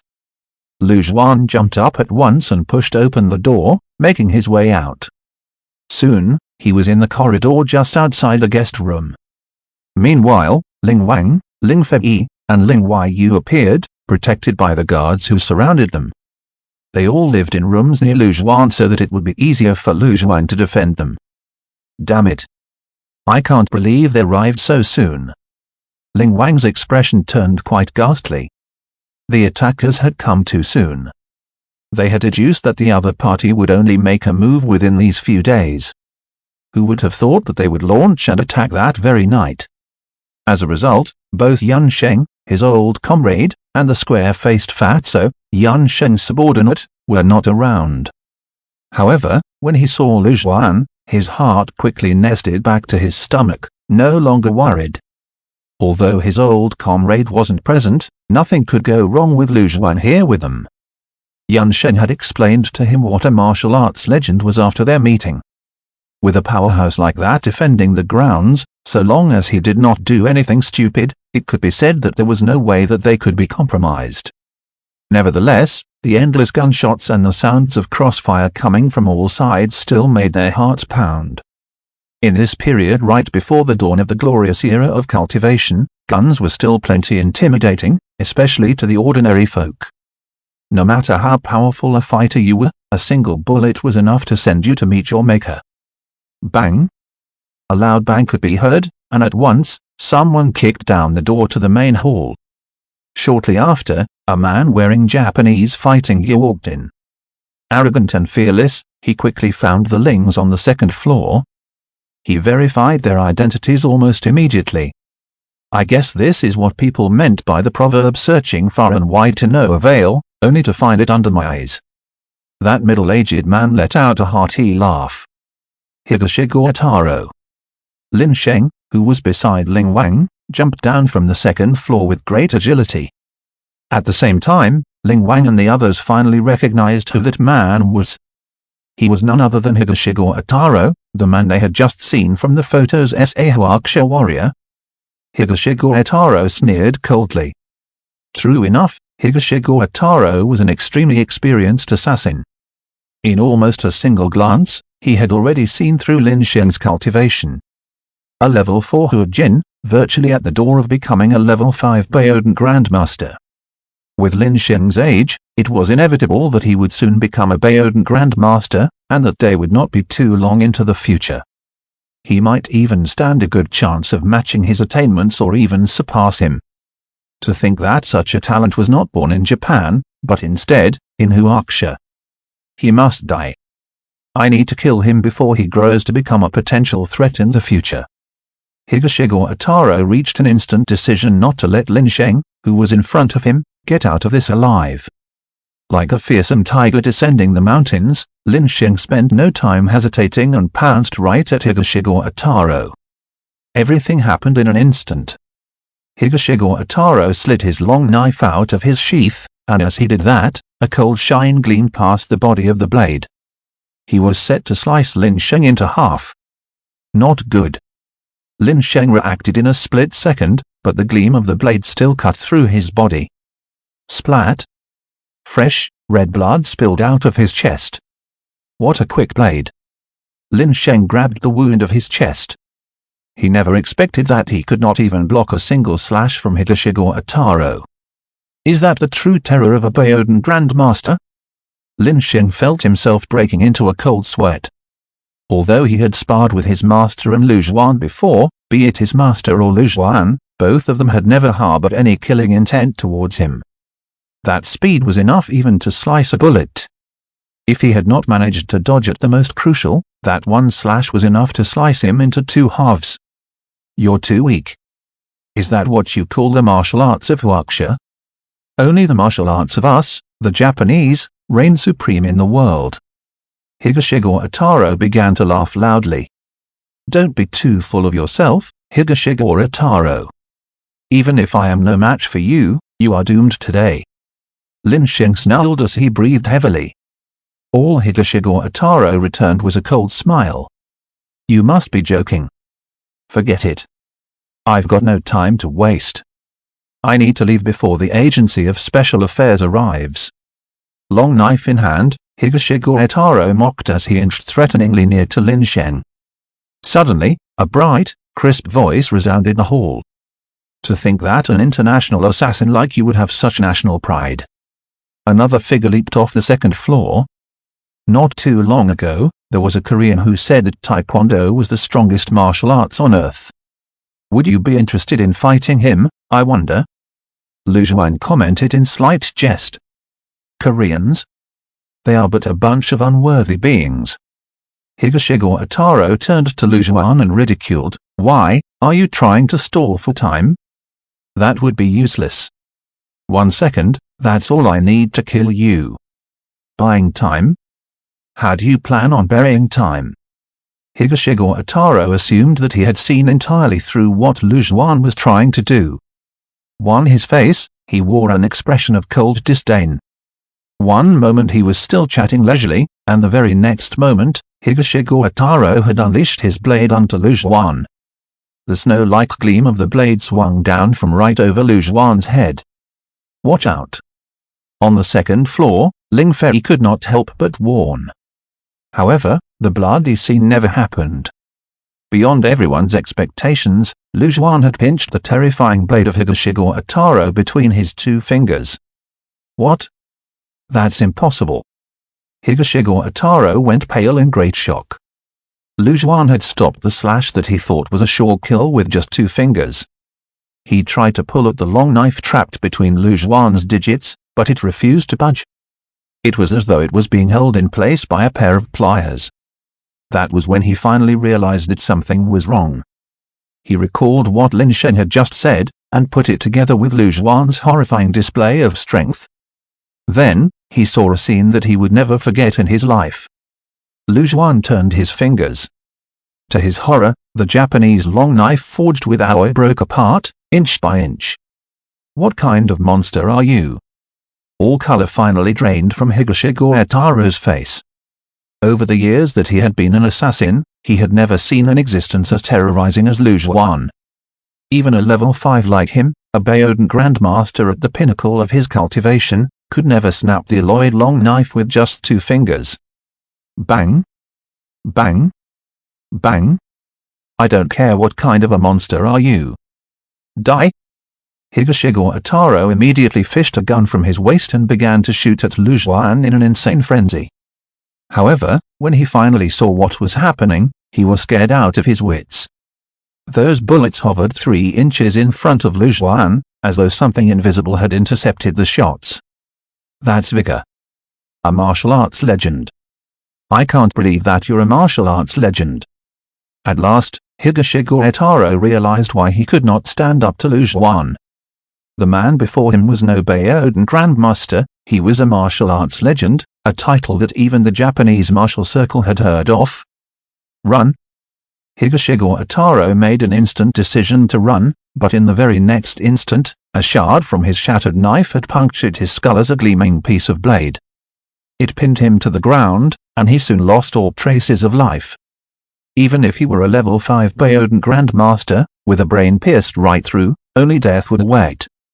Chapter 31, One Man's Massacre Boring. Lu Zhuan waved his hand in dismissal. It was not that Higashiguro Ataro was weak.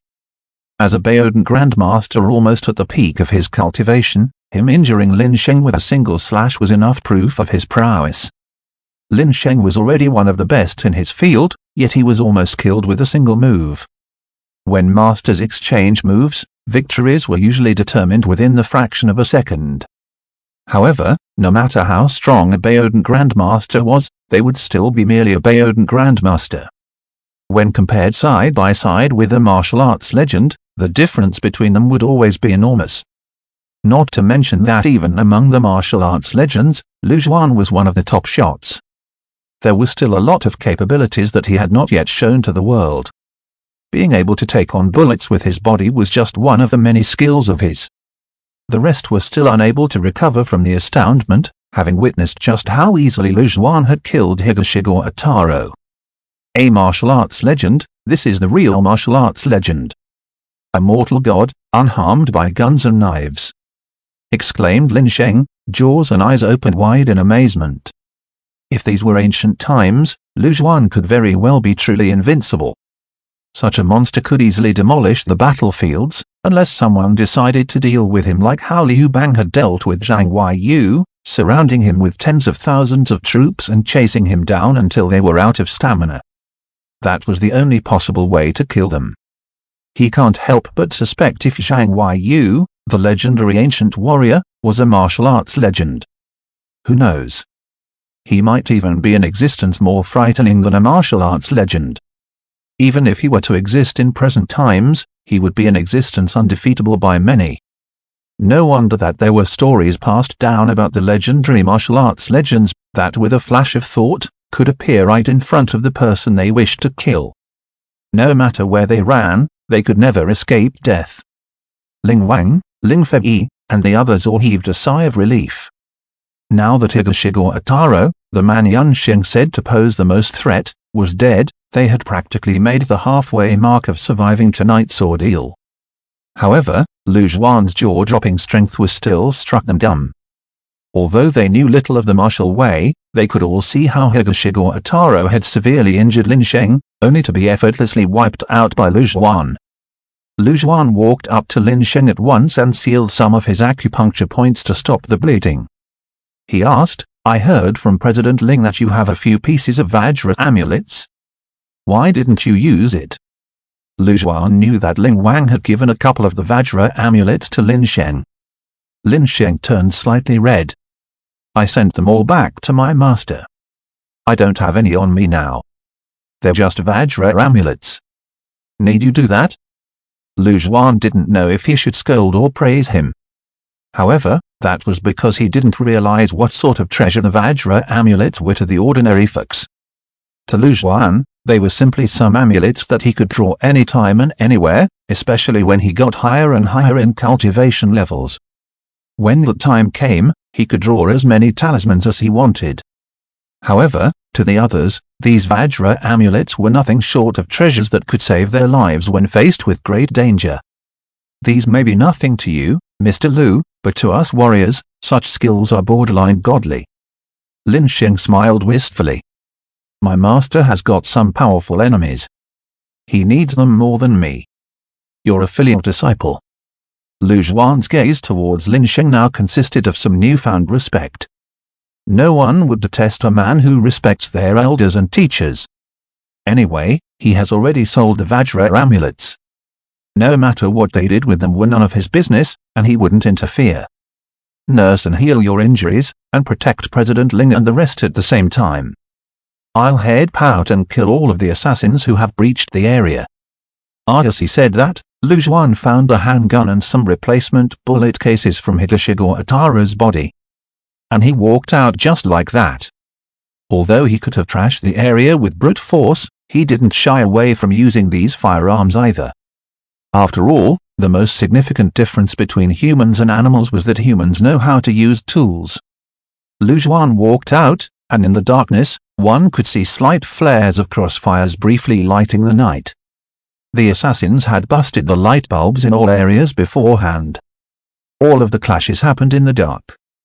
With night vision goggles or the light from the house, one could briefly see the shadows moving around. However, that proved to be in no way challenging for Lu Zhuan at all. With his current cultivation level, he could see things in the dark as clearly as during the day. Lu Zhuan scanned the area once, and almost without the need to aim, he pulled the trigger.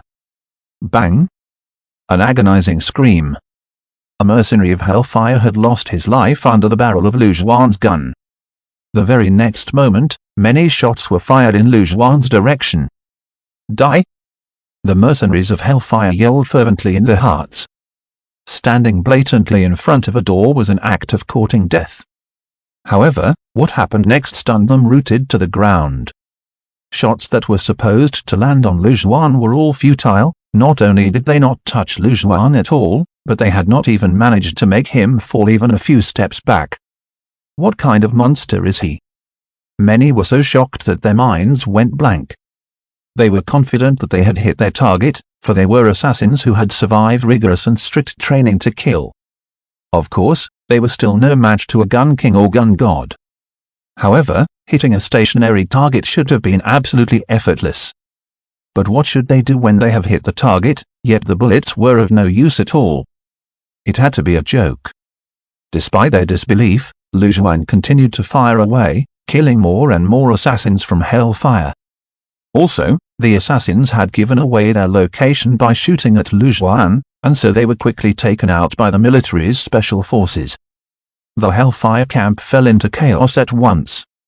Lu Zhuan's interference of the situation costed Hellfire over half of their people, causing significant losses to the assassins' camp. Lu Zhuan ignored all of their attacks. With a single pull of the trigger, he reaped their lives like they were nothing. It was not that Lu Zhuan was a gun user in his past life or is in any way proficient. It was just that at this stage of cultivation, his control over his muscles had reached a point of undoubted mastery. Even if he had not used a gun in his previous life, he could quickly learn the knack of shooting. However, it would still be quite far off from how the gun god would imbue their spiritual energy onto the gun, where the power was almost nuclear. However, he was at least comparable to a regular gun king. Cultivation, in itself, was the evolution and quantum leap of life. Upon the completion of this evolutionary stage, they would learn much faster than any other ordinary man. In other words, they were people whom most would call geniuses.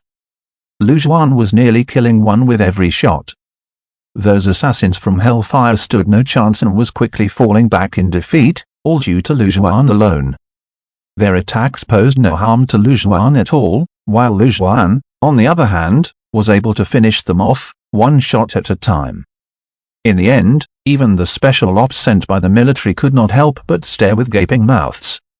They all stood aside as they watched Lu Zhuan massacre the assassins. As if they were stunned silly.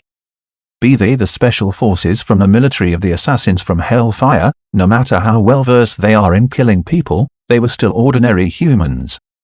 One bullet was enough to take them down. However, Lu Zhuan was different. It was almost as if he was wearing heavy armor while being a master sharpshooter. Anywhere he pointed his gun, his bullets would take someone down. None of his shots missed. What alarming accuracy and efficiency! In the face of such a monster, even a well-trained team of elite special ops would be slaughtered in no time. Unless they could hold out until he ran out of bullets, no one could stop such a monster. Of course, it may be another story if they activated the use of heavy artillery. However, they weren't so sure about that after witnessing the monstrosity that was Lu Zhuan. Even if they had used methods like missiles, would they stand a chance against a superhuman like Lu Zhuan?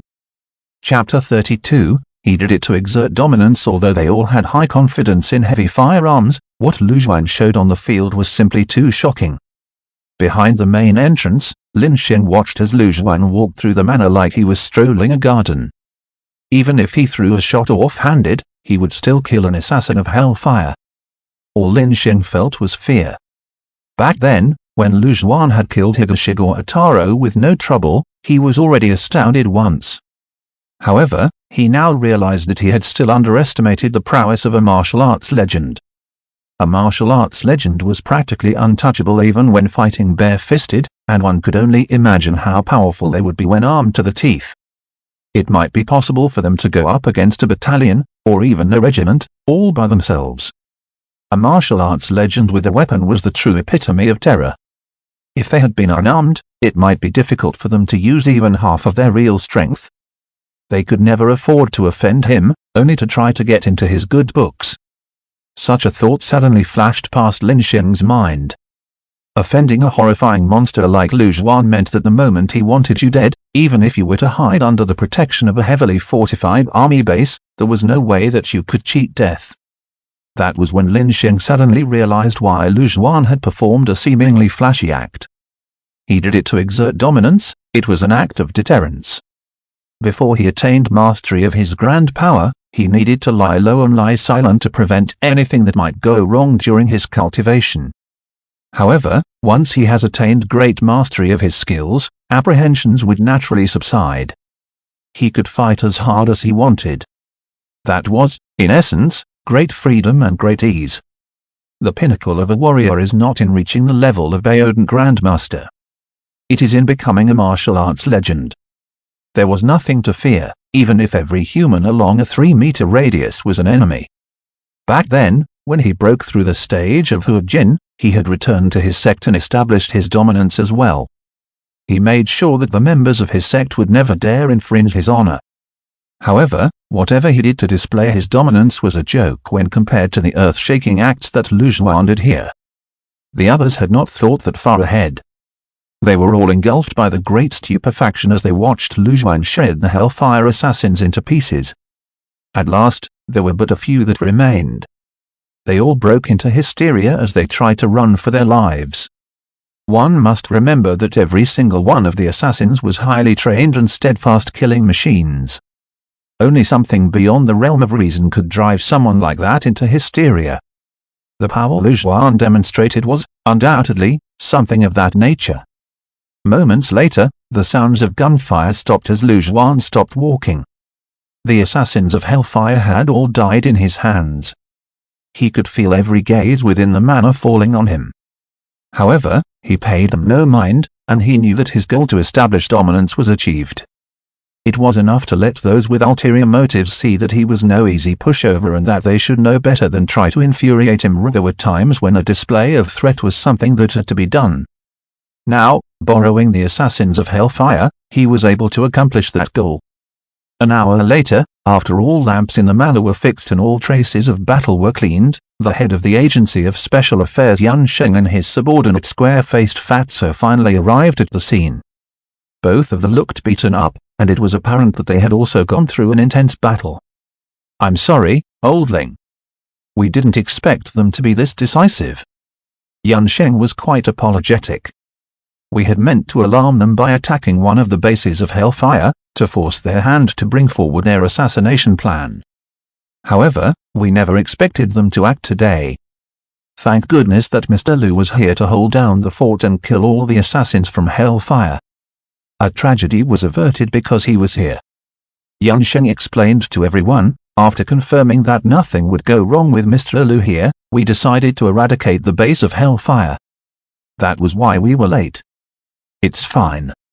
We didn't come into any harm." Ling Wang waved his hand in consolation. As an army veteran who had participated in several wars, he had long regained his composure. Of course, he was able to understand the difficulties of his old comrade as well. Yan Sheng only turned to the sofa after he finished, fixing his gaze on Lu Xuan, who looked relaxed and a little aloof. He had received news feedback from the manor right before he reached. He knew how Lu Xuan had raised the entire battlefield like a battle god, and that he was all-powerful and unstoppable in his attacks. Yan Sheng was utterly flabbergasted as well. As a leader of an agency dealing with cultivators all year long, he did know some things about the cultivators. Even he himself was transferred to the department currently known as the Agency of Special Affairs, as he had awakened powers during battle. He was only half a step away from attaining level 6 and becoming a martial arts legend, but who could have imagined that this seemingly small half-step would represent such a massive gap in prowess? If it were him walking so blatantly and fearlessly over the battlefield, he would have been made into a beehive from all the bullets coming his way. While he was able to conjure some form of internal energy, they were choppy and inconsistent. If he had wanted to form a continuous stream of spirit ki and form a shield of vigor from it just as Lu Xuan did, he would be better off daydreaming. Besides, Lu Xuan had killed Higashigor Ataro without breaking a sweat. A marvel like him was worth to be esteemed as a martial arts legend. At the same time, he understood what Lu Xuan was trying to do. He was exerting his dominance. No matter how others felt toward him, be it apprehension, fear, or anything else, they must now all suppress whatever ideas they had in mind. At least, before they have the chips to threaten Lu Xuan genuinely, they must keep their hands to themselves. Yan Sheng recalled the heated fight he had before he arrived at the manor. In a secret chamber of a particular base, a huge fight was going on. Such humans are superhumans, and they should cooperate with our research. If these masters were to join us, our research in cultivation would advance by leaps and bounds. An admiral demanded as he slammed the table. How do you intend for them to join then? Arm them with the equipment of the special ops, and no one could ever stand up against them in the war zone. Did you think that it would be possible to make someone like that to comply with our research fully? To let us study the secret to his overwhelming strength? Of course, some disagreed. Also, he could have laid low and stayed under the radar, yet he chose not to. Wasn't that a clear warning for us to steer clear from their affairs? The admiral who suggested for Lu Xuan to join them turned red with embarrassed anger. We could control his parents and his kin, then? I don't believe that he is without weakness. Before he could finish, Yan Sheng immediately cut him off. Times have changed, and some rules ought to be changed as well. More and more people like Lu Xuan would only surface over time. It might be possible to control one of them, but can we control them all? What you're suggesting is essentially putting us on the opposing side of all of the awakened. It is impossible to defeat them, and so that leaves us with only one choice: bring them to our side. Also, Lu Zhuan did not display any anti-societal inclinations, nor did he use his powers to commit crimes. I believe that he is someone whom we can try to buy over to our camp. We, the Agency of Special Affairs, need a powerhouse like him to join us. Within and beyond our country, all sorts of awakenings and invasions are going on every day. There is a pressing need for someone this powerful to keep watch. Yan Sheng was scarily stern. I don't care what ideas the military has in mind. But no matter what operation you plan to carry out, you must not bypass my authority. In this country, we are in charge of all matters concerning the cultivators. Upon finishing his piece, Yan Sheng turned and left the secret chamber. Chapter 33, The Special Consultant of the Agency of Special Affairs. In a meeting room within the Ling Manor, Lu Zhuan, Yan Sheng, and the square-faced Fatso sat on 3 separate sofas. Yan Sheng took a deep breath before opening the conversation. As the head of the Agency of Special Affairs, I would like to hire you, Mr. Lu, as a special consultant of the Fu City's Agency of Special Affairs. Lu Zhuan glanced at Yan Sheng. From his past life, he knew that the Agency of Special Affairs had the tradition of absorbing all sorts of mysterious talents and bizarre beings. The reason was that it was impossible for all these extraordinary beings to only appear in the military or government. In fact, most of them would be found among regular people. If only 1 or 2 of such humans surfaced, they might be arrested or captured like they were monsters. However, this was the start of a brand new era. Most factions had realized by now that the world might be an entirely different beast from then on. Slowly but surely, the old set of rules would be abandoned for a newer game. Even within the country, 1 or more factions fought each other for these cultivators. Out of them, the only faction who could publicly recruit the awakened was the Agency of Special Affairs. For those who were just awakened or were not yet stable, the Agency of Special Affairs would take all of them into the organization. For those who had become dominant, they would entice them to join the agency. Lu Zhuan belonged to the 3rd type. Not only was he powerful, but his power was also beyond anyone's wildest imagination. After the battle of tonight, no one would ever question just how destructive a martial arts legend could be on the battlefield. Yan Sheng thought it through. For someone as formidable as Lu Zhuan, who did not display any signs of anti-societal inclination, it would be wise to try to win him over to their side. Why do they need to wait for other organizations to buy Lu Zhuan over to the opposing camp? Lu Zhuan lowered himself into the sofa and let out a seemingly happy expression. You want me to enter your Agency of Special Affairs? What's in it for me? Of course, Lu Zhuan understood what they meant by making him a special consecratee. Judging from the name, it should be quite similar to a regular consecratee. They would not meddle with anything concrete and just needed to come out and be intimidating when need be, not unlike a hired thug. Lu Zhuan was happy with the arrangement. If he were too expected to interfere with worldly affairs and waste time in all sorts of politics, he could forget about making good progress in cultivating. There was no harm in beating people up occasionally or being brought out as intimidation. After all, when he got bored of cultivating, he would also need some chance to crack his knuckles and loosen his joints. Even regular Baodan grandmasters would have some apprehension or hesitation when facing an entity as humongous as the Agency of Special Affairs. However, Lu Zhuan was different. His capabilities had surpassed the threshold for being a martial arts legend, and that itself was enough to make him more than just a chess piece on the board. Even if he decided to join the Agency of Special Forces, he would never be a chess piece. He would be a collaborator, and together they will be of mutual assistance, achieving win-win. That was also why he decided to exert his dominance back then. Otherwise, some may still be unclear about the current situation, thinking that they could threaten them in one way or the other. Yan Sheng was, in fact, relieved by his directness. Lu Zhuan was willing to discuss this at least, and Yan Sheng thought of it as a good start. He would be worried if Lu Zhuan had been a blockhead who couldn't care less about such things. Yan Sheng had encountered types that were difficult to convince. Some were blockheaded youths who had just awakened their powers, and some were just cultivators who were as unworldly as wild cranes or floating clouds. Those people would never pay you any attention. The only way to get through to them was to flash them your authoritarian steel fist and teach them who's the real boss. Of course, that would be useless against Lu Zhuan. Otherwise, they might be the ones getting taught a lesson by Lu Zhuan instead. It seems like you were quite familiar with us, the Agency of Special Affairs, Mr. Lu. I won't beat around the bush then. To put it simply, if you join us at the agency, we would provide a portion of the resources needed for your cultivation. Lu Zhuan said as he waved a single finger. You may be very powerful, Mr. Lu, but in terms of resource gathering, I'm assuming that the agency would fare much better, given our control over the nation's resources. However, so long as you join the Agency of Special Affairs, none of that is an issue.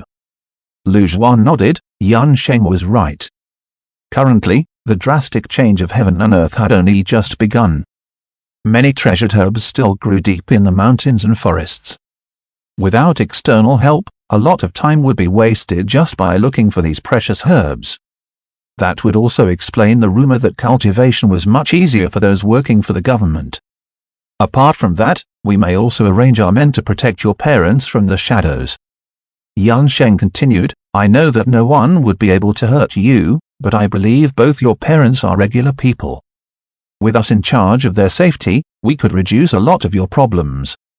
Yet thirdly, with our capabilities, we could also block many unnecessary troubles that may come your way. Lu Zhuan thought over Yan Sheng's offer. Indeed, at the current stage, or even a long time after, the Agency of Special Affairs would head many cultivation factions. Joining them would be a wise call. While it may be inevitable at times to be their hitman or to intimidate their foes, it was nothing to sweat over. Apart from all that, we also belong to the civil service. The remuneration package would include a stable salary, an allowance, health insurance, and retirement. No matter what the other units could offer, we could match them, and do them better. Seeing that Lu Zhuan was now slightly interested, the square-faced fatso quickly added, looking both sincere and anxious. The only thing he hadn't done was kneel and hug Lu Zhuan's thighs. The square-faced fatso got even more worried as Lu Zhuan refused to give the final nod. Was that still not enough to convince him? Comparing it to when the agency recruited him, it was almost as if he was duped into joining. All he had was a basic pay with no insurance. He was so young and silly back then. All those benefits only came after he became a full-fledged employee a year into the field. Don't tell me that Lu Zhuan would only agree if I kneel. The square-faced fatso thought. If I kneel just because he told me to, wouldn't that be too humiliating? But if I refused to kneel, we wouldn't hit our target for our monthly KP. Trying to take over the baton after his old man got promoted was no easy task. The stress was real. Not to mention the intense competition between the different agencies of special affairs, and within the agency itself. It was challenging to get anything done nowadays. Lu Zhuan paused slightly. Some of Yan Sheng's points were spot on about the worries he had. Of course, he wasn't talking about the salary or insurance. Those were nonsense. If word got around that the great Celestial Lord was collecting retirement funds, he might as well die of embarrassment. Of course, he knew nothing about the melodrama going through the mind of the obviously uptight square-faced fatso, who was such a drama queen. Otherwise, Lu Zhuan would be at an even greater loss for words. Yan Sheng could not help but let out a sigh of relief after seeing how Lu Zhuan was a little taken with the idea. Most may not know this, but these conditions were specially curated after countless experiments in recruiting these cultivators. Even powerful cultivators found it tough to refuse the comforts of life. After all, with their bodies embedded in the mortal realm doomed with no escape, boundless meddlesome matters would always arise, waiting to be resolved. Meanwhile, they, the Agency of Special Affairs, could resolve these matters for them. Actually, it would be more accurate to call it mutual assistance. Since you people are so sincere, I agree to enter the Agency of Special Affairs as your special consultant. You may send me your missions, but whether or not I accept them will be entirely up to me. Lu Zhuan said. Of course. No problem at all. The square-faced fatso quickly accepted the offer. I almost knelt, he thought. It would be so embarrassing if I did. Thankfully I didn't.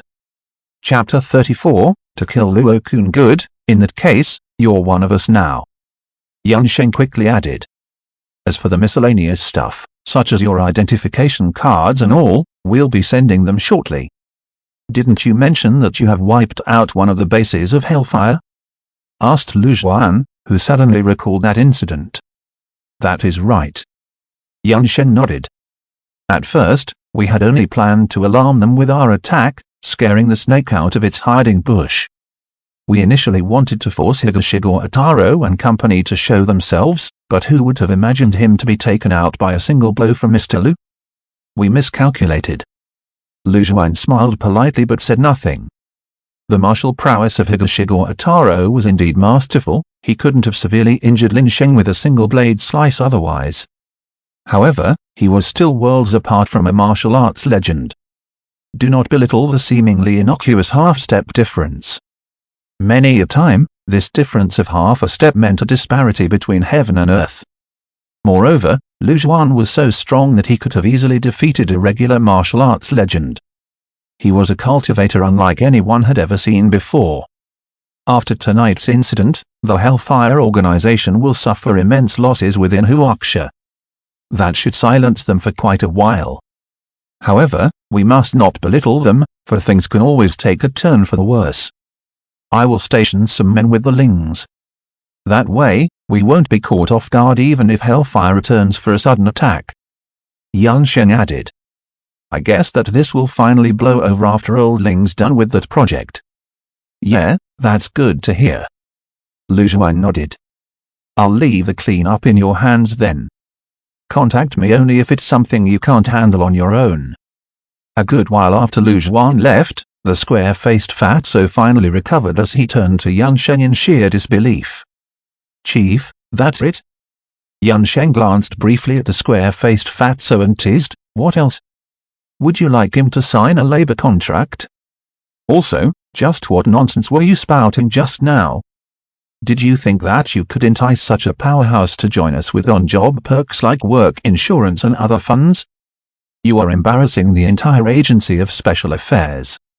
Upon recalling the stunt that the square-faced fatso had just pulled off, Yan Sheng was both exasperated and amused. However, he let it go, knowing full well of that lad's longings for job insurance and funds. Speaking of which, he was the one who sort of tricked him in the first place. He had recruited the square-faced fatso into the agency without any on-job insurance and funds. That was the time when the agency was starting out, where they were considered officially open just by hanging a doorplate. They did not have much to offer back then. The square-faced fatso smiled, slightly bashful. He didn't dare to tell Yan Sheng that he had even considered kneeling and calling him daddy. If he did, Yan Sheng would probably beat him to death. But we've managed to snag quite a big catch this time. In the upcoming provincial meeting with the other chiefs, I'll finally have something to boast in their faces. Yan Sheng seemed to have thought of something. Don't you remember how smug Fang was when he recruited a Baodan Grandmaster for the agency? This time, lo and behold, I have gotten us a stage 6 martial arts legend. Yan Sheng could already imagine just how gloomy that Baljit who's always trying to win him would be after hearing the news. Even the mere thought of it gives him such a kick. You should leave right away. Send someone to protect Lu Zhuan's parents, and don't mess anything up. Yan Sheng quickly instructed. Yes, sir. The square-faced fatso quickly rogered the order. Despite how he looked, he had never slipped up on serious business. On the other side, Lu Zhuan had returned to his room. On the phone that he had not checked for long, there was a message notification from Wetchet. You there? The sender of that message was none other than Lin Mai Aoi. Lu Zhuan picked up his cell phone and replied. I hope that the Lewis did not mess with you again. Lu Zhuan wrote back, not for the time being, I think. That's good.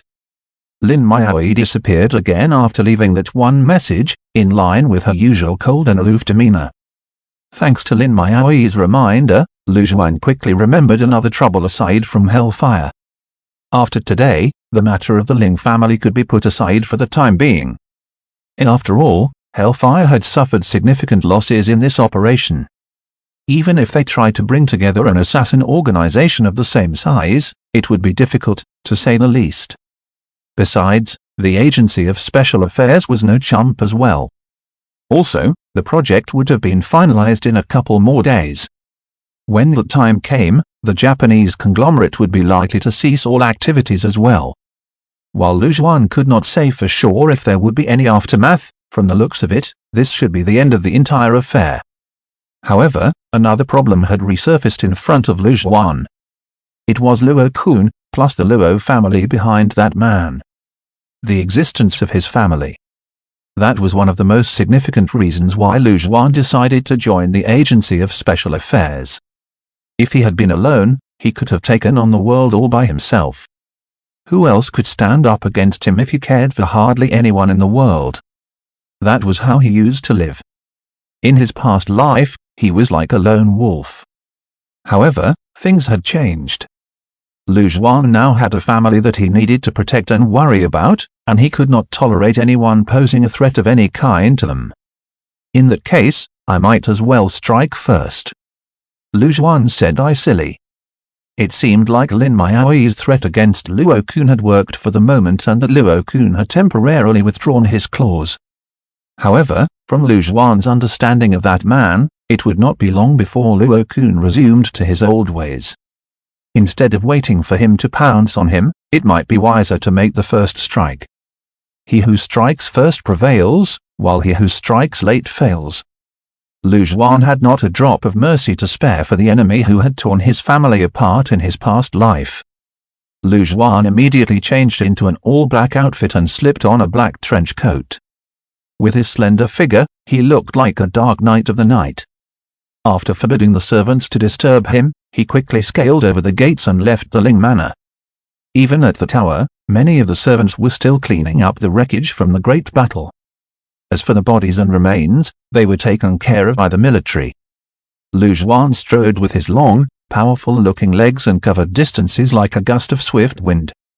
Soon, he had entered the city area, with speed comparable to a car.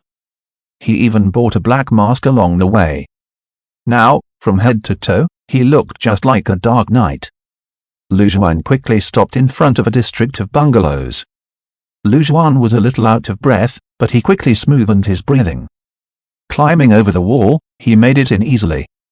His target was a bungalow from this district. Lu Zhuan knew that Luo Kun must be staying in one of the villas of this neighborhood. In his past life, he had gathered a lot of intel all for the sake of revenge. Therefore, he knew that Luo Kun would be hiding in one of the bungalows in this area during this specific period.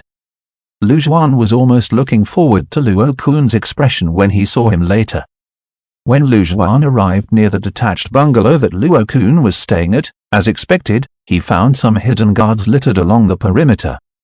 Any other ordinary human would not discover them if they walked straight in. However, they could not hide from Lu Zhuan's senses. Waltzing into the bungalow, Lu Zhuan took down the hidden guards, one slap at a time. Before they could even react, Lu Zhuan had already ended their lives. They could not even relay a warning. Lu Zhuan slowly approached the brightly lit bungalow. He then saw two bodies, white and naked, intertwining in heated passion. Chapter 35, Luo Kun, killed. Out of the two intertwining bodies, the female was none other than Dai Yingying, the once best friend of Lin Miaoyi. Nevertheless, the male was no stranger to Lu Zhuan either. Seemingly around the age of 27 or 28, he was a suave-looking man with a slightly darkened expression. He was Luo Kun from the Luo family, as well as the mastermind who killed Lu Zhuan's family in his past life. Luo Kun gathered Dai Yingying in his arms and asked, "Haven't you gained Miaoyi's trust?" Dai Yingying stiffened for a second before replying, "Not yet. You should know how Miaoyi usually is, that character of hers. Regaining her trust after losing it is simply too difficult. I can't even get a chance to see her. That's unacceptable. You must think of another way to get near her." she plays a huge role in my plans. Dai Yingying's excuse was immediately shot down by Luo-kun. It's all the fault of that wretched Lu Zhuan. Can't you send someone to kill him already? Dai Yingying sulked cutely. She remembered how Lu Zhuan had humiliated her and could hardly contain the fury in her heart. Don't worry. Consider him dead, as that is what he will soon be. It is just a matter of time. While my Aoi can shield him for the time being, I don't believe that she can protect him forever. Luo-kun sneered coldly. He is just a nobody, and there's nothing to fear. When I finally become the god of the new era, squishing a commoner like him would be as simple as squishing an ant. Luo-kun had never taken Lu Zhuan seriously, even since the beginning. If not for his fear of tempting the wrath and retaliation of Lin Maoi, he would have made a move on Lu Zhuan a long time ago. The two of them got dressed only to find a masked man wearing a black trench coat sitting on one of the living room sofas. The mysterious intruder sank into the couch as he leisurely observed Luo-kun and Dai Yingying. I assume that you're done? Great timing. Let us settle some scores between us. Lu Zhuan said casually. The two of them were immediately startled. Especially Luo-kun, who was absolutely horrified. When did this man appear? There was no sign at all. Luo-kun was the most shocked of the two. As Dai Yingying was an ordinary human, it was only natural for her to have weaker senses. However, he was different. As a level 4 awakened, even if he wasn't the most powerful, out of all who were currently awakened, he was definitely up there with the top-of-the-line bigwigs. Naturally, the senses of an awakened would be far more perceptive than that of an average human. However, even he could not identify how the mysterious man managed to break in. Men. Luo-kun quickly hollered. However, there was no response at all. Save the yelling. They have gone ahead before you into the pits of hell. Lu Zhuan said calmly. What? Who in the world are you? Luo-kun regained his composure now that things had come to this. He knew that the one standing in front of him must be no ordinary man. As he moved, he tried to make his way to the other end of the couch. However, before he could even budge, there was the high-pitched sound of something piercing the air. Luo-kun let out a blood-curdling screech. Something had punctured one of his arms clean through, and blood soon spilled everywhere. A piece of rock impaled the wall. Looking for a gun? Lu Zhuan grinned. Did you think that I wouldn't know what you're thinking? Indeed, Luo-kun never dreamed that Lu Zhuan would guess his intentions right away. He quickly paled and broke into a cold sweat. Lu Zhuan eyeballed Luo-kun, who was right in front of him. Compared to the Luo-kun he faced in his previous life, the current Luo-kun was still wet behind the ears. Not only were both Luo-kuns differ vastly in cultivation levels, but the current Luo-kun was still thinking like an ordinary human. Even when armed with his cultivation, his first reaction upon seeing an enemy was to grab a gun, similar to a non-cultivating regular human.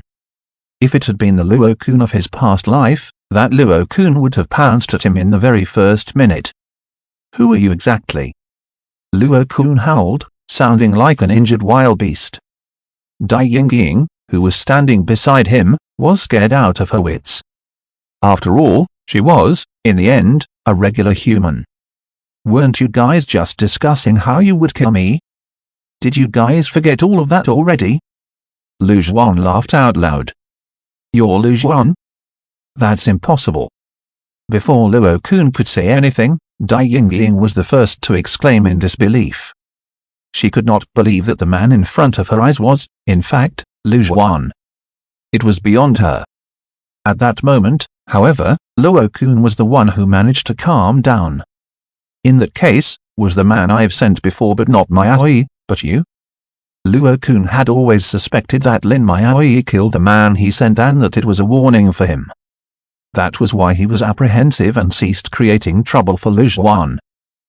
He had also investigated Lu Zhuan. He was just an ordinary guy and did not have anything to do with their circle. He didn't have the capabilities to kill the man he sent, and so Luo-kun concluded that only Lin Maoi would have the ability and motive to kill the assassin. Only then did he realize that this man, whom he had brushed off since the very start, was the one who killed his right-hand man. I sure misjudged you. Luo Kun's eyes were icy as they glared fiercely at Lu Zhuan. I had thought that you are just an ordinary human, but I now see that you are an awakened as well. There is no need for the awakened to fight to the death. When the new era arrives, we would all be the gods of the new era. He tried to convince Lu Zhuan to let him off. Lu Zhuan smirked disdainfully. Luo Kun hasn't changed much from his past like, it seemed. Lu Zhuan immediately remembered the smugness of the old Luo Kun. Ha ha ha. You? The god of the new era? Lu Zhuan laughed hysterically. You haven't changed for sure. But that's fine. Getting to kill you again is the best. What for you mean? Luo Kun was a little confused by what Lu Zhuan meant. Lu Zhuan scoffed icily and said no more. His figure blurred. Like a great ROC spreading its wings, he leaped up and swept down swiftly towards Luo Kun, and within seconds, he had swooped right in front of him. At the same time, Luo Kun was ready with his attack. He opened his mouth and immediately let out an air cannon. If it were any other humans or even a martial grandmaster, a direct hit would be fatal. That was also what Luo Kun had been planning all along. However, Lu Zhuan knew him too well. He immediately returned a palm strike, shattering the air cannon right then and there. That's impossible. Luo Kun never imagined that something like that could ever happen. The power of his air cannon was comparable to a bullet. And Lu Zhuan had shattered it with a punch, just like that. Meanwhile, Lu Zhuan's next flurry of attacks had snuck up like a shadow on Luo Kun. He landed a direct strike on Luo Kun's chest. Bam! Luo Kun was blasted through the air and landed heavily on the couch. There was not even a twitch as blood flowed down the corners of his lips. All of his internal organs had been reduced to nothingness by the sheer power of Lu Zhuan's dominating inner strength. Ah! Murder! Dai Yingying finally snapped to her senses upon seeing such a scene. She screamed in utter horror. However, the very next instant, she had shut up as well. Lu Zhuan had killed her with a single strike as well, no different from how he had slain Luo Kun. From the start till the end, Lu Zhuan was calm and indifferent. He had long gotten used to killing. Any discomfort would have been nothing but a relic of a long, distant past. The feeling of getting to kill Luo Kun once again was incredible.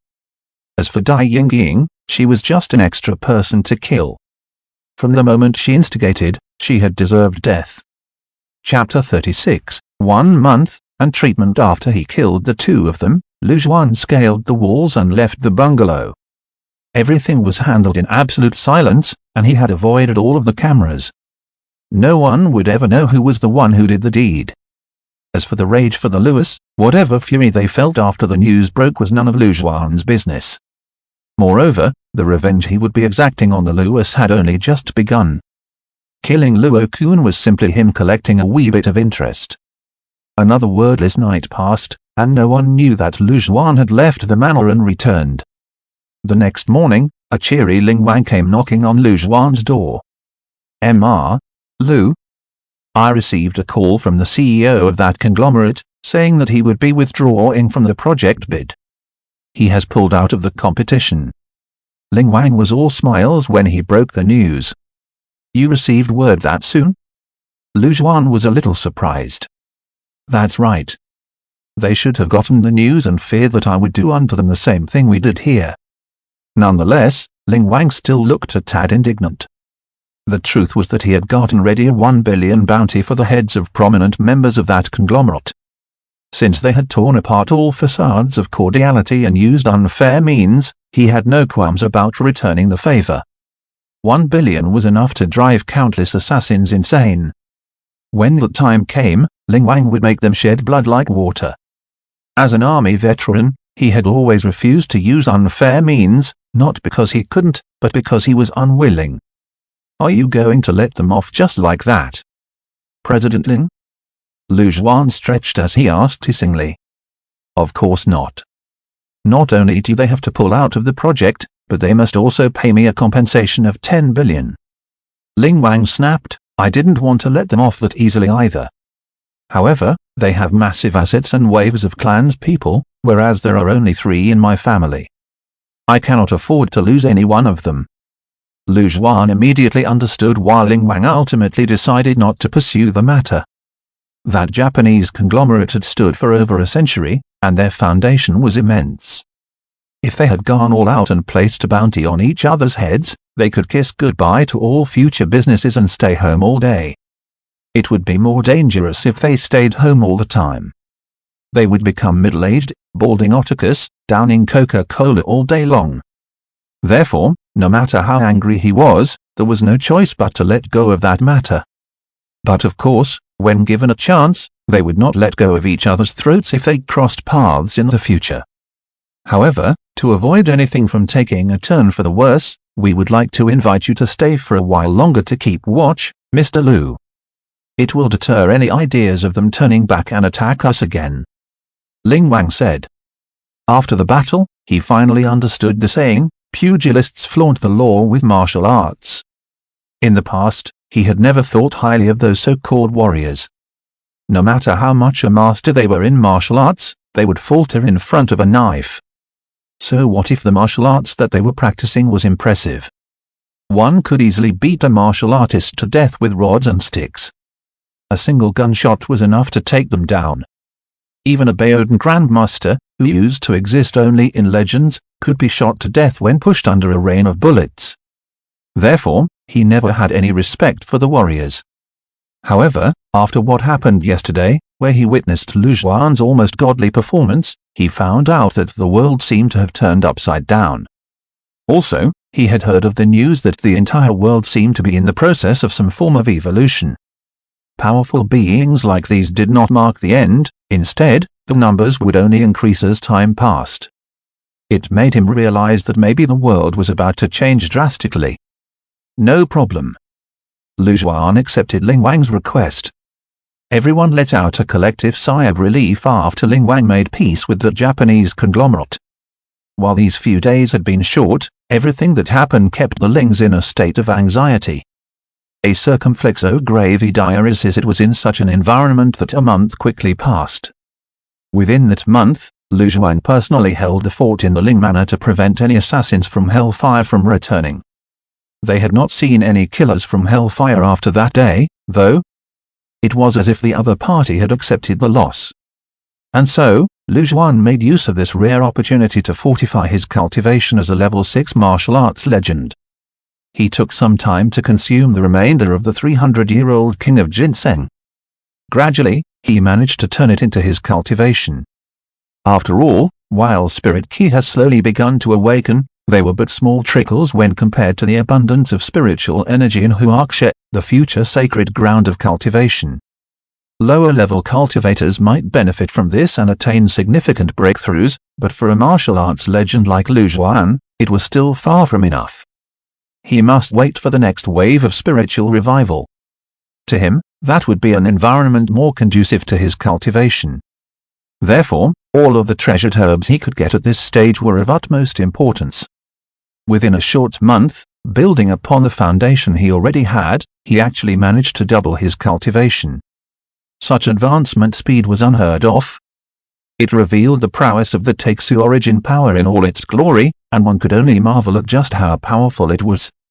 At the same level, the Taixu origin power was simply far too powerful. Apart from guarding and cultivating in the Ling Manor, Lu Zhuan also took the chance to treat Ling Yu of his heart disease completely. As Lu Zhuan conducted more and more treatment sessions, Ling Yu's heart disease began to improve as well. He soon became visibly healthier as time went by. This day, before Lu Zhuan was about to leave, he treated Ling Yu for the very last time. In Ling Yu's room, the father and daughter duo, Ling Wang and Ling Fei, was still very agitated, no matter how many times they saw the procedure. After Lu Zhuan completed the final treatment session, several doctors in white robes immediately rushed up. They quickly hooked Ling Yu up to all sorts of medical equipment and gave him a thorough check. They were experts in cardiology from the Ling's private hospital. Due to Ling Yu's disease, the Ling Group Hospital was also nationally renowned for its cardiology department. Many cardiology experts worked for the Ling Group Hospital. Soon, the results were out. The doctors couldn't help but exclaim in surprise at the findings. "Oh heavens, this is unbelievable. Is this the true prowess of traditional Chinese medicine?" He was able to heal a heart with congenital heart disease fully. Such news will shake the entire nation. The doctors were all amazed. Very quickly, Ling Wang and Ling Fei were informed of the final results. Not only was Ling Yu's heart relieved of the burden of congenital heart disease, but his heart was also much healthier and robust than most people's hearts. It was, therefore, no wonder that those experts in cardiology were agitated beyond words. Right now, the world was still quite powerless when confronted with heart diseases. Of those, congenital heart defects were one of their biggest challenges. If they could publish the results of the treatment, it would shock the world. After all, the number of people with heart disease was countless. However, they have signed an agreement of confidentiality with the Lings. They were prohibited from announcing the results to the public. Besides, how should they explain their findings if they tried to publish it? Were they going to tell the public that someone had treated Ling Yu's heart disease by materializing needles from spiritual qi? That he was healed through acupuncture? Even if they had told the truth, it would have brushed off as superstition and irrationality. Lu Xuan, who was sitting on the sofa, was the only one who expected that outcome. His healing methods were something beyond the boundaries of both Chinese and Western medicine. In essence, it wasn't a treatment per se, but rather, a bolster of Ling Yu's very own life force. When one's life force increased, they would naturally be relieved of the sicknesses plaguing their bodies. Chapter 37, The Martial Arts Competition. He had essentially solved the crux of Ling Yu's disease. Therefore, not only was Ling Yu's illness healed completely, but his body was also much healthier than before. "It's all thanks to you, Mr. Lu, that Zhao Yu finally recovered from his heart disease." Ling Wang could hardly contain his excitement. "You might not know this, but this illness has tormented Zhao Yu for many years. I almost thought that he would stay like this for the rest of his life, but you've healed him, Mr. Lu." On his side, Ling Fei looked thrilled as well. Ling Yu's illness was a joint ache weighing on their hearts. Now, the weight had finally been lifted from their minds. "In that case, I shall take my leave then." Lu Xuan stood up and said. "Yes, I'll arrange for a chauffeur to send you home," Ling Wang said without skipping a beat. Ling Fei, who was standing at the side, seemed like she wanted to say something. However, she said nothing in the end. After they sent Lu Xuan off, Ling Fei went to find Ling Wang. "Dad, I would like to learn martial arts," Ling Fei stated. "You're a lady. Why learn martial arts?" Ling Wang frowned. Ling Fei tried to convince him, "Dad, as you can see, the world is different from the past. You have also seen just how much benefit a powerful cultivator can bring. My brother will inherit the Ling group in the future. By learning martial arts, I can better protect our assets." Both Mr. Lu and Brother Lin mentioned that what lies ahead is a glorious era for cultivators. If no one in the Ling family cultivates, aren't we just waiting to be trampled on? Ling Fei pressed further in her pitch. Ling Wang looked long and hard at Ling Fei before letting out a sigh. He could, of course, see his daughter's intentions and the real reason why she suddenly wanted to practice martial arts. However, matters of the heart were not something he could interfere with. If the other party had been a regular guy or even a poor youth, it would actually be much easier. He, Ling Wang, only managed to accumulate such wealth after striving for decades in the business world. Need he even rely on setting up his daughter for a political marriage to bring in even more money? What's the use of earning so much money? To bring it into his coffin? Therefore, from his point of view, money was never a hindrance. It was okay even if the other party was not that outstanding. So long as his daughter liked him, that would be enough. On the contrary, it was that the other party was too outstanding. Even he would need to treat that person as their most esteemed guest. Using the words of Lin Sheng, such powerhouses would be gods in the inner palace, and one could already imagine how respectful regular people would be of him.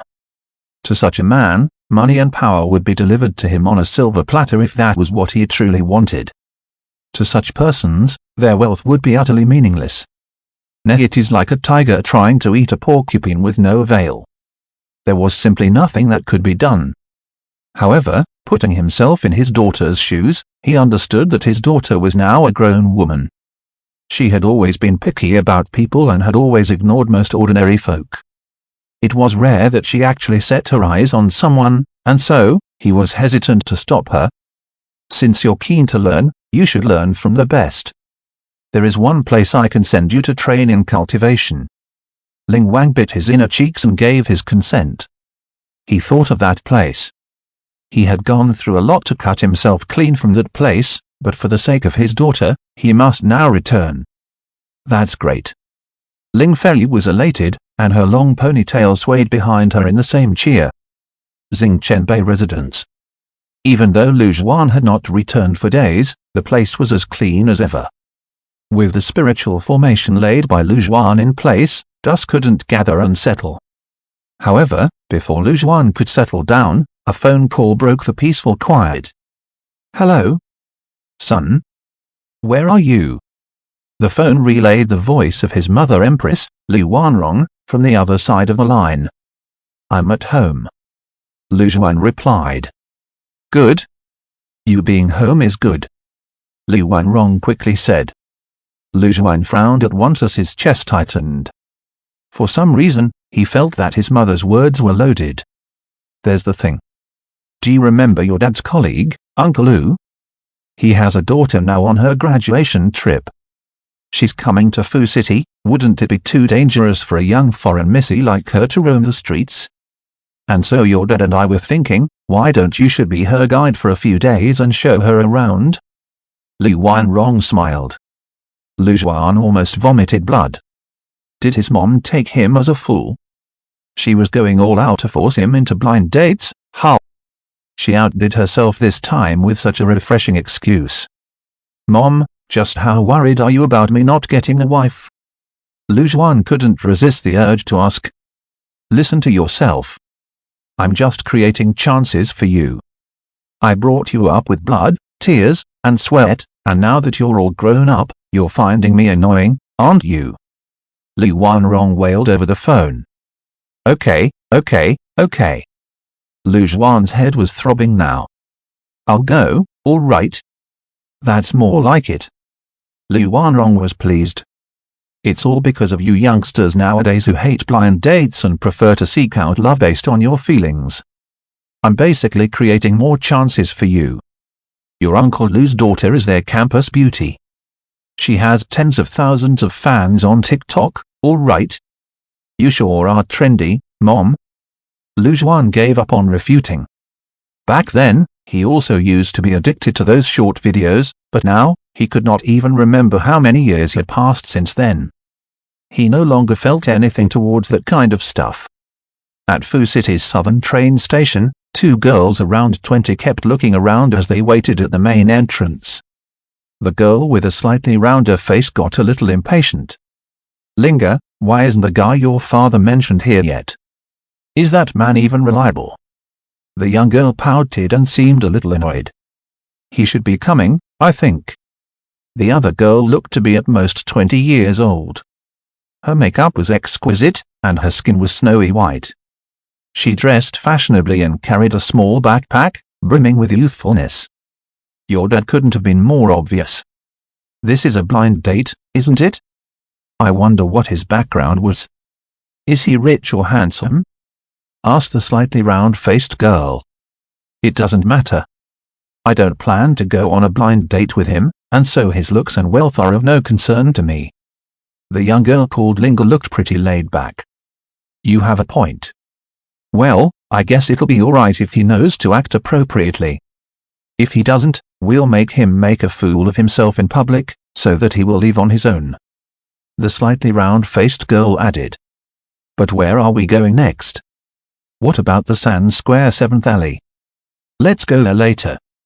I heard that there's a martial arts competition in Fu City today and that a lot of martial powerhouses will be attending. These are real martial experts, not those who could only do fancy bit feeble moves. Linga said, I forgot about that interest of yours. The slightly round-faced girl sighed in resignation as she rubbed her forehead. I guess it'll be all right. Who knows, we might even meet really cute boys. I'm sorry for being late. Just as the two girls were getting engrossed in their discussion, a figure barged into their line of sight. Both of them looked up and saw a youth who looked to be around their age. Chapter 38, Don't come squeezing into the circle when you don't belong. He looks quite delicate and clean, said the girl with a chubby face. Thank goodness he's not a fat otaku, she thought. However, while he looked delicate, that was pretty much it. You could call him good-looking, but he wasn't the kind who was heart-stoppingly good-looking. However, no one could deny that his eyes were exceptionally gorgeous. After a month of training, Lu Juan had gained full control over his cultivation. He let not even a smidge of cultivation leak and looked just like any other youth. He was also wearing clothes bought off Teobeo, and they looked very cheap. However, Chubby Face knew that these type of guys were better known as economical men. They would probably suit ordinary girls, but they would never be worthy enough for them too. You're that Lu Juan? Asked Chubby Face. MHMM. Lu Juan nodded mildly. Chubby Face planted both hands on her waist and said, This may sound crude, but let me warn you first. Although I don't know why Uncle Lu arranged this blind date with you, you better throw any wishful thinkings out the window. Our Yuling has a lot of suitors in school, and they are all sons of wealthy tycoons or high-ranking government officials. Ask yourself, can you even compare? So don't fall in love with Yuling for your own good. Otherwise, you're the only one who will get hurt. I'm just here today on orders to be a tour guide. I didn't think of anything else. Lu Juan replied casually, completely unaffected by Chubby Face's words. Upon seeing how indifferent Lu Juan was, Lu Yuling's big eyes slightly widened in shock.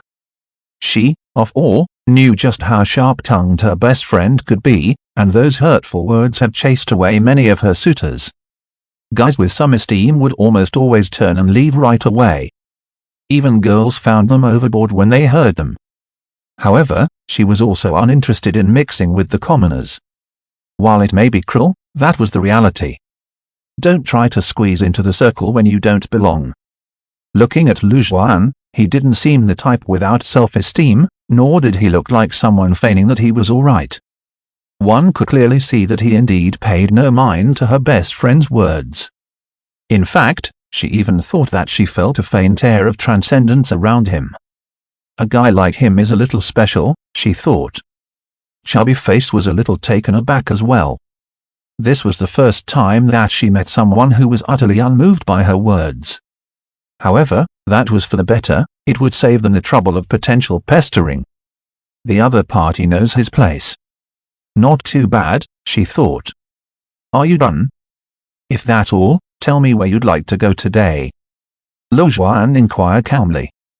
As for those words just now, he didn't take it to heart at all. To Lu Juan, the only reason he was here was to deal with his mom's constant nagging for him to get a wife. Therefore, who he was meeting did not matter one bit. Even if the other party had been ugly, it wouldn't have made a difference. I heard that there's a martial arts competition here in Fu City. We arrived early just so we could catch that martial arts competition. Lu Yuling told Lu Juan. Let's go then. Lu Juan replied. When they found out that Lu Juan did not even buy a car, Lu Juan could feel the increase in disdain from Chubby Face. However, he remained unaffected and calm. He was not at all embarrassed that he didn't have a car. Many did not own a car, and if they did, it was nothing to brag about. If he had wanted a car, he would have no shortage of people lining up, fighting to gift him one. Along the way, Lu Juan found out that apart from his blind date Lu Yuling, there was also Lu Yuling's best friend who tagged along. Her name was Guoyuan. Throughout the journey, they reached a silent agreement not to mention anything about the blind date. That martial arts competition was held in one small village of the Fu City suburbs. Martial arts fanatics from the city or even the province made their way over, which made the entire town seem lively and bustling with activity. Lu Juan walked as he skimmed the venue. It was a little different from the underground fighting circles from what he imagined. Actually, it looked quite official, as the local government seemed to use it as a method to boost tourism. Everywhere you went, you could see volunteers and waiters showing the visitors the directions. The organizers littered battle rings in different areas within the village. One could see people fighting atop the battle rings from time to time. Lu Zhuan took a few glances and noticed that they were mostly ordinary people. Most were just getting started with cultivation, and be at most level 1 or even less. Some went up the stage just because they had some muscles and had trained for some days in sanda, also known as Chinese kickboxing. On the other hand, Lu Yuling and Guo Yuan were cheering and laughing, having the time of their lives. However, just as Lu Zhuan was bored beyond measure, he saw a fat silhouette from afar. Wasn't that the square-faced fatso? While he still hadn't got his name, he wouldn't mistake him. I just saw a friend. I'll be excusing myself, Lu Zhuan said directly. Those two girls couldn't care less about Lu Zhuan and waved for him to leave. Lu Zhuan walked up to the square-faced fatso from behind. He didn't realize his presence at all and was still talking agitatedly to his cell phone. You must be on 120% alert. Nothing must go wrong. Why are you here? Lu Zhuan tapped on the square-faced fatso's shoulder. The square-faced fatso jumped in shock. With his cultivation, how could there be anyone who could sneak up on him without his knowing? Although his panic quickly disappeared when he saw who it was. In front of that monster, anything was reasonable. Lu? The square-faced fatso quickly hung up and made a slightly solemn but respectful expression. Why are you here, Mr. Lu? Lu Zhuan didn't say much. I'm here with my friends. What's so interesting about this martial arts competition that even you, a powerhouse of the Agency of Special Affairs, would come down personally? The square-faced fatso quickly replied smilingly, who would dare call themselves a powerhouse when there's you? You're a local too, right, Mr. Lu? Haven't you heard of the martial arts competition? Lu Zhuan shook his head. Be it in his past life or present, this was the first time he heard about this thing called a martial arts competition. The square-faced fatso saw that Lu Zhuan seemed not to know and immediately explained, the martial arts competition has been going on for a few years now. At first, it was just a mini competition organized by kickboxing fanatics. It didn't have that much influence back then. However, some experts began to emerge from the battle rings. Disciples of various sects also began to participate in the competition. By then, the competition had attracted the eyes of many wealthy tycoons. I think you know that the richer a man is, the more afraid he is of death.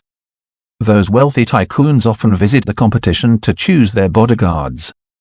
And that attracted even more cultivators to participate. The square-faced fatso gave a brief explanation. Lu Zhuan nodded. Everything made sense after the explanation. No wonder a competition that was so similar to underground fighting would attract this bigger crowd. As the saying went, the man who learned to fight and write sold his talent to the royal court. While the royal court no longer existed, in their stead, there were the tycoons and the ultra-rich. While these warriors may be physically strong, those hugely influential masters with disciples in both the police and the triads were far and few between, like existences at the top of the pyramid. Most of the warriors were struggling to get by, and practicing martial arts wasn't exactly a cheap affair either. What choice did they have apart from going to these tycoons? All in all, it was just an equivalent exchange. Even so, surely there's no need for someone of your status, the Assistant Chief of the Agency of Special Affairs, to come down personally? Chapter 39, A 100-Year Feud. That's right. Mr. Square-Faced Fatso had climbed another step up the corporate ladder. He was initially a team leader under the Agency of Special Affairs, but he had recently been promoted to the position of Deputy Chief, second only to Yun Sheng. Of course, much of it was also thanks to Lu Zhuan's guidance. Under the excuse of enhancing security around the lings, the square-faced fatso had consulted Lu Zhuan on various cultivation-related problems over the month. Lu Zhuan's cultivation and keen eyes were nothing short of a wonder. No matter what questions he posed to him, he could solve them in a snap. The square-faced fatso had been stuck at the pinnacle of level 4 Huajin for a long time. With Lu Zhuan's guidance, he finally stepped into level 5 and became a Baodan Grandmaster. That was something tricky to achieve, even for a regular martial arts legend. After all, every person's journey to becoming a Baodan Grandmaster varied from person to person, and so all Baodan Grandmasters were entirely different. To Lu Zhuan, who used to be a celestial lord in his past life, such differences were negligible, for they were all walking on the same path towards the same direction. As he stood too high above anyone else, such differences were minuscule to him. With cultivation this powerful and his achievements over the years, only then did the square-faced fatso get promoted to become the youngest deputy chief ever in the Agency of Special Affairs. That was why he was so respectful towards Lu Zhuan. A real-life fairy godfather, that's what he was. It was uncommon to meet someone like that. Also, Lu Zhuan did not believe the notion that teachings should not be passed to 6 ears, meaning that he was open to sharing knowledge. His achievements were so high that even off-handed remarks were enough to benefit the listener for life. They didn't need me to come personally at first. However, this martial arts competition is different. The square-faced fatso said as he looked at Lu Zhuan. There are quite a number of cultivation legacies within the Min province, big and small. However, there are only a couple that could truly be called an established sect. Apart from the southern Shaolin, we are looking at the 2 large houses, the Chens from Minnan and the 7 Invincible sect from Minbei. Lin Sheng is the disciple of the 7 Invincible sect. Not only that, but he is also the direct disciple first in line. The 7 Invincible sect and the Chens have been feuding for the past 100 years or so. The square-faced fatso began to explain about the feud between the 2 factions. Tracing back to the origins, we would need to dial the clock back to the previous century, during the era of late Qing and early Republic. In those olden days, the Chens were hugely influential in the Min province as they were one of the firsts to pledge their loyalties to the KMT, joining the revolution to overthrow the Qing dynasty. After the success of the revolution, the Chens began to dig their roots into the Min province and quickly swell in power. They later forced the 7 Invincible sect far into the northwest, who then joined our current party during the revolution. After the founding of our republic, the 7 Invincible sect soon rose to high power. Sikh masters over the generations were even granted free access within the inner palace and often made up the team of bodyguards protecting our leaders. The Chens, on the other hand, were curbed of their power and were forced to retreat to Minnan. However, because some from the Chen family also joined the prevailing party when they threw themselves into the revolution, the Chens escaped obliteration, although they did suffer significant weakening. Because of their opposing political beliefs, the 2 houses had been at each other's throats for many years. Both had countless forefathers who died in the hands of the other, and it was no longer possible to elucidate the feuds between them. Years later, under negotiations led by a particular leader in the inner palace, the 2 houses finally relocated to 2 distinct regions, with one residing in the south and the other in the north. They had lived physically apart since and went on their separate ways. After the Reformation and opening of the country, descendants from both sides both pursued business paths. And so, the political feuding spilled over to the business world as well. Between the 2 factions, they made it an unspoken rule to settle whatever business or even political disputes they had through martial sparring. No matter how far the 2 factions had developed, deep down, they were still warriors who took pride in their tradition. The participation of the 2 houses this year was also why this relatively unknown martial arts competition had drawn the attention of warriors and magnates alike. So, there's such a story behind this. Lu Zhuan only knew about this piece of history after hearing it from square-faced fatso. In his past life, this was when he was still drowning in despair. Many years would pass before he finally stepped onto the way of cultivation once again. His past incarnation trudged in muddledness, and for many things, all he could recall were pieces of rumor. For much more, he had not even heard about them at all. However, he now knew that Lin Sheng was a disciple of the highly reputable 7 Invincible sect. However, if he weren't from a distinguished sect, There would be no way that he could attain mastery of Huajin before the age of 30, and was now a mere half-step away from becoming a Baodin Grandmaster. The sparring contests held back in the day were all warm-up matches. The bigwigs of the two houses would only arrive at night. When the time came, that would also be the moment where they decide the stakes they would hold in the various industries. Added square-faced Fatso. Also, the bad blood between these two houses runs deep. Many lost their lives during the fights. Meanwhile, handicapping and debilitation were frequent. Lu Zhuan frowned slightly. Since it's an unspoken tradition between those two houses, anything that happens during the fight would be their responsibility alone. Can the Agency of Special Affairs even step in? The authorities couldn't have been in the dark regarding such matters, yet they had always turned a blind eye. Therefore, it was apparent that someone had already taken care of everything. That was also the policy of the ruling courts through the generation. So long as they did not affect the grand scheme of things, they would turn a blind eye towards such things. Out of sight, out of mind. Square-faced Fatso took a glance at their surroundings before saying, "This time's different. I received news that the Chens have come prepared. They are planning to cripple the Seven Invincible sect once and for all. They're capable of doing that? Why didn't they do that earlier then?" Lu Zhuan asked. "You might not know about this, Mr. Lu, but the Chen family had split when the KMT retreated to Taiwan in defeat. A portion of them stayed on the mainland and joined our current party, while the rest went overseas with the KMT. Therefore, there are currently two Chen families." Square-faced Fatso clarified patiently, this time, the overseas Chens were also planning to gain ground in the mainland. The Chens of Minnan is their best springboard, and the faction blocking right in their way is none other than the Seven Invincible sect. They have come to sweep away their obstacles. According to the intel received by the Agency of Special Affairs, the overseas Chens were hugely influential overseas, not just in Taiwan. The Flying Dragon sect, formed with the Chen family as its core, is extremely respected within the overseas Chinese circles. The organization is so prominent that they outrank even the Chens in the mainland.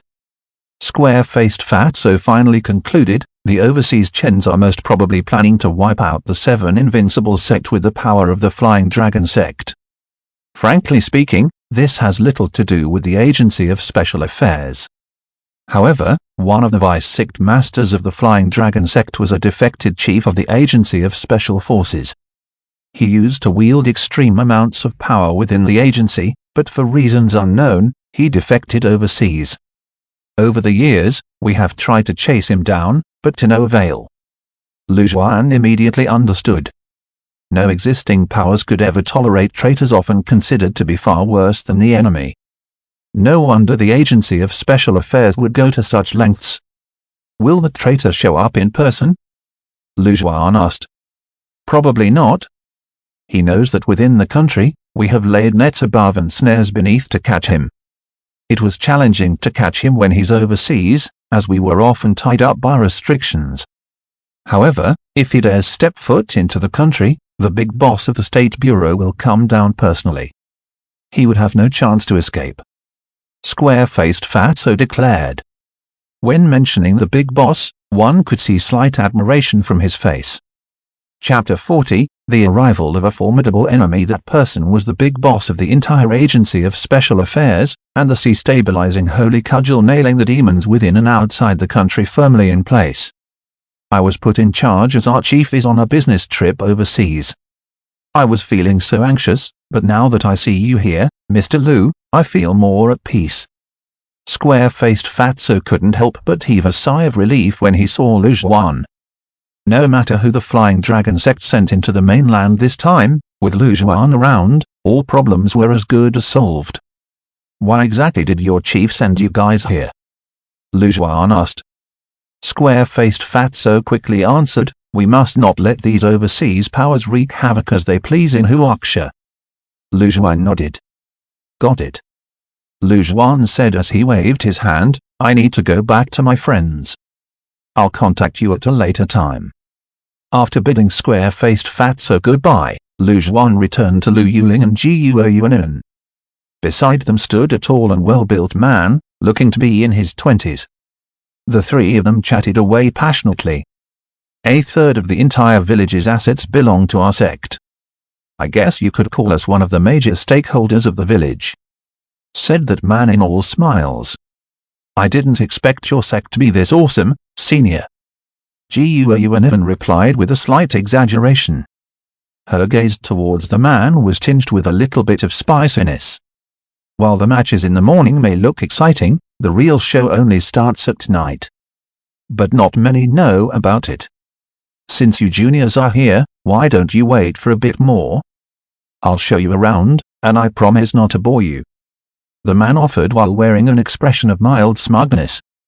Upon seeing Lu Juan making his way over, he asked, "This is? Do you know each other?" Only then did the two girls notice Lu Juan. "Senior Li, this is the guide that Yuling's father found for us." Who would have known that he would be unfamiliar with the place himself? The disdain in Guan's eyes was visible. When she turned to look at Senior Li, her expression became pandering. All she needed was to write on her face saying that she wanted him to flirt her. Senior Li was very used to such a scene. He was good-looking and came from a wealthy family. While his family's net worth of tens of millions might not be comparable to the ultra-rich, he was considered quite well off. He had been a rich kid since he was young, so he never lacked girls who were smitten with him. There were so many that he could not even start to count them. However, he wasn't that interested in Guan. Instead, his eyes brightened at the sight of Lu Yuling. As he wanted to leave a good impression in front of Lu Yuling, he could only pretend not to see the flirtatious glances coming from Guan. "My name is Li Zun." "What's your name, brother?" Li Zun held his hand out and beamed brightly. "Lu Juan." Lu Juan eyed Li Zun and could not be bothered to exchange pleasantries. He could tell with one look just what kind of a person Li Zun was, and it was easy to guess Li Zun's ulterior motives. However, he had no intention at all to stop him. Lu Yuling and Guan didn't have the courtesy to look him in the eye even once, and it was only natural that he would wash his hands clean of their business. If not for the sake of his mother, he would never participate in this blind date masked as a tour guiding activity. After his rebirth, kinship was something he cherished more than ever, especially when he had already lost it once. So long as it wasn't against his morals, he was unwilling to go against his mother's wishes. "You're quite aloof, brother." Li Zun's eyes constricted slightly. That was the first time someone had turned him down so humiliatingly. Some resentment flashed past the depths of his eyes, however, he quickly put on a warm and welcoming facade. Let's not bother ourselves with him anymore. Senior Li, tell us about the other fun that we can have at this martial arts competition. Guan snapped impatiently. "Since you already have a tour guide, I guess I'll take my leave," Lu Juan said straightforwardly, reading the situation. He saw a familiar face in the distance, and it was none other than Ling Wang. "Go, just go." Guan had looked annoyed for some time now. On the side, Lu Yuling didn't say anything as well. She was clearly unsatisfied with Lu Juan as well. When Lu Juan walked over, Ling Wang was engaged in a spirited conversation with the local mayor. After all, Ling Wang was worth billions. Even a trickle from the gaps of his finger would be enough to improve the lives of the entire township. Lu? Ling Wang was pleasantly surprised when he saw Lu Juan. "Please excuse me, Mayor Zhang. My friend's here. I'll take a short leave." That mayor stared at Lu Juan, slightly taken aback. Lu Juan looked almost too young, yet he was able to make a tycoon like Ling Wang, who was worth tens of billions, sound almost like he was trying to please him. Could he be the second or third generation descendant of one of those families? One could not blame him for thinking so. In his eyes, that was the only plausible possibility. Otherwise, with how much Ling Wang was worth, he could even speak eye to eye with the provincial leader instead of falling a step lower. "What brings you here, Mr. Lu?" Ling Wang laughed. "I'm here to stand in as a tour guide, but they've found someone better, and so I'm free." Lu Juan smiled, paying it no mind at all. Ling Wang was a little curious about just who they were that they could make a powerhouse like Lu Zhuan be their tour guide. He assumed that even the sons and nephews of the leader of the inner palace would not be worthy. It never crossed his mind that it was not some leader's son or nephew at all. Instead, it was an existence that commanded the obedience of Lu Zhuan, the celestial lord. "Why would you be too free to watch this martial arts competition, President Ling?" Lu Zhuan asked. "I come every year to see if there's anyone suitable to be my bodyguard," Ling Wang replied. The full-blown support of the magnates was one of the reasons why this road competition in a small village could expand in scale year by year. The wealthier they were, the more fear they had towards death. And so the more attention they would pay to their team of bodyguards. Especially after that entire ordeal, Ling Wang had opened his eyes to just how important it was to have a genuinely formidable bodyguard. Otherwise, he would have lost his life ages ago, not to mention all the money that would have been lost. At the same time, in a hidden corner of the village, every Chen who was participating in this martial arts competition had gathered. Most were young men, except for a couple of middle-aged men. However, all of them carried an air of ferociousness, and it was clear to see that all of them were trained in martial arts. Out of them, one man, in particular, stood out the most. When all young men were standing, he was the only young man who could sit. He could sit and stand as tall as those few middle-aged men. In fact, he seemed to be the center of the middle-aged men. He shut his eyes tightly. His entire being seemed like a sharpened sword trying to soar into the clouds. He had forced that aura down by force. "This time, we must annihilate the 7 Invincible sect. I heard that Lin Xing from that 7 Invincible sect will be here in person. This is our chance to cripple Lin Xing and crush the backbone of the current generation of the 7 Invincible sect." The Chens began to chatter noisily about their plans. End of part 1. Novels Hall Dynasty.